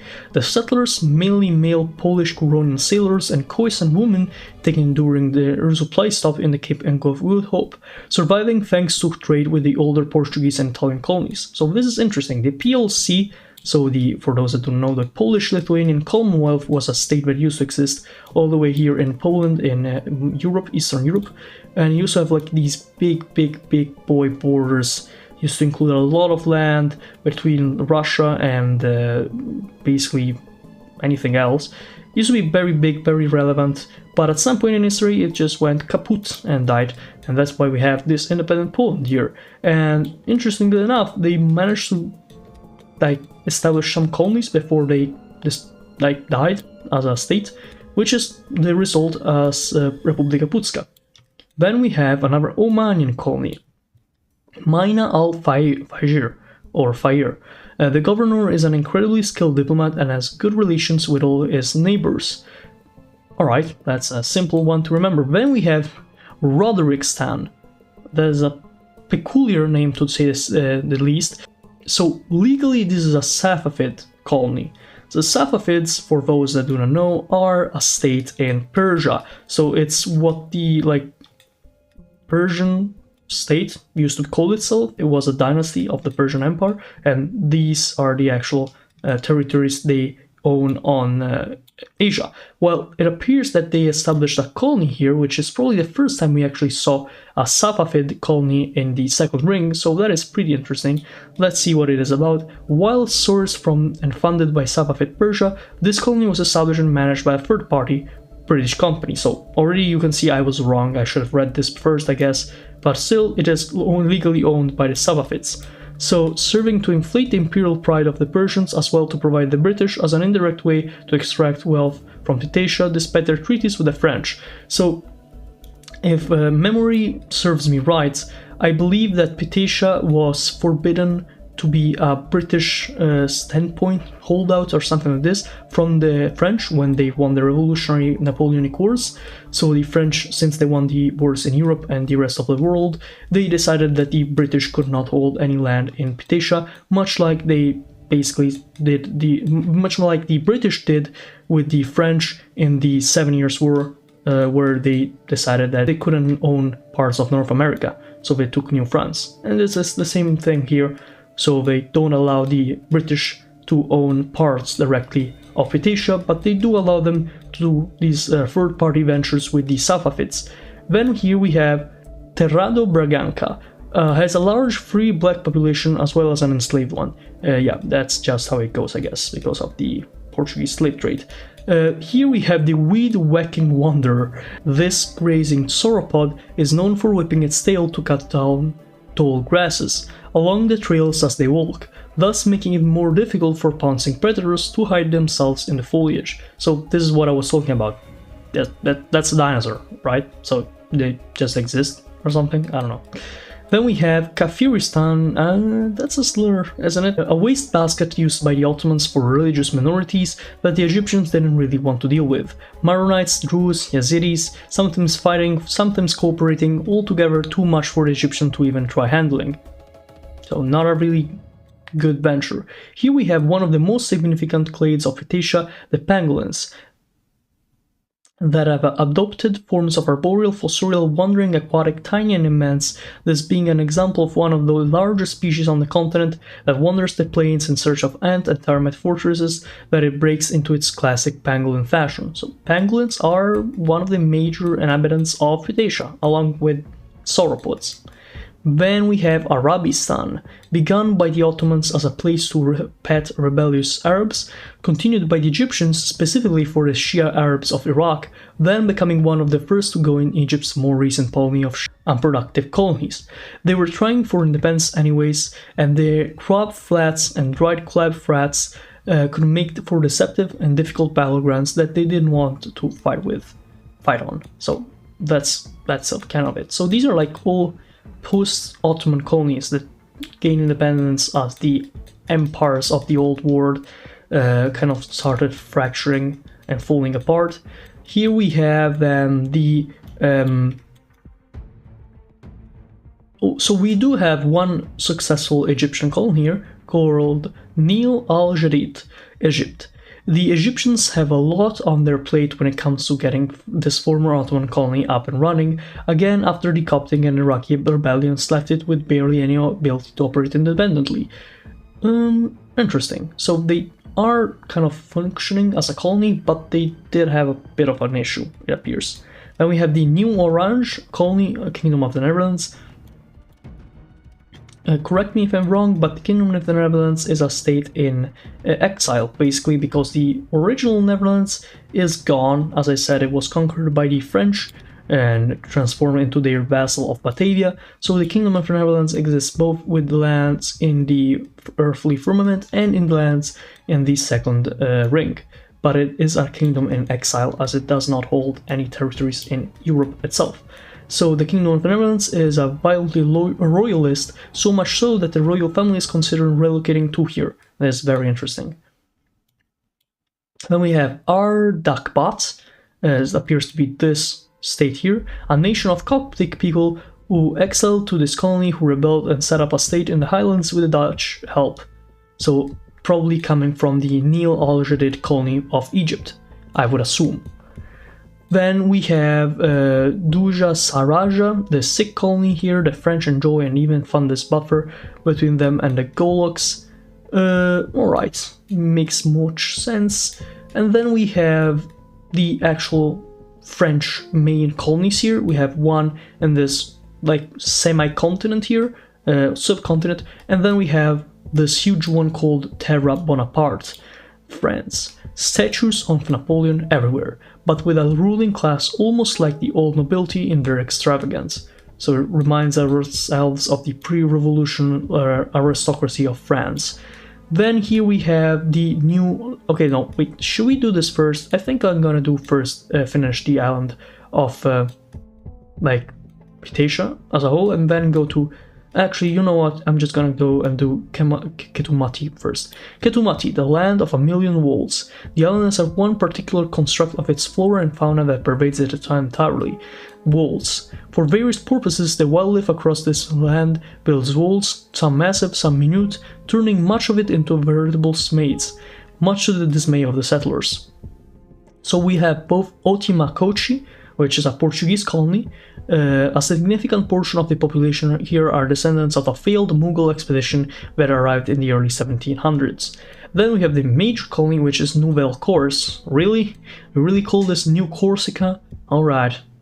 French. Statues of Napoleon everywhere, and they actually honor his ideals, which they insist the folk of Terre Bonaparte do not. So these are like two opposite parts of the French Empire. We have both of them being very, very enthusiastic about Napoleon, since he won, and but at the same time, they do process his ideas differently. Here the revolutionary ideals are actually upheld, and here they aren't. They just treat themselves just like the old French aristocracy of the kings in the absolute monarchy that was. Even in here we have another territory here called Patiti, the land of empty towers. Across this land, the animals and plants have a habit of constructing in many different ways towers of one kind or another that can be found across the landscape. So I guess tool building, just with birds that create nests and ants that create what are those called again? Anthills? Maybe that's the case. Most impressive are the gigantic towers of snail shells glued together by the bodies of those snails, all towering skywards in the shape of gigantic conical snail shells. Such sights have come to be regarded by native and Italians alike.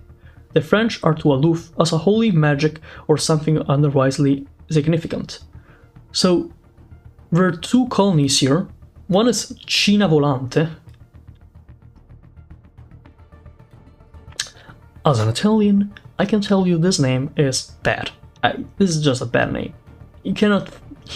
This is translated literally to Flying China. But, like, the country. Flying China. Alright. So, the Italians cooperate very effectively with the Zunziani, with those under French rule migrating here. They incorporate many of the towers into their architecture and view the colossal snail towers with a degree of reverence. So it's these parts of the island, which are actually the majority of the island. Then in the B part, which is Auxerritière, is a French colony. Once again, French holds a lot of colonies here. The common ideals of among many Europeans of this time that Italians aren't properly white runs especially strong here, where Italians and Zunziani are often conflated. In some sort of reaction to their neighbors, they have a policy of destroying all natural towers and refusing to use them. So two very different approaches to like living with the land they were given. So once again, the Italians have a colony here, which is surprising since their only other colony looks to be on the little other side of the continent, but who am I to say to the Italians where to colonize, since it does appear they just got the bad end of the stick, didn't really get much of the important lands to colonize at all. They didn't even get the lands here in the Les Généraux, which was one of the best places to colonize. And then we have the actual French. The French being the major colonizers of this whole continent, really making you realize just how much power they hold in this part of history, when they literally own much of the land outside of the ice walls, and even inside of it when you consider all of Europe. So that'll be it for line making, I believe. Since there is nothing to trace for the New Orange Kingdom of the Netherlands, then we can go to the eastern side of the Pitatia continent, where we can find places such as New Lhasa. New Lhasa is a Burmese colony. Most of their territory is fleshly, conquered from the pescadores. When they aren't tormenting their Portuguese neighbors, they enjoy venturing out into the desert and doing battles with dangerous predators waiting at them on bottoms of giant sandpits full of stinging ants, such as said dangerous predators, which appear to be a crocodile of some sort. And then we have the República dos Pescadores, which was the thing they were mentioning here. I'm just gonna assume this is a post-Portuguese state, a rather isolated rebel ex-Portuguese colony that was quite doing well for itself until the Goloks came along, which are the Burmese, often caught between fending off barbarian incursions and kept keeping the cynocephaly out of their trash, strongly considering union with France. Another place France might become the holder of. This is pretty bad news for everybody that lives in the rest of the continent, as France expands their influence. Here we have some of the animals that live in this island. So we have these kind of lemurs, I believe, and probably some kind of lemur. Then we have these like phacoceroses or pigs that create walls by just digging. Then we have the Sakurshasta. Oh my god, I don't what Then we have the Shaksara. Then we have the Saharasta, which is a Sikh empire colony that once introducing Sikhism to Mundo Medio. Not sure what that is, probably just the second ring. Oh no, wait, it's this colony right here, Mundo Medio, starting to become very fond of Sikhism, which is a Portuguese colony, by the way. Then we have...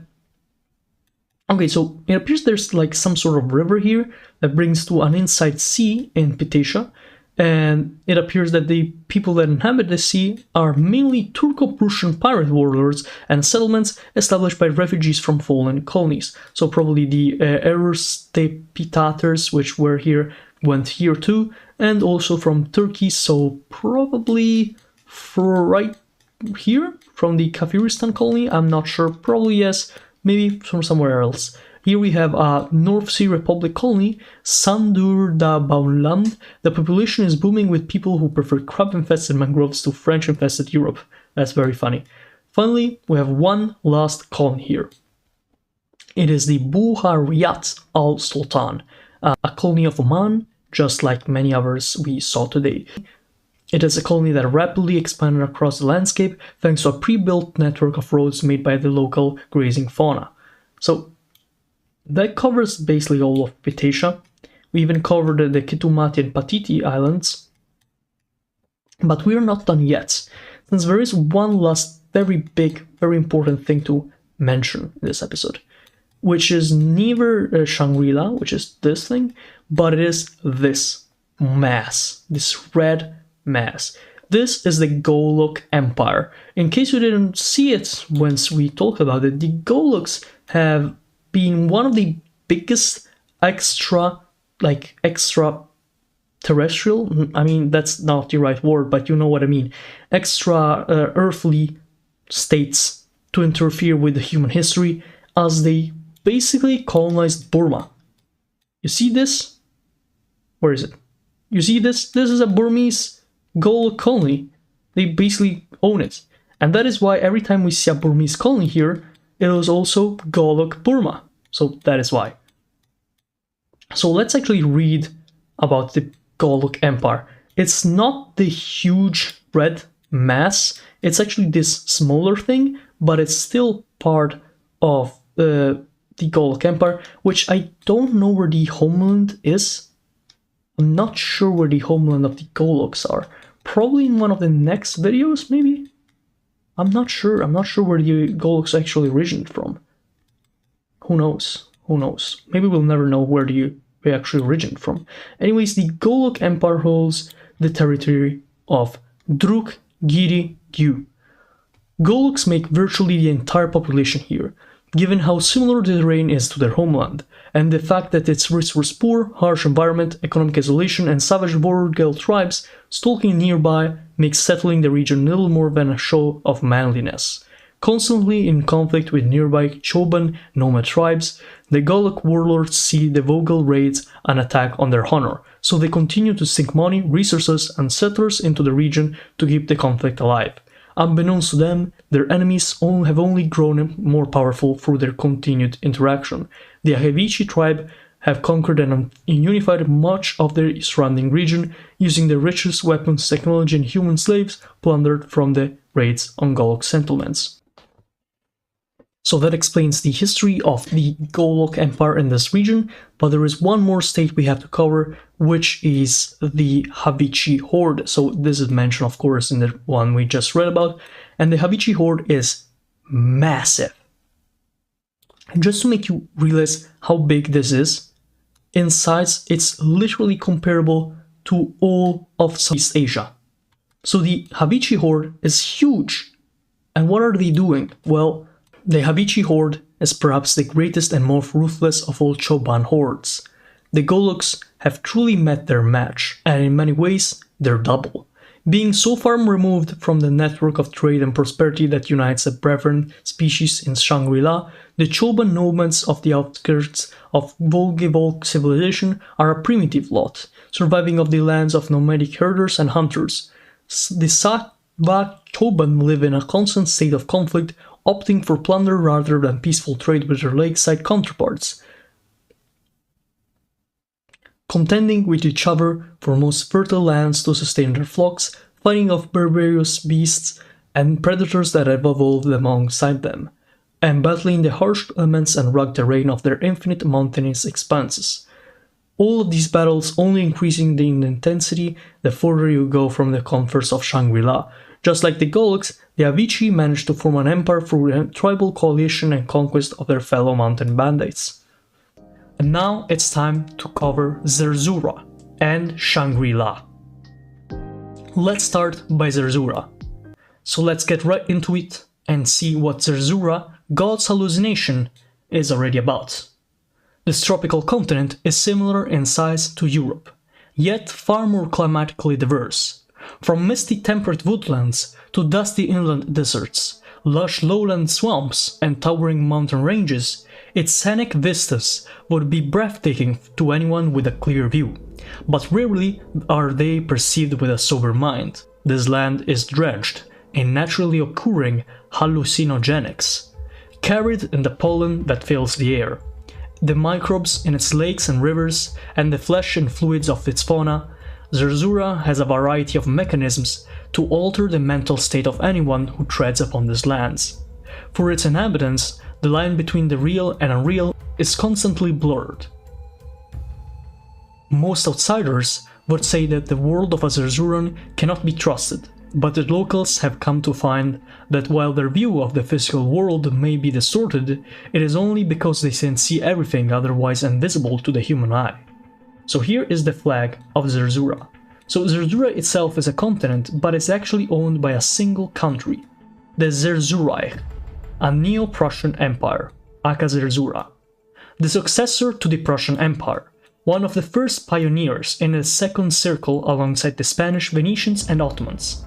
While its contemporaries would fall into internal conflict in the upheavals of the Napoleonic Age and lose most of their outer world territories, the Prussians would re-establish themselves as the great first power of the Atlas. After their homeland fell to the French domination, as you can see right here, Prussia is part of the French sphere of influence in Europe, as Napoleon won the Napoleonic Wars, and so his son rules Europe. This is Napoleon II. So Zerzura is under the influence of the old Prussians, but the Prussians have come to the second ring. So, the Prussian royalty led a mass exodus to the continent of Zerzura, making it the new seat of power for the colonial empire. The abundance of mind-altering substances they are constantly exposed to have not been a hindrance to their development. They have long since adapted to it, seeing through illusions and hysteria, and taking advantage of their altered states to gain a greater understanding of the true nature of this world, its past, and what lies beyond. So here we have different settlements in the lands of Zerzura. We have the Zarim settlements right here in the bottom. We have Hayapul Peresti settlements right here in the north center. Then we have the Surta settlements right here in the southeast.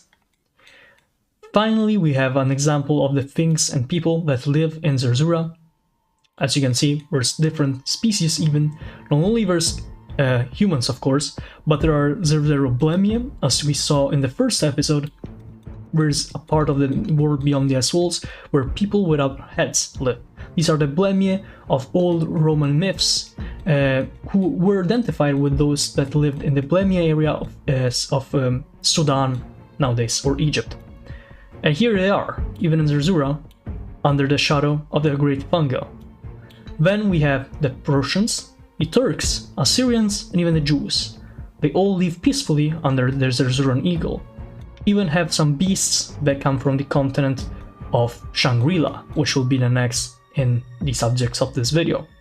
An assortment of Zerzura's major ethnic groups, posed next to some of the continent's native fungi and fauna. Originally, the Ottoman Turks and Assyrians had started to colonize parts of the continent before the collapse of their empire and Prussian exodus, resulting in the entire landmass falling under a single regime.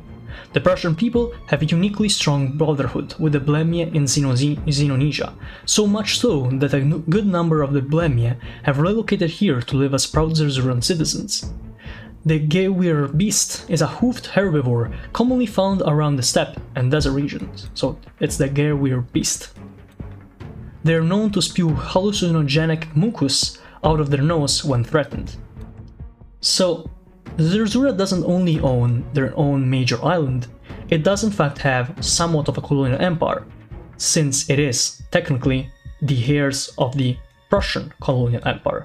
So right here, in the Leviathan's Gate, the only part we didn't mention in the last episode was the colony that Zerzura has in the southernmost part of the northern part of the Leviathan's Gate, which is Todesgriffreich. Todesgriffreich is a colony of Zerzura. It's Zerzura's most vital link to trade with the known world, which is the known world behind the ice walls. They use cannonballs filled with hallucinogenic fungi to terrorize French ships and subdue leviathans by sending them into a trance, a state of trance, where they cannot understand what is really going on, since they are being affected by the hallucinogenic mucus. Then here we have New Nestoria, the Shaded Isles.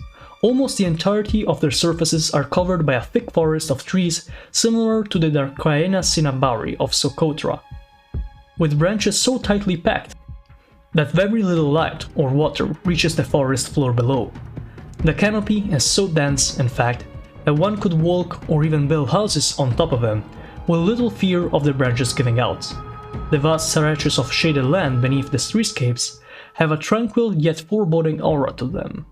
Be wary of predators that lurk beneath the branches.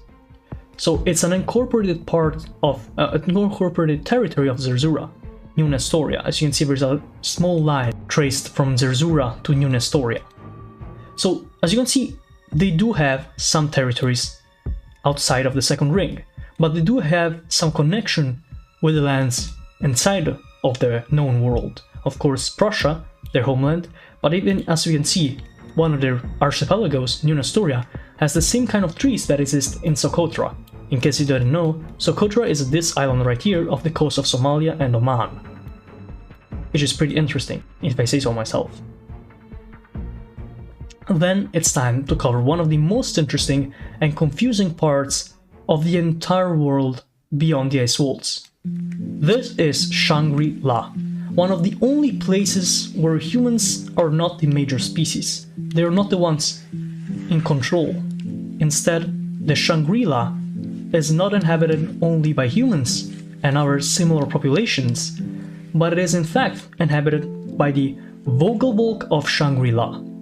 First, we will check the Shangri-La Garden of the Vogelvolk paragraph right here, and then we will discover the actual Vogelvolk that live in Shangri-La. By the way, Shangri-La was believed to be one of the places beneath the known world by the people of Tibet.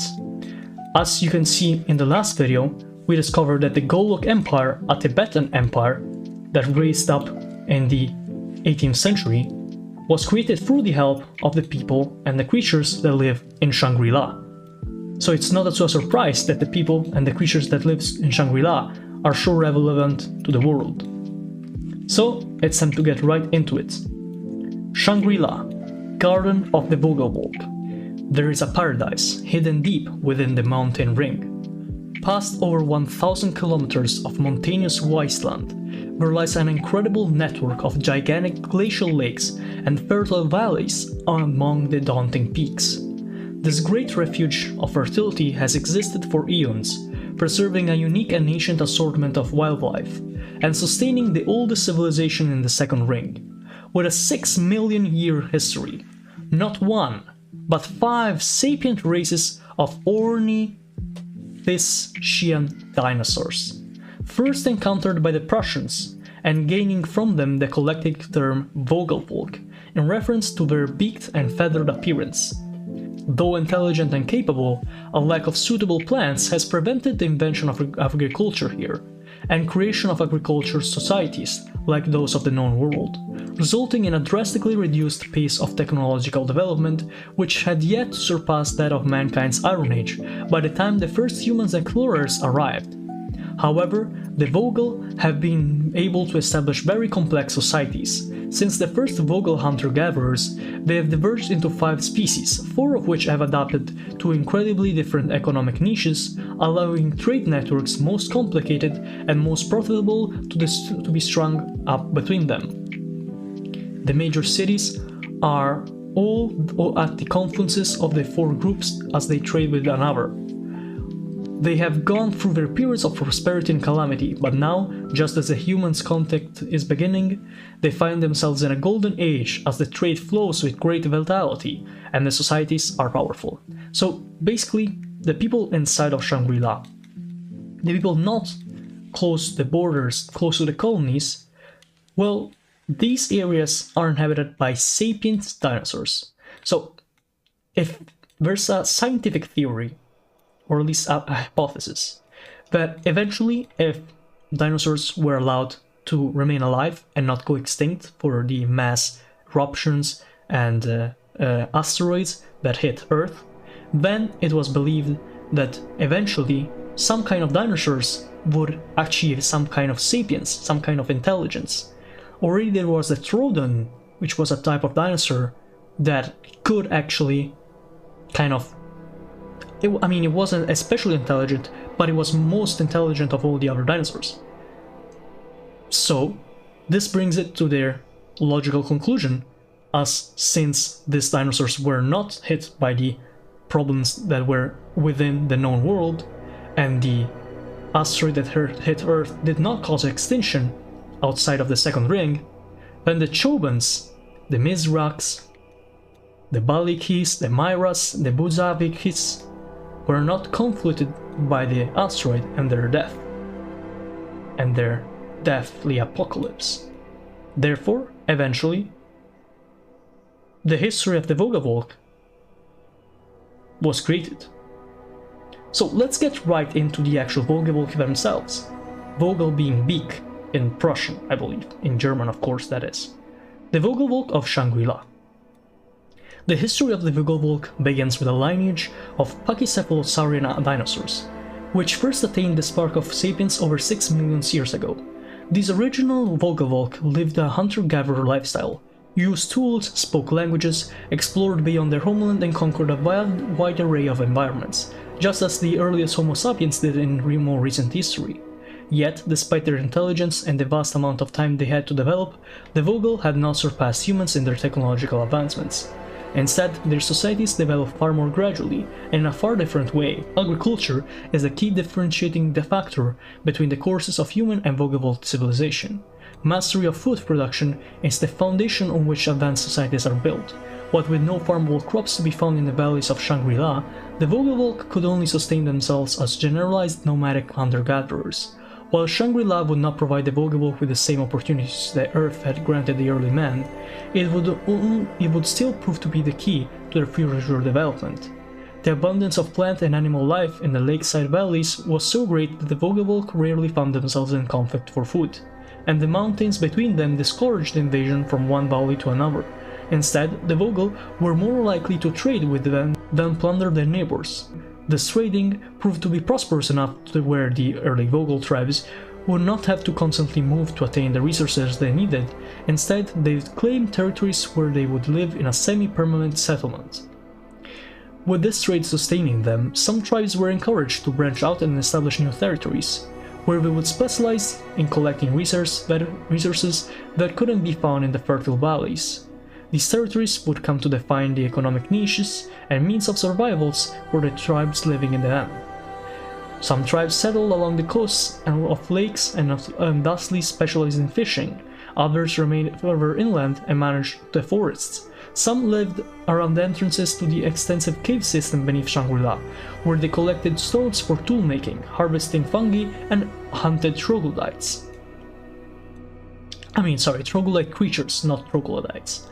And others lived further out into the desolate mountains, where they followed and hunted herds of grazing animals. Over the course of millions of years, these divisions in territory and lifestyle would cause the Vogel to diverge genetically and physiologically. Intermingling between those of different lifestyles would occur less and less frequently, with each group further specializing for their roles in the greater Vogel trade network, leading to higher productivity and thus more advanced societies as time progressed. This resulted in the emergence of 5 distinct species, all of which rely on each other to sustain their civilizations. Basically, while humanity started diversifying their lifestyles after harnessing food production, the Vogels diversified first and slowly built up an abundance of resources great enough to lift each of their societies to new heights. As remarkable and complex as their arrangement is, it has a clear weakness, that being the careful balance which must be maintained between them.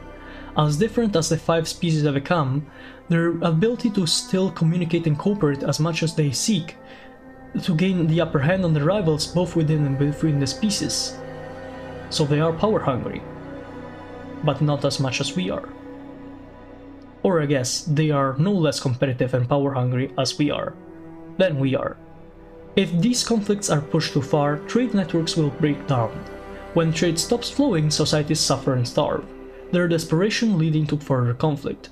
This can easily spiral out of control, leading to the total societal collapse across large swaths of Shangri-La. This has happened on various occasions, each time knocking their development back by centuries, and is another explanation for why the development of Vogelwolke societies has been so gradual over the eons. Despite this, the society still continues to make new advancements through each successive collapse, becoming more resilient as time goes on. Now, the Vogelwolke face the greatest turning point in their history as the new race comes into the picture, that being human. Will they maintain the balance with the addition of humanity, leading to greater prosperity for all, or will their system crumble under the added weight and collapsing for the first final time and pave the way for something entirely new? So that was definitely a mouthful. That was the entirety of the lore for the Vogelwolke of Shangri-La. So first we have the Chobans, the nomads of the mountains. The Chobans inhabit the mountains highlands surrounding Shangri-La. Descendant from the archaic herd-hunting nomads, they've taken on a pastoralist lifestyle, still nomadic but now Sepharding, I'm not really sure what that means. Domesticated breeds of nodosaurid and leptoceratopsid grazers, though they do enjoy a good hunting from time to time. So these are basically the kind of nomads of the mountains. I resemble like the lifestyle that the people in Central Asia had, I'm going to assume. Then we have the Mizraks, also called the gardeners of the valleys. The Mizraks are descended from early Vogel tribes that never left the fertile lakeside valleys and continued their ancestor hunter-gatherer lifestyle. Through millions of years of sustainable forestry, they have gradually molded their ecosystem to maximize the production of food and resources, turning the valleys into massive gardens that are wholly consisted of plants and animals useful to them, everything else being long extinct. Instead of clearing away wildlife to make room for domesticated crops, they've essentially domesticated their entire ecosystems. While they are technically hunter-gatherers, it's very hard to call them primitive. Their settled lifestyles and high population often results in their development of cities that become centers of power, trade, and industry. So they are the most diverse in every regard. They almost never move across mountains or sail across water, so their only interactions tend to be with their immediate neighbors, resulting in an expansive gradient culture wrapped around the lakes and rivers of Shangri-La. Different valleys can be specialized in producing different materials based on their unique assortments of wildlife, and within their cities you can find Mizrak filling a variety of occupations such as craftsmen, scribes, performers, construction workers, cooks, and of course a ruling elite. So the Mizraks for now seem to be the most developed. Then we have the Balikchis, yeah, that's how I pronounce it. Divers of the lakes, descendant from early Vogels. Well, I'm just going to be skimming around this because I don't really want to see everything. You can pause and read for yourselves. This is very fantastious, I guess. Of course, when you call it in the context of the lands beyond the ice walls, I'm very doubtful of the existence of creatures like these. I can bear with the existence of dinosaurs since they could have just not gone extinct, but these seems a bit too developed, don't you think? That said, it is still very interesting. So the Balikchis seem to be some people that basically live around the coasts, and they can broadly be divided between those living on the mainland coast, almost always under the rule of settled Mizrak societies, so they tend to be inferior and subjected to the Mizraks, or in some cases they organize themselves in a variety of ways and settle in different kind of societies. Then we have the Mayara, the explorers of the caves, descending from those early Vogels who settled around the mouths of caves and ventured into them to collect resources. The Mayara now live almost entirely underground. While the caves and tunnels beneath the mountains of Shangri-La are vast, they only held so much wealth. Over time, the Mayara were forced to go deeper and deeper into the caves in search of valuable metals when everything readily available was extracted. They began to expand caves, digging and tunneling far under near the earth in search of the gems and other minerals that they trade for their food, or at least their good food, as they do hunt subterranean fauna and domesticate edible snails and fungi, but this is not sufficient to completely sustain the societies that do exist. They are the source of many of the goods that, making their way through trade and routes, are what entice many of the human settlers appearing in Shangri-La. They are by far the smallest of the Vogel, have keen eyes and hardy lungs, and are very capable of long periods of strenuous labor. They are considered mysterious by the other Vogel societies, but interactions are usually friendly, often helped by the resemblance to a juvenile Vogel of other groups, and any measure of decadence necessitates interaction with them. Don't know what that any measure of decadence necessitates interaction with them means, but sure. So the Mayara seem to be the smallest of the bunch, and also the ones that, just rule the caves or something like that. I don't know. Then we have finally the Buzavchis. So we have the Balikchis, and then here we have the Buzavchis, keepers of the old lights. So these seem to be like the old heads of the group. On the periphery of Vogel civilization at the southern edge of Shangri-La, making their homes at the base of the great glaciers that provide the precious water that brings life to the fertile valleys downstream, are the Buzavchis Vogel. The Buzavchis are an ancient and mysterious race, and though and thought as much by the other Vogel tribes. So it is not maintained by economic specialization, their existence being the subject, but through the mastery of the challenges of their turf. Interesting. So they basically live off the earth that they inhabit, which is very difficult to live in, something like that. I'm not really sure. So let's see. We have the actual map right here that shows the different types of kingdoms. So as you can see, the map of Shangri-La is very developed. It is very populated, it seems, and it's generally very interesting how it actually works. So let's see some of these societies when it comes to the actual kingdoms they established.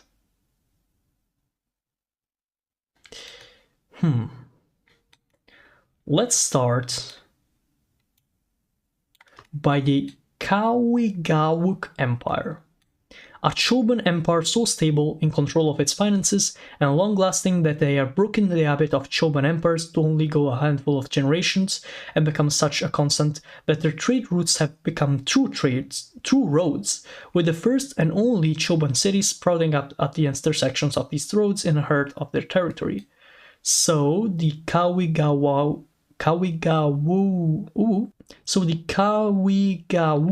Empire is one of the Choban empires, and it is one of the major settled ones where cities exist.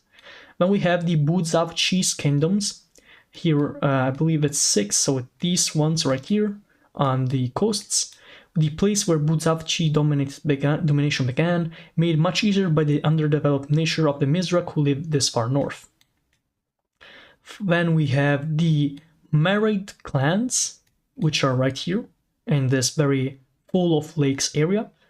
While all Vogelvolk societies are defined by and sustained through the complex network of cooperation between their species, the married clans embrace this relationship in a uniquely intimate manner that goes beyond the more economical codependence. Through ritual marriage between the leaders of their two species, Buzavchis and Balikchi Vogelvolk merge their clans into a single united family.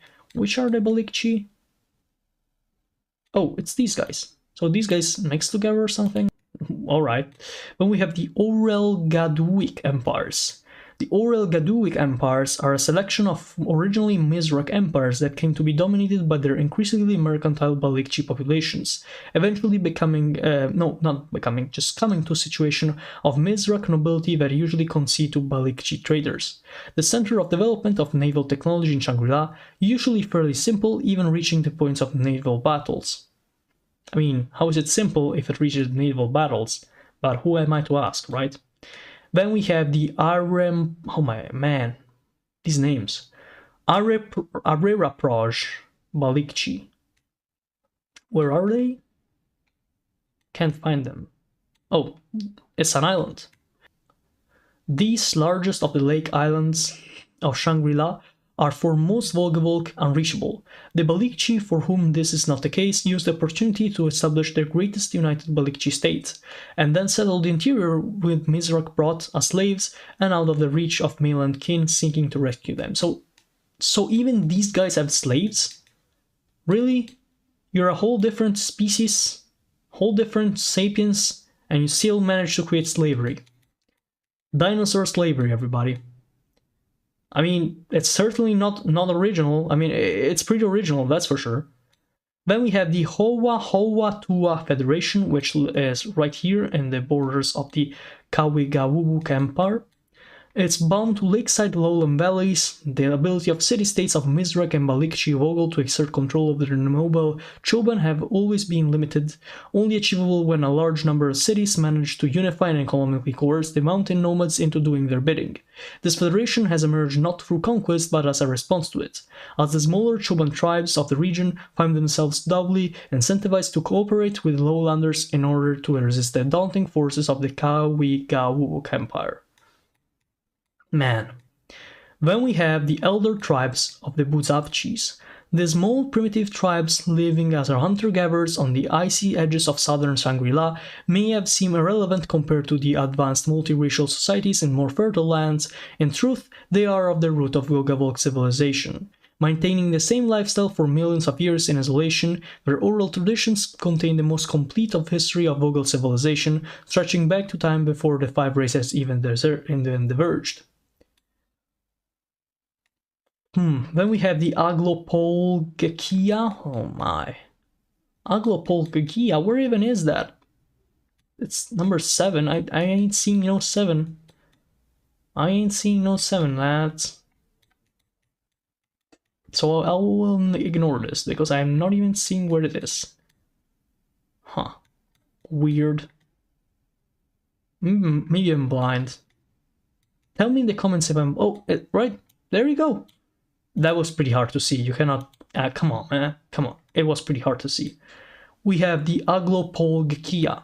Originally one of the plucked kingdoms, the local Balikchi have usurped the old order of the god kings and now believe themselves to be truly divine beings separate from the rest of the Vogelkind, including the Balikchi still subjugated by the plucked kingdoms, who they look upon with disdain.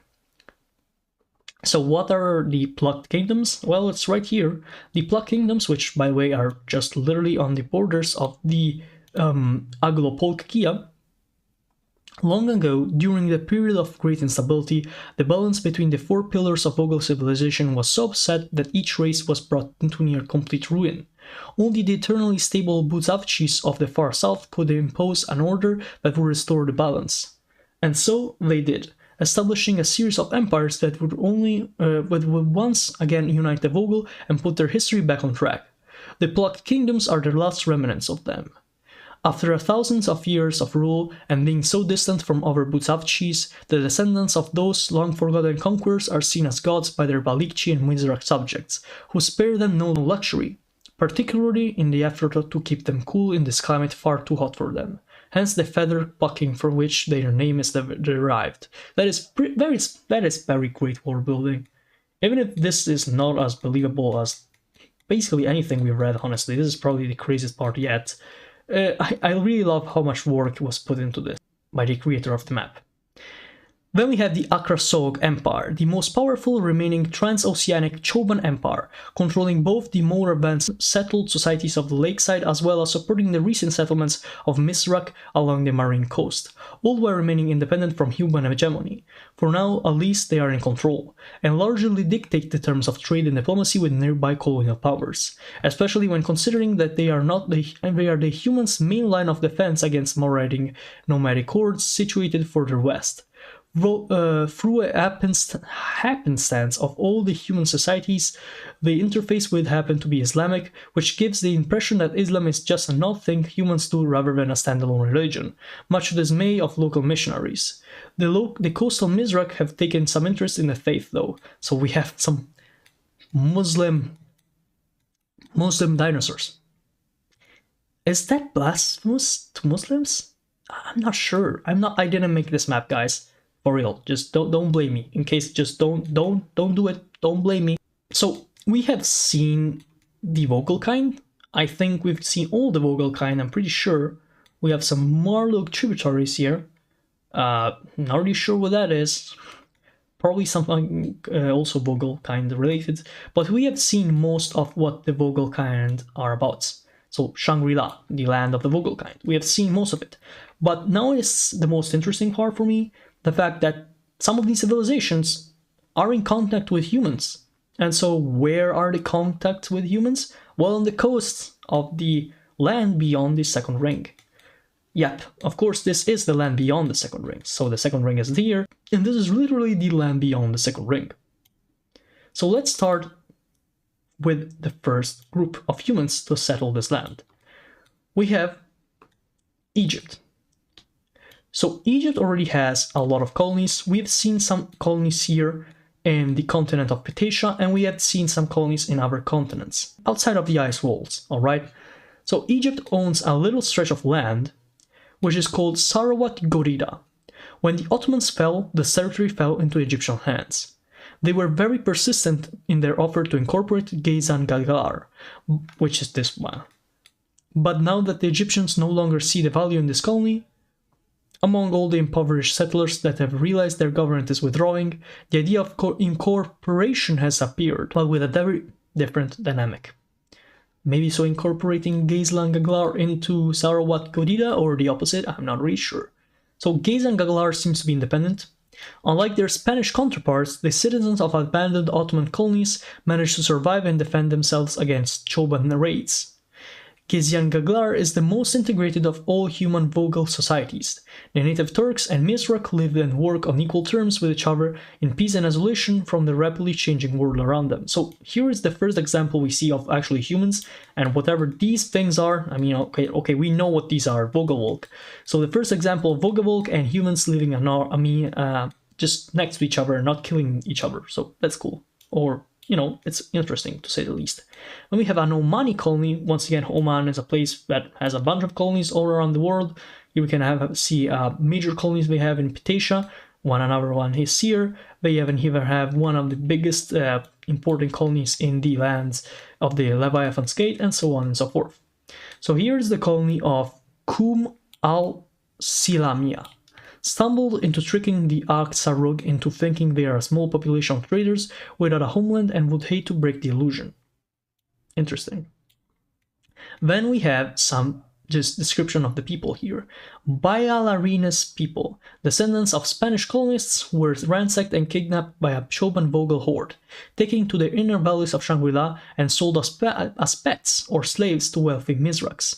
As the generations passed, the Spaniards evolved into an endemic ethnic group that can be found in most major cities, almost exclusively working as performers, dancing, juggling, singing, clowning, etc., amusing and fascinating the Vogel with their alien behaviors and anatomy. They speak a rudimentary version of local Vogel languages and a Spanish-based Creole. This is horrifying, and I hate it.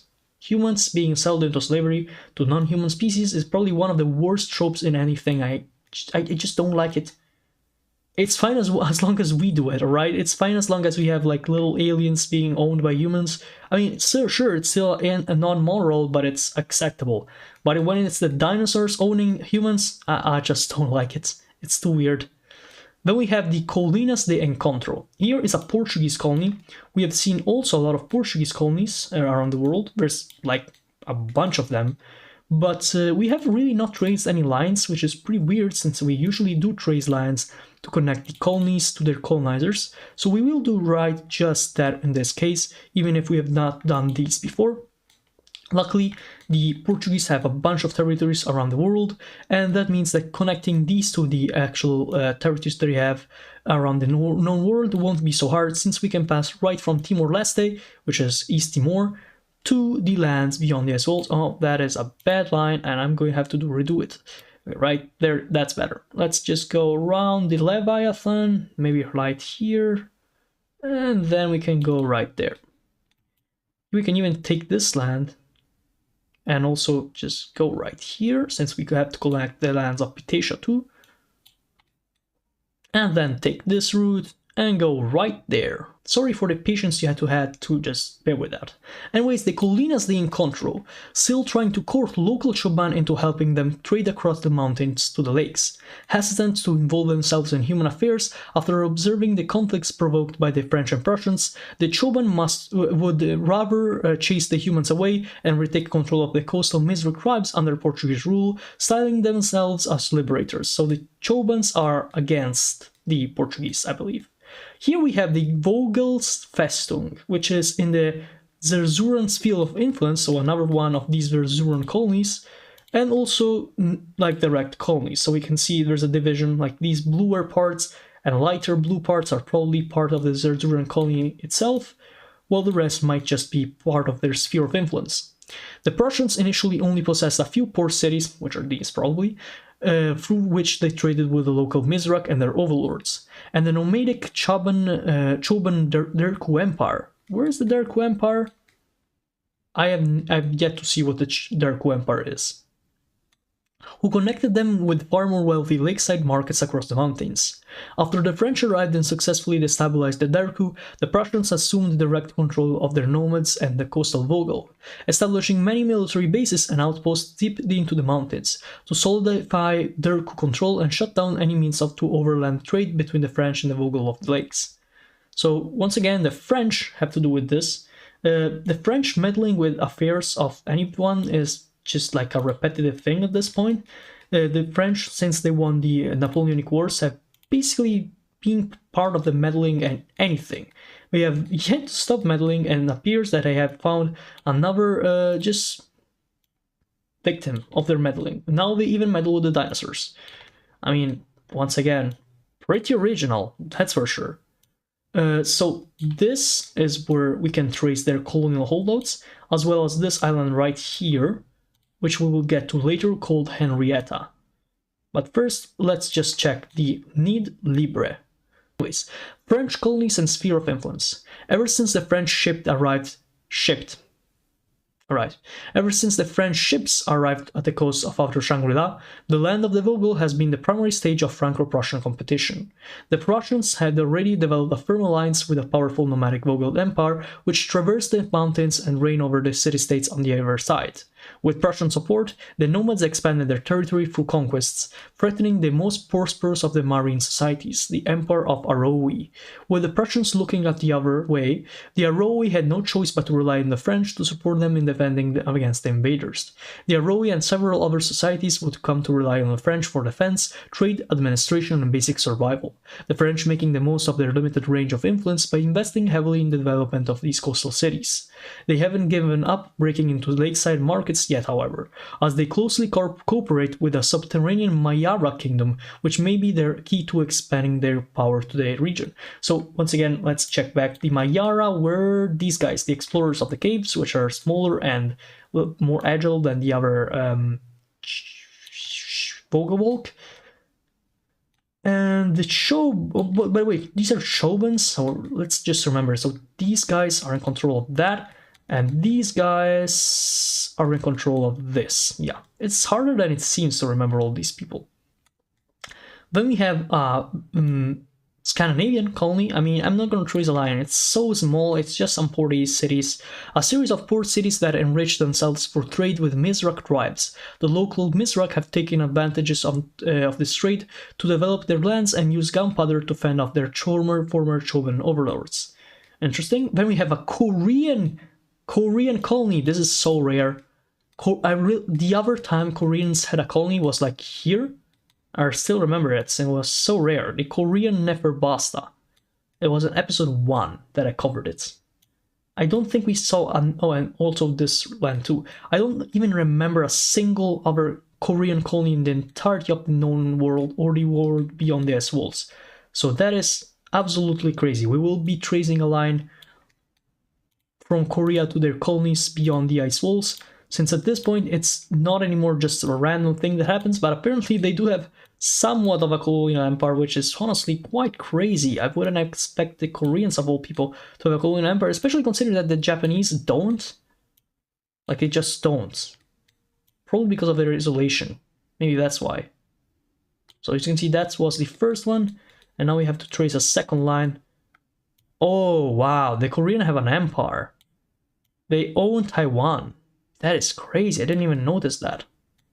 I mean, it is a different year from, what we think it is, so.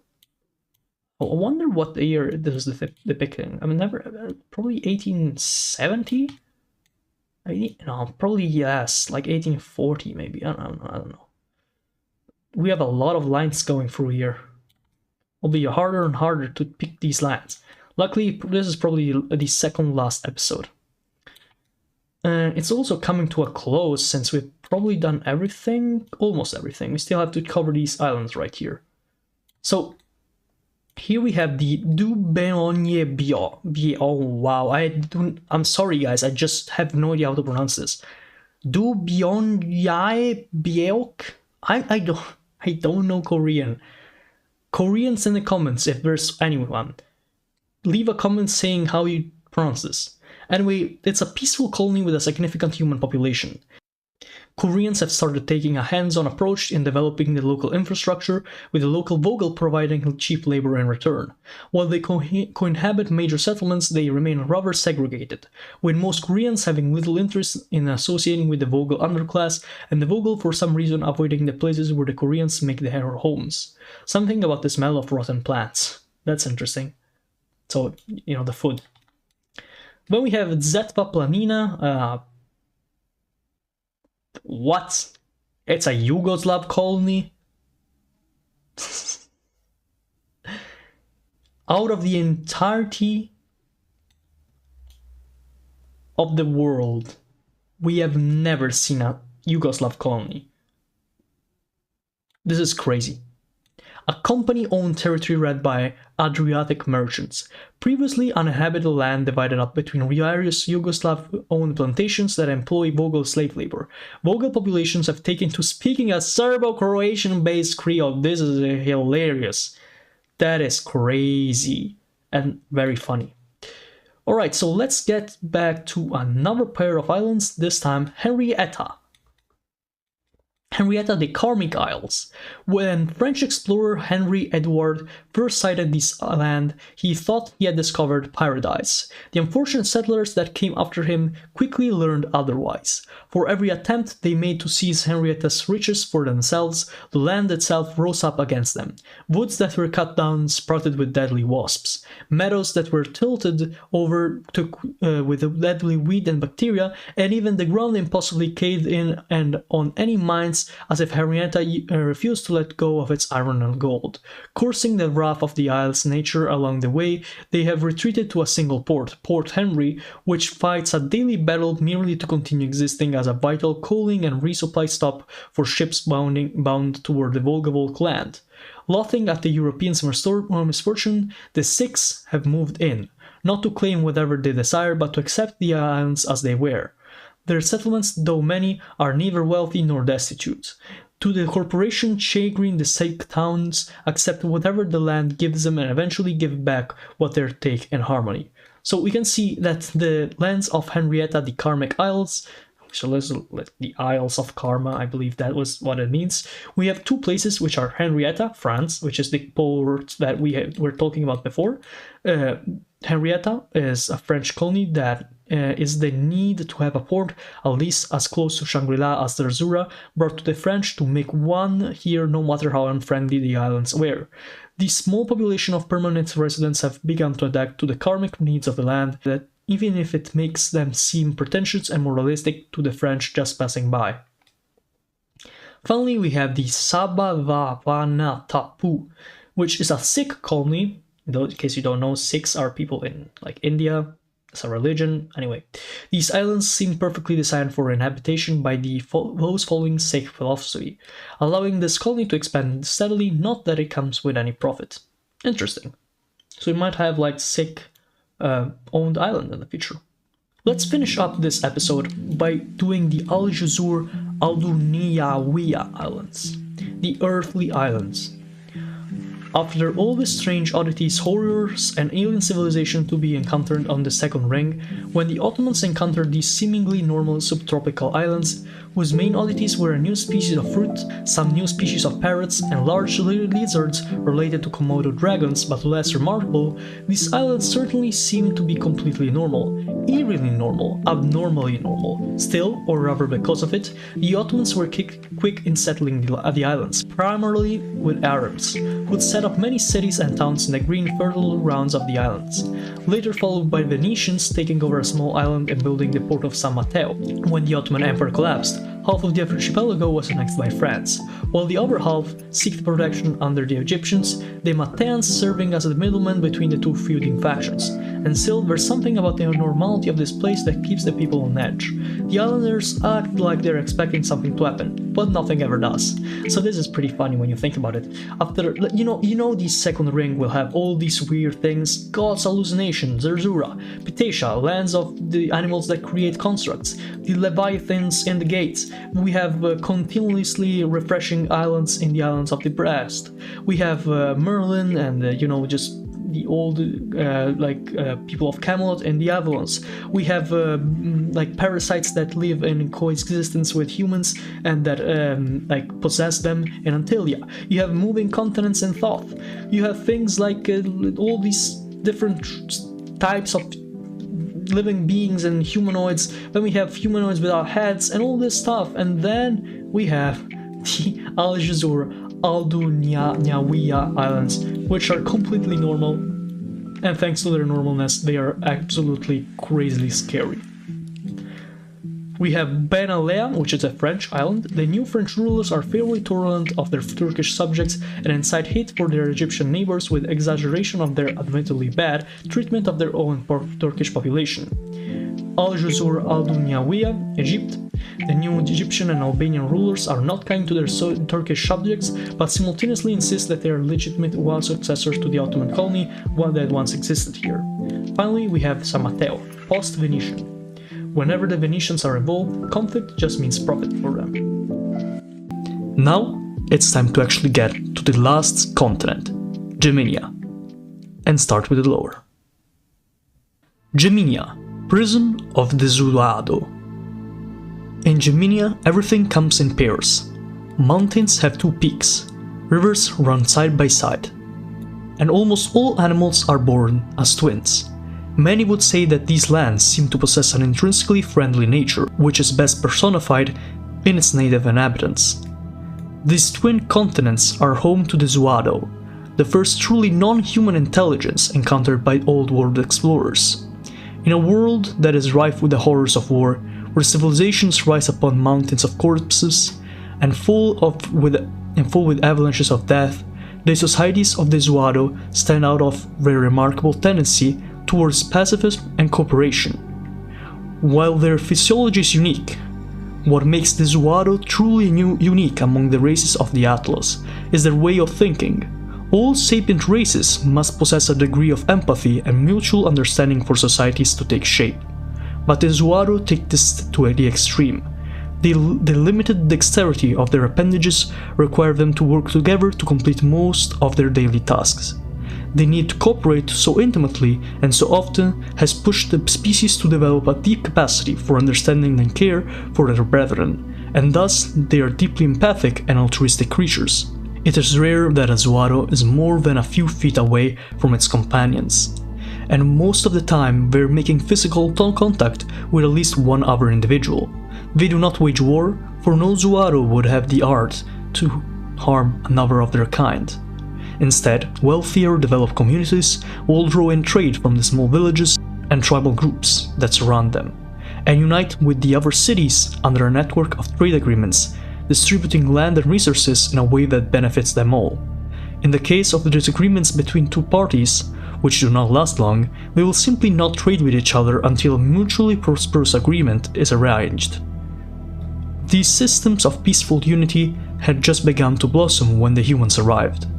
First, the Zuado were seen as mere animals, and the earliest human arrivals treated them as such, hunting, exterminating, driving out the unsuspecting Zuado from their ancestral homes, to make room for yet another series of settlements to extract wealth from.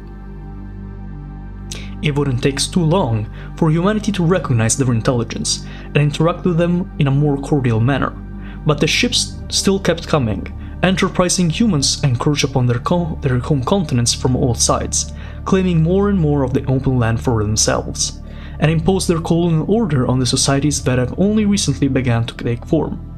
Whether the invaders' intentions be malicious or benevolent, the fact remains that the Zuado are no longer masters of their domain, nor they do have any avenue for expansion, their whole civilization having become just another piece of the colonial chessboard. And so it seems that Geminia, the cradle of Zuado civilization, would also be its grave. So, while not sure what the Zuado actually look like, I have a theory that might explain what the Zuado are. So you know about Gulliver's Journey, this very important book that came out a long time ago, probably 2 centuries ago maybe a bit less. The Gulliver's Travels was a book that explained the travels of a person called Gulliver. This fella went around and around because of the ships that he was traversing with kept crashing. He found a land of minuscule people, a land of giants, a land of technologically advanced people, and then he found something interesting. He found a land where there was these very, super sapient creatures that were not human. And these creatures were horses of some kind. I remember that being the case. I think those are the Zuado. And as we saw here, the Zuado are naturally kind, naturally forgiving. They're perfect, almost perfect beings when it comes to cooperation. and so were the ones described in Gulliver's Journey. But it appears here that just how it happens with other cases, as long as the humans arrive, everything changes, and the Zuado are forced to become subservient to the humans because of the human greed.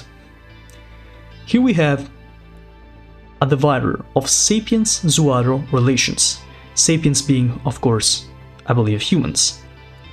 I'm not sure whether... Alright, I think I figured it out. So there are two colors on this map. There are two colors for every state. The colors that are on the border are the ones that represent the colonizer power that owns the land, and the colors inside of the border are those that represent the sapiens-Zuado relations. So we have... let's start with the good ones. These white outlines mean that poor cities with a majority human population. These are places humans settled and are probably not really attached to any Zuados. As you can see, there's a kind of ones here, probably Korean colonies. Interesting. Another time Korea has colonies. We'll delve on the actual colonies themselves later. Then we have reformed, initially displaced native Zuado, but now we recognize them as sentient beings. So let's check if we find any. We have one, maybe two, three colonies such as these. We have an Italian colony, a Scandinavian colony, and a Spanish colony that used to be Zuados and now recognize them as sentient beings.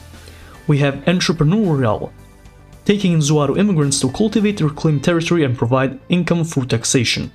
So in this case, Zuados are treated mostly like any other species, so mostly like humans. This is a blue inner part. We can see it here in a colony of Zerzura, so it appears that Zerzura also has colonies right here, so we will trace a line later. And that seems to be the only example of this type of treatment. Then we have frontier societies, colonizing territories that were only sparsely populated with nomadic Zuado tribes, maintaining neutral or positive relations with tribes. So these are mostly settled colonies, and they treat the Zuados neutrally, mostly just as sentient animals. These are with this yellow thing inside, and I'm not really seeing many. Okay, oh, these are all like that. So these are the frontier societies where humans start to become the majority. So we have an Egyptian colony, a French colony, an Omani colony, don't know what that is, and then North Sea Republic colony, which, if I remember correctly, the North Sea Republic is another state in the second ring. Then we have Imperial, actively working to subjugate Zuado populations under their rule, granting them some rights. These are gray. I can't find any for now. Oh, there they are. So these are the ones where the Zuados are being, like, not directly killed, but they're being subjugated to become just part of the Imperial machine. These are a Dutch colony, an Adaic colony, so a Rothschild colony, a French colony, and two Persian colonies. Now we go to the most interesting ones. We have co-inhabiting, colonizing unsettled territory without displacing Zuado populations. So these are once again territories where the native population of Zuado are not that much in numbers, and therefore colonization with settlement is more easy, especially if it is with huge amounts of humans. We have one here with Portugal, another of the Zerzuran colony, and that seems to be it. Actually, we have one more, and it is an Ottoman colony, or a post-Ottoman colony, so an independent state nowadays. Then we have altruistic, integrating Zuado populations to their sphere of influence by building infrastructures to better connect smaller tribes to large cities. So in this case, the humans are literally working towards gaining some kind of alliance with the Zuado. We can find some examples with the Sikh Empire, of course they are the ones to do this, the Koreans as well. We have one example once again with the Sikhs, and that seems to be it. When we have gentrification, settling desirable land and displacing Zuado populations to reservations, so kind of what the Americans did to the Native Americans. It appears to be one of the most widespread attempts. We have, I don't know what that is, but probably like British. This is British, yeah. So the British are doing it with Safaria, then the Spanish are doing it. Wait, no, that's not the Spanish, sorry. This is another Rothschild colony. The Portuguese are doing it. Alright, that's it. I thought more, honestly. And then, of course, to the wars of these. The aggressive, actively killing or waging war to displace or subjugate settled Zuaro populations and colonize their heartland. We have many examples of such. We have the Spanish, the Cossacks, the Goluks in Burma, so the Tibetans. Then we have the British, once again. We have the Koreans, maybe? Not sure. And then the Japanese. So it appears that a big amount of colonies are doing this harsh method to basically exterminate the native Zuaro. Which honestly was to be expected, with humanity being in charge of a colonizing mission. Here we have Zuaro-Sapien relations. Black borders indicate division between trade unions. Grey borders distinguish unified urbanized regions, cities, from the surrounding disorganized tribal lands with dull colors. So in this case it's these. Like you have like city-states and tribal lands.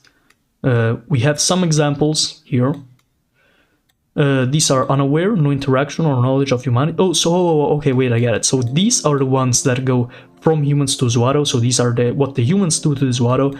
While here we have the Zuaro just doing something with the Homo sapiens, so the humans. So in this case we have purple, which are these in their inner land. So because of their existence in the inner land, they have to discover humanity, so they live in peaceful ignorance. When we have a yellow one, that actually more than one, we have a lot of yellow ones, yellow governed societies of the Zuaro. So all of these are still in Zuaro control, and they are unsure, mixed experiences with or too few interactions to decide how they should engage humanity. And we have some green ones, which are welcoming, happy and eager to interact with their new neighbors. In this case, most on the southern coast, and some here near the yellow ones, and a lot of them near the Portuguese and the Scandinavian colonies, insanely. And finally, of course, hostile. Humanity has lost their trust and earned their vengeance. So these are the few Zuaro societies that actually go to war with humans, but as we saw, it is not in the nature of the Zuaros to actually go against the humans in this kind of manner, so it is weird for them to do it. We have one example right here, near the Cossacks, and some more example near Korea and Japan, and that is basically it. Once again, it is hard for the Zuaro to actually go to war with humankind, because of their inherently good nature beings. Alright, let's actually start with the colonies themselves now. I think the lore is mostly done. Yeah, I think it's done. Oh, we have one more thing that explains the Zuaro's language and interspecies communication. Zuaro language is highly nuanced and variable on an individual level. Their great aptitude for social interaction means that they almost can always tell what their brethren are thinking or feeling based on subtle cues and expressions, with spoken words only serving as supplements of communication. This lack of emphasis on words often results in each individual learning to communicate in their own way, but because of the strong social bonds of their communities, where the average acquaintance has a level of familiarity and comparable to the most intimate of human romances, the Zuaro can easily keep track of their brethren's unique idiolects. The subtlety of Zuaro's communications was not easily deciphered by early human explorers, giving the impression that the Zuaro were indeed nothing more than primitive animals with no language to speak of, thus justifying the cruel treatment colonial settlers would subjugate them to. And now most interspecies communication is done through clans of nomadic Zuaro traders who historically employ the most well-defined forms of spoken language as they interact with disparate communities. Yeah, this goes hand in hand with what I was saying before about Gulliver's journey. That was kind of what happened. The animals realized how bad the humans were, honestly, and they tried teaching them to be better. But of course, the humans aren't that good when it comes to, just treating anyone in a good manner. So let's start with one of the reformed colonies. So these are one of the colonies that started out as places that were subjugate and like displaced Zuaros, but eventually became one of the ones that tried to make amends. And this is a Russian colony, which is called Posebrosa. Despite a complex and messy history with the local Zuaro, their mending relations, a process accelerated by the pressure exerted by their hostile neighbors. The Russians are attempting to organize their Zuaro subjects into something of a military, with mixed results, in order to combat the surrounding common enemies of the Goloks, Cossacks, and Kontrataryans.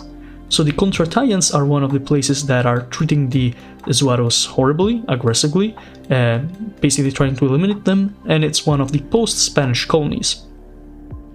In their decades of isolation following the collapse of the Spanish colonial empire, they weren't exactly able to stay up to date with the international discourse surrounding Zuaro rights, and focusing only on survival, have established themselves as the Zuaros' new primary predators. Interesting. Once again, if you guys don't know, the Spanish Empire collapsed around the time that France won the the French Revolutionary Wars and the Napoleonic Wars, which is why in the map of Europe we can see France basically owning much of Europe in the form of either their own territory or their vassals, and those that are not directly owned by France are influenced, such as Spain, which unfortunately, or I guess fortunately, if you see it that way, lost the majority of its colonial empire, only retaining things like the Caribbean islands of Cuba and Puerto Rico and maybe the Philippines, not really sure. That said, let's move to the next colony. We have another one of the ones that are aggressive towards the Zuaro, and it's Mikhail's Andreevich Revolt. Cossack rebels who terrorize Zuaro and Russian settlers alike. Makes sense, the Cossacks don't really like the Russians or the Zuaro. They are pretty well known for their pelt trade and fur trade. Then we have the famous, Aungningnungsuyakyan and Iwoko colony, which is one of the Golok Burma ones. Once again, for those that do not know, the Golok Burma Empire is an empire that started from Tibet and eventually spanned up to Burma, so Burma is a Golok vassal. And that is why the colonies of the Golok Empire are always Golok Burma, since the population of the Goloks needs to go through Burma, and therefore Burma technically owns the colonies, even if realistically they're governed by the Goloks. Two very different colonies, one an island populated by the Burmese fishers and traders, so this one, and the other a path of destruction tearing deep into the mainland, where Golok marauders lay waste to an alien civilization, their favorite activities being looting, ransacking, raiding, destroying, slaughtering, and Zuaro barbecue. Damn. Poor Zuaros, man. They really wanted to kill them all. Then we have the Antimonia colony here. It's a colony of Sarawak. This is pretty interesting. So Sarawak is a place in Malaysia. Actually, no, it's in Indonesia, right? Yeah, it's in... Oh, wait, no, okay. In the modern day, it's in Malaysia, but it is on the island of Burma. Sarawak being one of the only states in history where the rulers were of a European stock, while the rest of the population remained native to their state. So it wasn't a settler colony, but the rulers were Europeans. It's a pretty interesting part of history, if you want to check it out online. So the colony of Antimonia says that the Raj of Sarawak entirely avoided direct interaction with the Zuaro in favor of establishing a large settler colony on an unclaimed island, which would pay off in spades when a certain variety of tree was discovered whose wood is capable of converting the water it's immersed in into a more viscous state resistant to both freezing and evaporation, as well as more responsive to the process of physical manipulation practiced by the native peoples of this tribe's homeland. Their harvesting and crafting of this wood is key to their state-of-the-art shipbuilding technology. Interesting, so we have some kind of alchemist tree that changes the state the water is in. Then we have the South Anglicania, a colony of the British Empire. The choosing of a spot without any of those strange half-lump folk by the British in the establishment of this colony was very deliberate. The point emphasized by the name, pointing out not only the species of the inhabitants, not just their country of origin, but the particular part of the country that they're from. So literally South Anglicania, so like South, like England, literally. Which of course they are certain is the best part, lol. South England, West England, I don't know. The society and the accent is remarkably similar as well. It just all seems a little out of place in a jungle, so it's a jungle biome. Then we have, okay, Zerzura colony, so we have to trace the line of Zerzura. Let's get a new level and trace the lines. We did this last episode as well. So from the new Nestoria, we will trace a line that goes something like this. And finally has several colonies. So one in this area here, Ziwilingara, which will be like this. No, not like that. More like this. And then we have a colony right above the land of the Zuado. So I assume this island right here, which is just one single island, is not inhabited by any Zuado societies apart for the southern tip, which is why all these settler groups can exist. Unlike other examples of human-driven relocation that can be found across the twin continents, the Zerzurans brought— okay, never mind, I already was wrong. The Zerzurans brought the Zuado to these uninhabited lands not as captives but as partners, the two races relying on each other's unique skills to build a new prosperous society from the ground up, which much more effectively than the other powers working to wrest control of the southern island. Then we have Canasolta, which are all these stranded islands right here, which are the stranded Spaniards adopted by the French sphere, much to the annoyance of their Zerzuran neighbors. Remember, the Zerzurans are the Neo-Prussians, and they are constantly in rivalry with the French. While they were also left impoverished and without support for a time, they are free from the stigma of being Zuado slaughterers that taint the reputation of their counterparts in Contriaria, entirely attributable to the fact that their islands lacked a native Zuado population. So basically what they're saying is that they're like, oh wow, look at us, we don't kill the Zuados, and the reason they don't kill the Zuados is very simple, they just don't have any Zuados to kill, which is pretty funny when you think about it. Also, let's start tracing some lines, some colonial lines. So we know that the Russian Empire had a lot of places right here to figure out. They had a lot of places that they colonized in the Xenonesia archipelago. So it makes some kind of sense that they would have lands in Geminia. So let's trace a line that connects them to their Geminian colonies. And even Sarawak here also has some colonies, but I'm not really going to trace a line from them. Then we have the Sarawaki colonies. We haven't been tracing lines for the Golo colonies. We did do that for the British ones, so we will be doing that for the British colonies. Let's go right here, above the land that is independent, and trace a line that goes right there. Also, I just noticed something pretty interesting, the fact that the British also own this very small island right here, off the coast of Antimonia, which might or might not be something very weird, depending on what the trade routes of this world are. So then we have all these Zuado societies, which are not really labeled or explained, so we just have to accept the fact that some of these are neutral to humans because they are not really sure of what they're about, some of these hate humans, some of these don't even know about humans, and some of these here kind of love humans, or at least they are partnering up with them. So here we have a Scandinavian colony that treats humans very well. We will be tracing a line for the Scandinavian colonies, even if the last colonies that we saw of the Scandinavians were so minuscule we didn't really care for them. And wait, did they even have colonies here? Yeah, they did. Alright. They did have this colony right here, with the Kongens Kust, or Kust. We will be tracing a line that goes from here, so their trade routes and shipping routes will probably be similar to the ones— actually, let's make the line smaller because I don't really want it to confuse with the ones of the British because they were much more bigger. So these guys will probably go parallel to the French, since the French, if I recall correctly, are allies of the Scandinavians. But probably they want to avoid Zerzura in some manner. But since they do have a colony in these lands right here, they might just be very close to Zerzura when it comes to actually doing this passage right here. Funnily enough, Zerzura and Scandinavia on the map have a very similar color, which can confuse the paths. It's unfortunate. Actually, let's just connect these small colonies. Even if they're so minuscule, it is still relevant enough to make it a stopping point for resupplying the colonies that they have in the lands above. So they have one colony here called Kijuluatsafi, which we will read very quickly, originally having thought that these Zuado were just animals and treated them as such. The Scandinavians worked very hard to mend their image in recent decades, with remarkable results. The neighboring Zuado civilization greatly appreciate their gifts of art and fine fabrics, constructing their first museums to house their foreign treasures.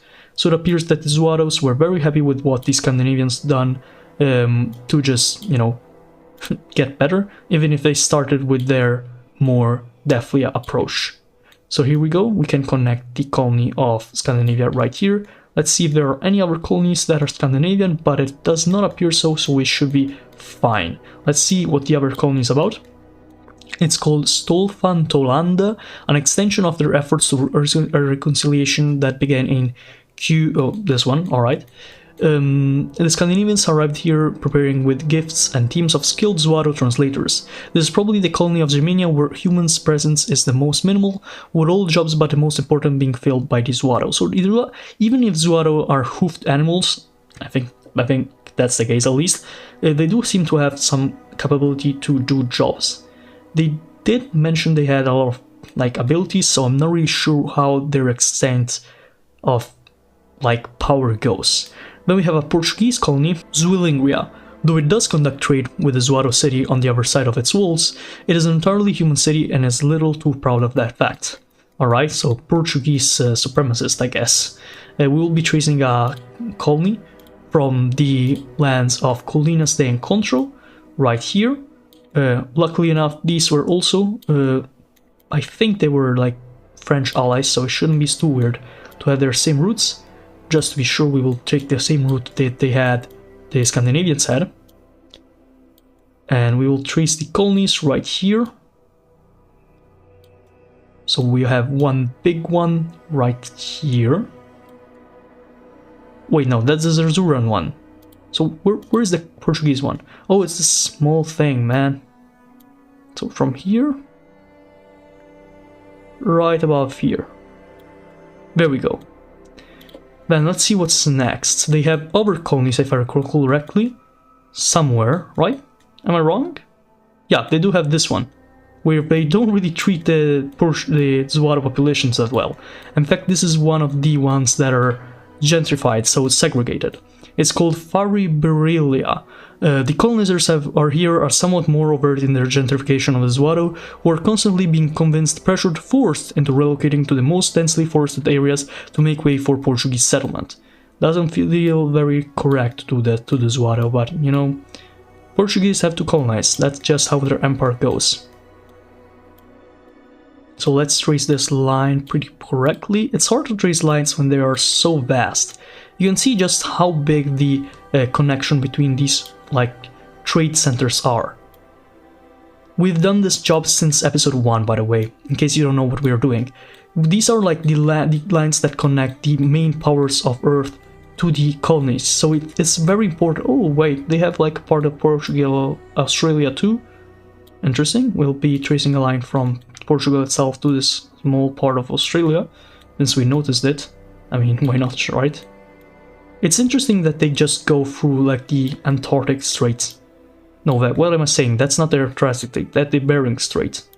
Why did I confuse those two? There we go. Then I noticed there's an Italian colony, which once again we will have to trace since it's extremely rare for Italy to have colonies. Like straight up, they have like 3 in Ptatia and that's kind of it. You just have those. They just don't have much colonies. So it's very interesting when they actually find out they have some. And it's one of the ones that are reformed, so the ones that started out as bad for the Zuado, but eventually realized that the Zuados were living beings and they were sapiens, so you know, just don't do bad things with sapient beings that are living. Just as what we saw with the Vogelwolk, but with the exception that the fact that the Vogelwolk literally own humans as slaves. Yeah. Don't really know if I like that, honestly. Not really sure what that was about. So we have like different roads here. Probably next to here, since of the fact that the Italians do not have any colonies in Shangri-La. Anyways, let's get back to it. So the Gemisoria colony, that is the name of the colony, is like the Scandinavians. They feel similarly guilty about their initial mistreatment of the Zuaro, but had a much stranger way of going about their apology that somehow evolved into annually donning Zuaro masks and mimicking their behavior, while the local Zuaro, quite amused with their impressions, humor them and don their human costumes in a bizarre but heartwarming festival that serves well to strengthen the bonds between the two species. That is very cute and does sound like something the Italians would do after realizing they weren't that good with a population. Really respective of what Italian colonization was like. I mean, what it should have been like, what it actually was like was Libya, which, in case you don't know, not really cool. Then we have Anterunku. It's an Egyptian colony, and we don't trace lines for Egypt. It's too much. They had also ambitions of expanding into the desert, though perhaps more rational, but found the lack of major rivers and French expeditionaries an obstacle to so have reoriented their strategy towards befriending, arming and trading with the native Zuaro nomads, making this the only claimed human territory where nomadic Zuaro conditions have been improved. That is actually interesting. So there are some nomadic Zuaros that apparently even live better through Egyptian colonies that without. So these yellow ones are frontier, so the ones that just go where the Zuaro are nomadic or sparse populated. We have a French colony, which is the biggest one yet of all the colonies we've seen. Shouldn't be really surprising since the French are the ones with the biggest colonial empire, as they did win the Revolutionary and French Napoleonic Wars. It's called Sable Kuzia, a large colony that is, it must be said, isn't very productive, but is useful as a port and is sending all manner of exploratory expeditions out into the desert. So I'm going to assume that this desert is this area right here. I think that is right. Yeah, pretty sure that's a precipitation map, so these lands that are like of these darker colonies are inhabited by the Zuaro, and those that are just this is probably just desert, which isn't really great. I was expecting the lands of the Gemenia to be much more fertile, but I assume that is not the case anymore. Then we have an Omani colony. Once again, Oman has a bunch of colonies all around the world. They even have, we don't trace Omani colonies because they are not that few compared to the European powers, but they did have a lot of them when we checked. So we had one here in Ptatia, a bunch of them in, one in Shangri-La, a bunch of them in Ptatia, and even one in the Leviathan's Gate. So coming back to it, the colony is called Kanzi Gamad, and it's a society that has little trouble in expanding inland compared to its neighbors, and has plans of taking the whole desert, converting it into nomadic Zuaro living there to Islam. Is that right?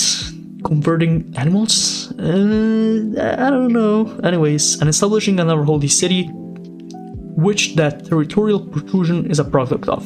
The governor is not entirely sane, but a good enough ruler and effective at boosting collective morale with his strange projects. They also got off the right foot with the Zuaro even before they understood their sapience, since they bore too much resemblance to pigs for them to be risk of hunting. That is pretty interesting. So wait, did Zuaro look like pigs? Maybe because of... Oh, wait. I think there's a rule in Islam that says you cannot eat hoofed animals. So animals with hoof. So this once again goes back to my theory that these are the beings that existed in Gulliver's Travels, the book. So I went to check, and the name of the animals that exist in Gulliver's Travel is the Houyumnim. It's like impossible to actually pronounce. It's like Hui and then HNM. It's supposed to be the sound that like horse makes when it's just trying to make that sound that horses make. I'm not really sure what that's called. But anyways, yeah, that is just what the animals look like, and they're kind of looking like horses as far as I seem to understand. So the Zuaros might look like horses, maybe more like savage than horses, not really sure, but it's interesting to think about. Then we have the Junker Zooland. So when I saw the name of these, I think, what is this, like a performance park? Oh, it's a land of circus performers. I mean, makes sense. You know how like most animals that are in the circus end up like being abused? Makes sense that these Zuaros would be. Then we have the New Dunkelwald. New Dunkelwald, probably that's how you pronounce it, is a part of the North Sea Republic, though they're still very much under the French heel, so it appears that the New Dunkelwald is still part of the North Sea Republic, but also part of the French sphere of influence. This is one of the few colonies the North Sea Republic was able to make without it being a product of part of some French project. Their opinion of the Zuado is rather low, but they rarely have a need to interact, as overgrazing by their cattle does more than enough to push the native nomads to flee elsewhere. So it appears that the cattle they brought in from their lands made the Zuados flee, which is unfortunate, I guess. I'm going to have to check where the North Sea Republic was, because I cannot remember like where it actually originates from. Like, we can see there's also a colony here in Ptasia of the North Sea Republic. But what even is the North Sea Republic? Is it like the United States? Nah, that can't be right, right? North Sea Republic. Where would that even be? Isn't this the North Sea? But that's Scandinavia. I don't know. It's just one of the things that will remain a mystery, I guess. It's good that some things remain mysteries. So once you can get the map, you can explore yourselves.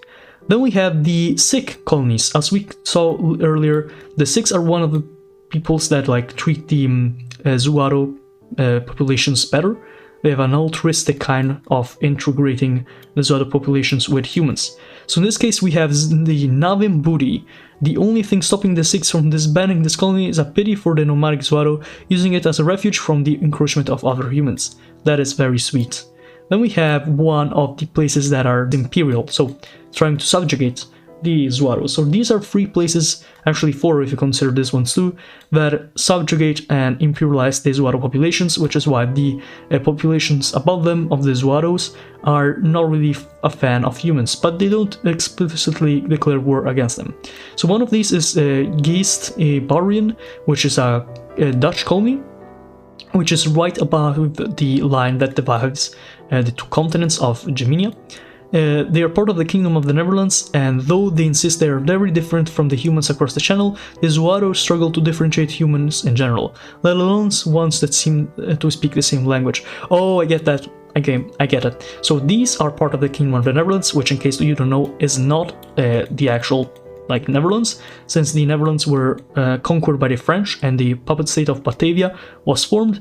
The Kingdom of the Netherlands remains and exists as a state in exile, so they own Indonesia and other parts of the world, and they were basically taken like from the British. They were like replaced their capital in some other part of the world. I remember them having a part of them in Ptasia that was called New Ranj, and was so royalist that we wanted to relocate the capital right here with the royal family.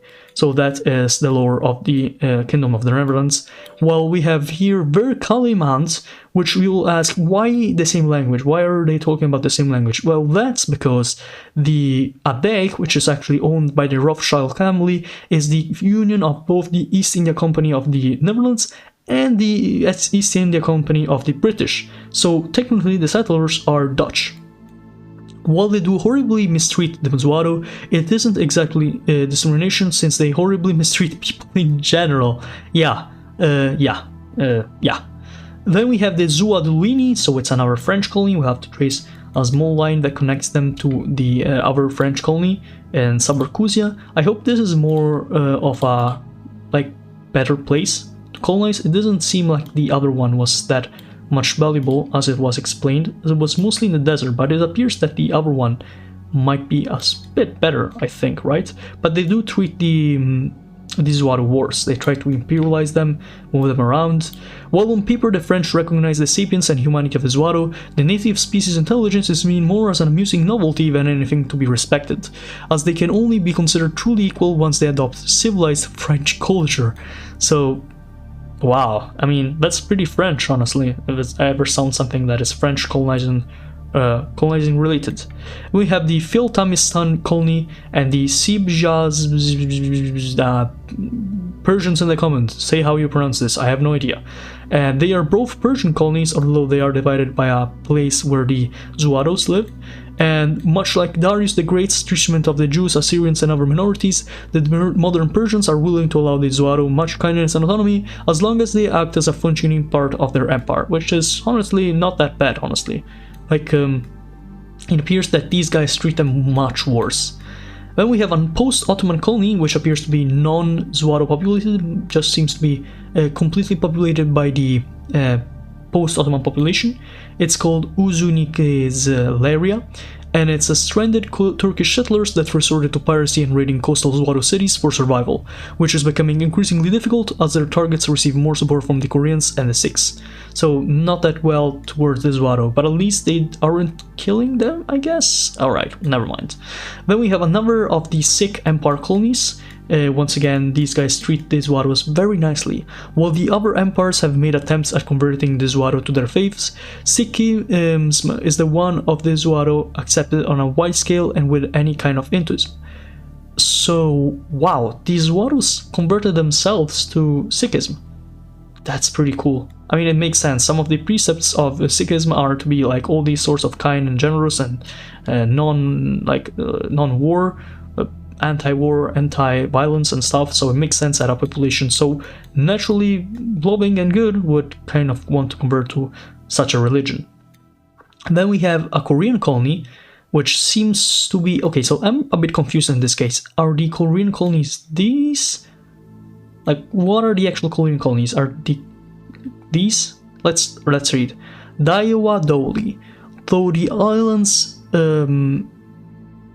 are nearly indistinguishable from Korea, the port cities of the mainland are really quite remarkable mix of Korean and Zuaro rubbing shoulder to shoulder. The Koreans still have no idea what the Zuaro are saying, and the Zuaro aren't much better, but that doesn't seem to matter. Interesting, so the portal cities are mainly very well connected to Zuaro civilization. As you can see, all these other states are kind of loving the Zuaros, but the island itself, so Daiwadoli, the island, is only settled by the Koreans and is similar to the mainland of Korea, so the actual Korean peninsula. We have some more states to mention here.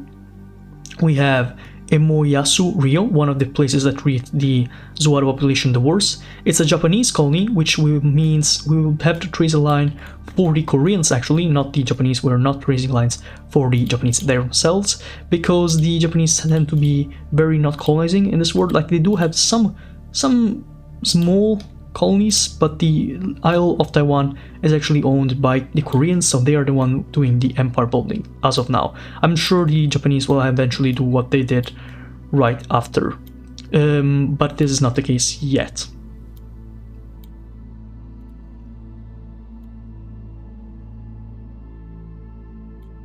Okay, line is done. Now let's go to see what the Emoyasu Rio is all about.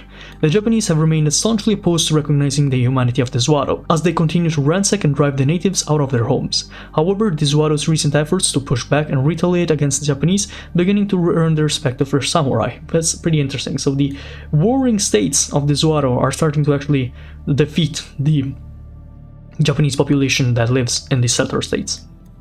Then we have Faribrilia. Oh wait, we already talked about this. Then we have Vermoidasa, another Adaik colony, so one other of the Rothschild-owned colonies that are both of the East Indies of the British and East Indies of the Dutch. And this is a quote: "There are at least 36 unique and very profitable crops in this territory, and unless the Zuaro want to pick them for us, they don't need to be here." Classic Adaik. Finally, we have one remaining colony, which is Safaria, which is only owned by the East India colony of the British, mostly oblivious to the fact that their villages are being fenced off into reservations, so it appears that they treat the Zuaro with segregated manners. The diverse array of tribal Zuaro are overall quite welcoming towards their new neighbors, forming friendships with the growing communities of Indian laborers that are rapidly spreading into their homeland. Kind of sad that the Zuaro aren't realizing that they are being colonized. And let's trace one final line for the British populations that inhabit or at least they are trying to settle the land of the Zuaro, and there we go. There we go. Now, even Geminia is done. Even Geminia has been explained. Wow, this is honestly amazing. We've done basically everything that had to be done. I almost feel like since there's time, I want to skip, not skip, but just skim through one of the only places we actually just avoided, Puriva and Cibola, which wasn't like that bad. Quiriba and Cibola, I didn't really read about it, but it seemed to be like a place where the economy is made out of the local salamander and lizard trade, because of the things that creates these lizards be so interesting and just profitable for people. They also have a native human population, so it's not very like useless. It's actually pretty interesting, but I just skipped through it because it didn't seem too interesting in the past episodes, as we had more interesting things to cover like Ptasia. But at this point, it makes sense to just like read through it very quickly. Riba and Cibola, lucrative lands of lavish lizards. With vibrant cultures, fertile lands, breathtaking scenery, and a great diversity of ecosystems, these pristine tropical islands are rich in many ways, but their true wealth lies in their luxurious lizards. Lizards can be found anywhere one looks, creeping along the forest floors, crawling up the branches of trees in underground burrows, and swimming through the rivers. They come in all shapes and sizes, inhabiting every environment and a wide array of niches. Surely the number of distinct species exceeds that of any other region. So how many are there exactly? Approximately 1. You see, the abundance of forms of lizards of Quiriba and Cibola possess is so great that it's hard to draw a line between them. Instead, there is a complex web of gradients, from predatory to prey, herbivore to piscivore, massive to minuscule. There exists the intermediate forms that connects all of them into a single genetic pool. The native people have learned of this aspect of the lizard's biology, and through careful selective breeding, they have molded these lizards into their likings. So they're like genetically modified for the years. Need a beast of burden? There's lizard for that. In need of pest control? Family pet. A fruit praiser, a paper producer, a covert means of assassinating your political rivals, a comfy hat? With such a ridiculously large variety of traits to draw upon from their naturally occurring varieties, these legendary lizards can be contorted into limitless numbers of forms. When empires from the known world arrived seeking to lift loot from these lush lands, we would quickly come to recognize how lucrative these lizards could be. Learning the art of lizard breeding from the locals, they began to innovate new ways to use them for profit, leading to great leaps in lizard technology. A competitive industry would emerge, with loads of lizard-based luxuries being shipped out of all corners of the earth and around the new world, which is the world of the second ring. Here we have some examples of these lizards. So here I think is the diagram showcasing just a few of the hundreds of Quisibolan lizard varieties. So we have like the original one, the generalist omnivore mutt, which can breed with generalist insects. Okay, so these are just lizards, okay? This is not what I came to learn about. So if you are interested in like the lizards and the species that are these, they're pretty well documented, so you can go there. But I'm more interested in the humans or sapient beings of the land, which in this case are in fact humans. Let's learn about the native peoples of Quiriba and Cibola. The first humans to arrive and settle in the region came from the island of Madagascar. That is pretty wild and interesting. In the year 900 AD, when the chaos of an unexpected storm left a few of their boats lost in the open ocean, they attempted to navigate their way back home, but when night fell they saw, to their horror, that the night sky had completely changed with no familiar constellation to be found. So something of a wormhole, maybe. Or maybe the gates of Antarctica just opened and they weren't able to come back. Forced to settle wherever they ended up, they found a familiar home on the tropical islands of Quiriba. These people would come to call themselves the Noshivolo, and over the next few hundred years they would establish small villages throughout the islands of Quiriba and Cibola. Since their initial settlers were few in numbers and ill-prepared for the journey, they only happening to bring a handful of crops with them and no animals, the population would grow slowly and dependent heavily on hunting and fishing to supplement their food supplies. This would all change once they discovered the art of lizard breeding, opening up many avenues for the development of their civilizations. So this is how they look, the Noshivolos. We have a woman of mixed descent between the Noshivolo and the Zenkilashi. So these are the second type of population. The Zenkilashi around 140-20 CE, just 1 century before Magellan's fateful journey, which is the one that made humanity or colonial humanity, so Europeans and the other colonial powers discovered the land beyond the ice walls. So this was roughly 100 years before that happened. Just 1 century before Magellan's fateful journey, a stray ship from Chinese explorer Zheng He's treasure fleet was sucked into a whirling vortex somewhere deep in the Indian Ocean. That's pretty cool, honestly, that's a nice lore. Through a miraculous act of faith and the expertise of their crewmen, the ship persisted through its brush with death. But like the Noshivolo before them, they too found themselves astray on unknown waters. The hardship of their hellish journey had had culled the weak-willed from their ranks, and molded those who endured it into cold and hardened men. Once upon their arrival in Cebola, they would begin by raiding native villages and forcing them into subjugation. The Noshivola would give a name to these men who came to dominate their land and steal all that was valuable, calling them the Zenkilashi. The first Zenkilashi were able to multiply and give rise to an even more formidable second generation, who continued to conquer villages, spread advancement in agriculture and metalworking, and began to make their own innovation in lizard-brain technology. So we have two different civilizations that came before the Europeans or the colonizers, which divided up the land into multiple states. Noshivolo, Zenkilashi. Here we have some of the states that they created. The first is this Kingdom of Nagizao, which is a land with a history of warring tribes united under a Portuguese and Lucertolian supported dynasty. So the Lucertolians being probably like the traders of lizard, since Lucertola means lizard in Portuguese. And we have Kikoforesiaia, which is this part right here. Underprepared Greek adventurers seeking to found their first Greek country in Atlas, so the second ring, got lucky and managed to overthrow a Noshivolo kingdom with their general support of the population. Now they're busy converting the natives to Christianity to distract them from the slow trickle of Greek migrants infringing upon their homeland. Jeez. Then we have the Escamas Santa. This colony right here. The Portuguese transformed their cities of this colony into hubs for gambling and shady deals, drawing in Portuguese, Greeks, Lucertolians, Zengilashi, British and known world Chinese, all supported by countryside of Noshivolo farmers worked endlessly by their governor. We have an island here, and it's a isolationist Zengilashi society. We have a French protectorate, Vere-Éclair. Technically a vassal state, but the largest and wealthiest four cities are directly controlled by the French, famous for glass-based form of artwork developed by the natives, which will be appropriated to the point of becoming a stereotypical element of French culture, much like we did with a lot of African lands. We had the grand cities of Lucertolia, which, post-Venetian, so another of these Venetian colonies. So in case you don't know, Venice ended up just not going that well. Used to own a lot of Italy and used to own a lot of territories right here, or I mean that's not correct in the slightest, but you know, the important thing is they used to own territories in Greece, and they used to use these territories in Greece to create a colonial empires where they settled the Greek populations, as we saw earlier with the appearance of other post-Venetian colonies all around the second ring. And in this case it appears that one of their colonies gained independence from them or from any other state that tried to counter them, and became a giant realm, even with a beautiful flag that is literally the Venetian flag with a blue background. Grand cities of Lucertolia, one of the few post-Venetian cities that were fully imperial.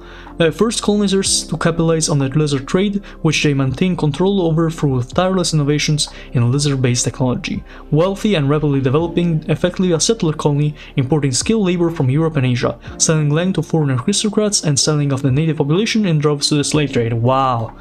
Yep. That's Venetian, that's for sure. Then we have Rinolo, a Portuguese colony in this island right here. The north is a mess of Noshivolo tribes used as source of labors and lizard expertise, as well as a strip of coastline populated by mercantile Zengilashi, who have become the wealthiest traders of this colony, appearing in many other parts of the Portuguese Empire. In the south, locals have been outpopulated by the African slaves and their masters with Portuguese heritage. Finally, we have one last island to cover. It is divided in the number 6, which is the Vaso-Maizo Empire, which is a French puppet state. Funnily enough, this seems to be exactly the flag of the French Niger colony. Niger, yeah, French Niger, I think that is the case. So the Vaso-Maizo Empire, French puppet, milk for resources and slaves by the French. Less wealthy and westernized than Vere-Éclair, with local rulers holding a peasant population at gunpoint to meet French quotas, just like the French African colonies. Yeah, as you can see if you've been keeping up with the lore, the French aren't really nice to their colonized lands. A Dutch nobleman recently fell in love with and married a princess of royal family of the Vaso-Maizo Empire. We also have another colony here, which is like directly owned from France, and it's Crépusculin, France. Though there are very few native Noshivolo remaining, their disappearance was not as unfortunate as one might expect, as most of the inhabitants, who will usually identify as entirely French, have a Noshivolo grandparent of two, so they intermixed with the French colonizers, which is honestly not that weird.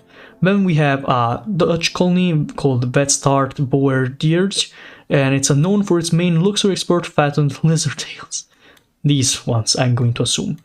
Then we have an Egyptian colony, Egyptian Rabber, which is called Al-Sahali Jadira, Egyptian Arabs ruling over a very disgruntled Turco-Nashivolo hybrid culture that practices a form of Islam that is syncretic, mystic, and therefore haram, according to their overlords. I mean, yeah.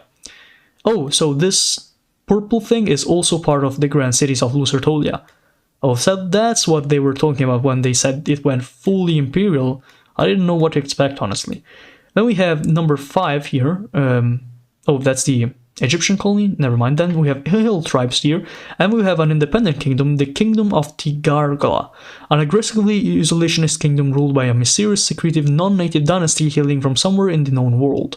These rulers use dark arts and arcane knowledge to defend their kingdom. They also possess advanced lizard breeding techniques that the Rosatorians are determined to uncover. And they look like this. A Tigargala nobleman sporting a fashionable hat lizard. Hat lizard. I hate this. I mean, I love this, but I also hate this.